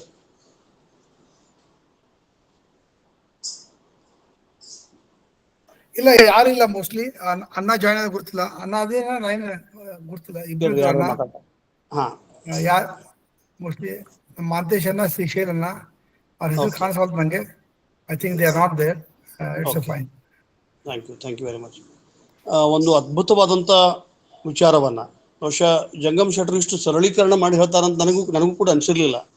Very high profile technical scientist, ಆ ಬ್ಯಾಕ್ಗ್ರೌಂಡಿಂದ ಬಂದವರು, ಬಹಳ ಜನರಿಗೆ ತಿಳಿಯೋ ಹಾಗೆ ಹೇಳಿದ್ರು. ಮತ್ತು ತಮ್ಮ ಅನಾರೋಗ್ಯದ ಮಧ್ಯೆ ಅದನ್ನು ಅತ್ಯಂತ ಪೇಷನ್ಸ್ ಆಗಿ ಹೇಳಿದ್ರು. ಇದು ಬಹುಶಃ ನಮಗೂ ಕೂಡ ಮಾದರಿ. ಒಬ್ಬ ಶಿಕ್ಷಕರಾದವರಿಗೆ, ಒಬ್ಬ ವಾಗ್ಮಿಗಳಿಗೆ ಸಂಯಮ ಸಮಾಧಾನ ಹೇಳ್ತಕ್ಕಂಥ ರೀತಿ ನಿಜಕ್ಕೂ ಅದ್ಭುತವಾಗಿತ್ತು. ಅವರ ಸಮಯವನ್ನು ನೋಡಿಕೊಂಡು ನಮ್ಮ ಮುಂಬರದಿಂದೊಳಗೆ ಒಂದು ಒಳ್ಳೆಯ ಉಪನ್ಯಾಸಗಳನ್ನು ನಾವು ಮಾಡ್ತೀವಿ. ಮೊದಲಿಗೆ ಆತ್ಮೀಯ ಸ್ನೇಹಿತ ಶ್ರೀ ರಾಜಶೇಖರ್ ಮೆಟಗುಡ್ ಅವರು, ಇವರ ತಂದೆಯವರ ಸ್ಮರಣಾರ್ಥವಾದಂಥ ಬಾಬಣ್ಣಜಿ ಮೆಟಗುಡ್ ಇವರ ಹೆಸರಿನೊಳಗೆ ಇಟ್ಟಂಥ ದತ್ತಿ ಬಹುಶಃ ಇವತ್ತು ಹೊಸ ಆಲೋಚನೆಗಳೊಂದಿಗೆ ಬದುಕಬೇಕು. ಅದಕ್ಕೆ ಕುವೆಂಪು ಹೇಳ್ತಾನ, ಪ್ರಗತಿಯ ಹಂತಕ್ಕೋ ಪ್ರಳಯದ ದುರಂತಕ್ಕೋ ಓಡುತ್ತಿದೆ ಈ ವಿಶ್ವ ಅಂತ. ಏನು ಪ್ರಗತಿ ಆಗತ್ತೋ ಏನು ಪ್ರಳಯ ಆಗತ್ತೋ ವಿಜ್ಞಾನದಿಂದ ಗೊತ್ತಿಲ್ಲ ಅಂತಕ್ಕಂಥದ್ದು. ಈ ವಿಜ್ಞಾನದ ಆವಿಷ್ಕಾರಗಳ ಭರಾಟೆಗಳ ಮಧ್ಯೆ ಮನುಷ್ಯ ತನ್ನ ಸುತ್ತಲಿನ ಪಂಚಮಹಾಭೂತಗಳ ಶಕ್ತಿಗಳನ್ನು ಪರ್ಯಾಯ ಶಕ್ತಿ, ಪರ್ಯಾಯ ಇಂಧನವನ್ನಾಗಿ ಮಾಡಿಕೊಂಡು ಸಾಕಷ್ಟು ಸೌಲಭ್ಯಗಳನ್ನು ತೆಗೆದುಕೊಂಡು ಈ ದೇಶವನ್ನು ಸಮೃದ್ಧ ರಾಷ್ಟ್ರವನ್ನಾಗಿ ಮಾಡಬೇಕು. ಅದೇ ಕುವೆಂಪು ಅವ್ರು ಹೇಳ್ತಾರೆ. ಇವತ್ತು ನಾವು ಎಲ್ಲರೂ ಗಮನಿಸ್ಬೇಕು, ಅವ್ರ ಸ್ಲೈಡ್ಸ್ ಒಳಗೆ ಎಲ್ಲ ಕಡೆ ಭಾರತ ಧ್ವಜ ಇತ್ತು.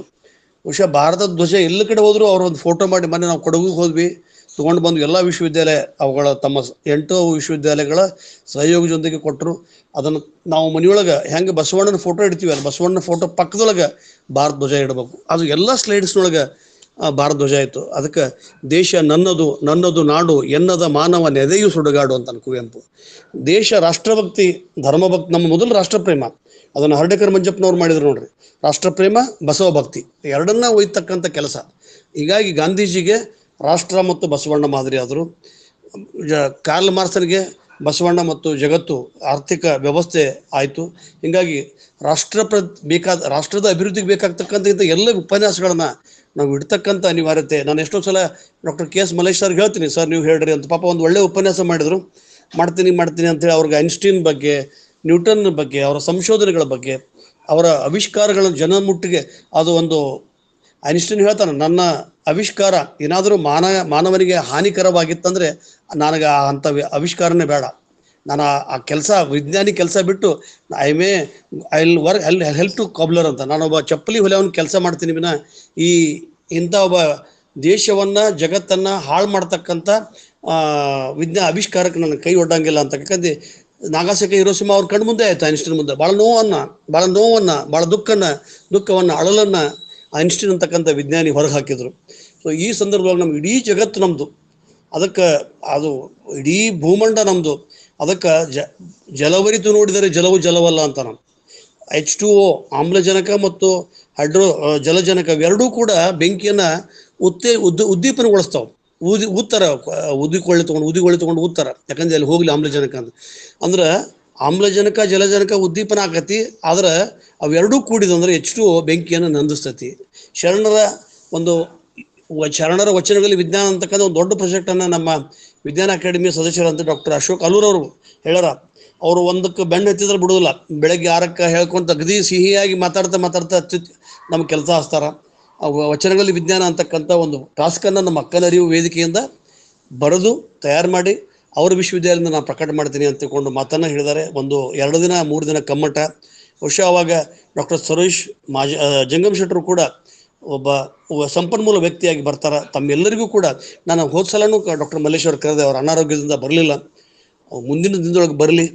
ತಮ್ಮೆಲ್ಲರಿಗೂ ಕೂಡ ವಿಶೇಷವಾಗಿ ನಾನು ಮೆಟಗುಡ್ ಅವರಿಗೆ, ಒಳ್ಳೆಯ ಉಪನ್ಯಾಸ ನೀಡಿದಂಥ ಡಾಕ್ಟರ್ ಸುರೇಶ್ ಜಂಗಮ್ ಶೆಟ್ಟಿ ಅವರಿಗೆ, ಮಾರ್ಗದರ್ಶನ ಮಾಡ್ತಕ್ಕಂಥ ಡಾಕ್ಟರ್ ಕೆ ಎಸ್ ಮಲ್ಲೇಶ್ ಅವರು, ಡಾಕ್ಟರ್ ಅಶೋಕ್ ಅಲೂರ್ ಅವರು, ಶಂಕರ್ ಕುಪ್ಪಸ್ ಅವರು, ಎಲ್ಲರಿಗೆ ಇದರೊಳಗೆ ಸಂವಾದದೊಳಗೆ ಪಾಲ್ಗೊಂಡಂಥ ಜಯಶ್ರೀ ಪಟ್ಟಣ್, ಉಳಿದವರೆಲ್ಲರಿಗೂ ಕೂಡ ಅನಿತಾ ಕಾರಾಜನಿಗೆ ಅವರಿಗೆ ನಾನು ಅನಂತ ಶರಣಾರ್ಥಿಗಳನ್ನ ಹೇಳ್ತಾ ಇವತ್ತಿನ ಕಾರ್ಯಕ್ರಮ ಇಲ್ಲಿ ಮುಗಿತು. ಮತ್ತೆ ನಾನು ವಿನಂತಿ ಅಂತಂದರೆ, ಇದೇ 23 ಬುಧವಾರ ವಿಜಯಪುರದೊಳಗೆ ಹಲವಾರು ಬೇಡಿಕೆಗಳು, ಅವು ನ್ಯಾಯಯುತವಾದ ಕಾನೂನು ಸಮ್ಮತವಾದಂಥ ಬೇಡಿಕೆಗಳನ್ನು ಜಿಲ್ಲಾಧಿಕಾರಿಗೆ ಅವರಿಗೆ ಕನ್ವಿನ್ಸ್ ಮಾಡಿ ವಿಶ್ವವಿದ್ಯಾಲಯದ ಕುಲಪತಿಗಳಿಗೆ ಬೇಡಿಕೆ ಮಾಡಿ ಇಟ್ಟು ಅವುಗಳನ್ನು ಈಡೇರಿಸಲೇ ಒಂದು ಹೋರಾಟ ಮಾಡ್ತಾ ಇದ್ದೀವಿ.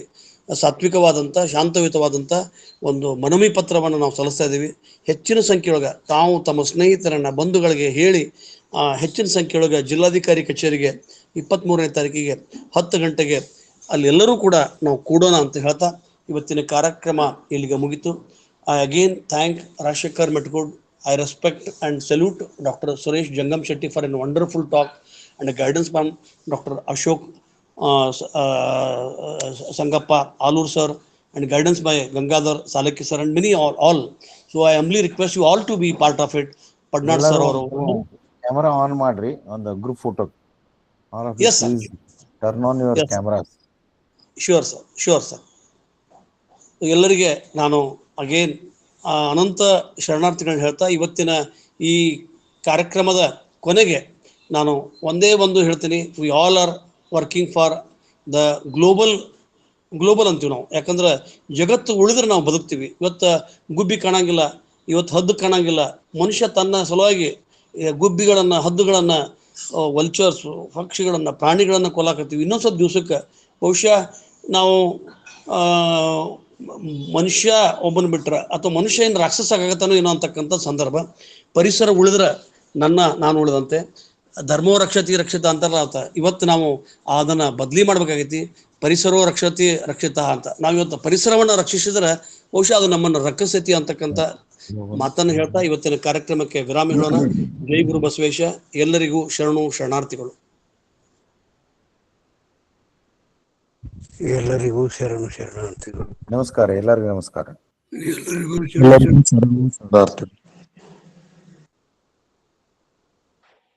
ಎಲ್ಲರಿಗೂ ಶರಣ.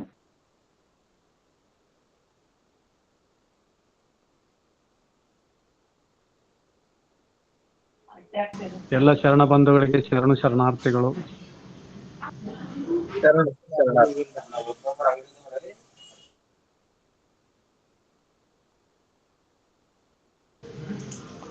ಎಲ್ಲರಿಗೂ ಶರಣಾರ್ಥಿಗಳು.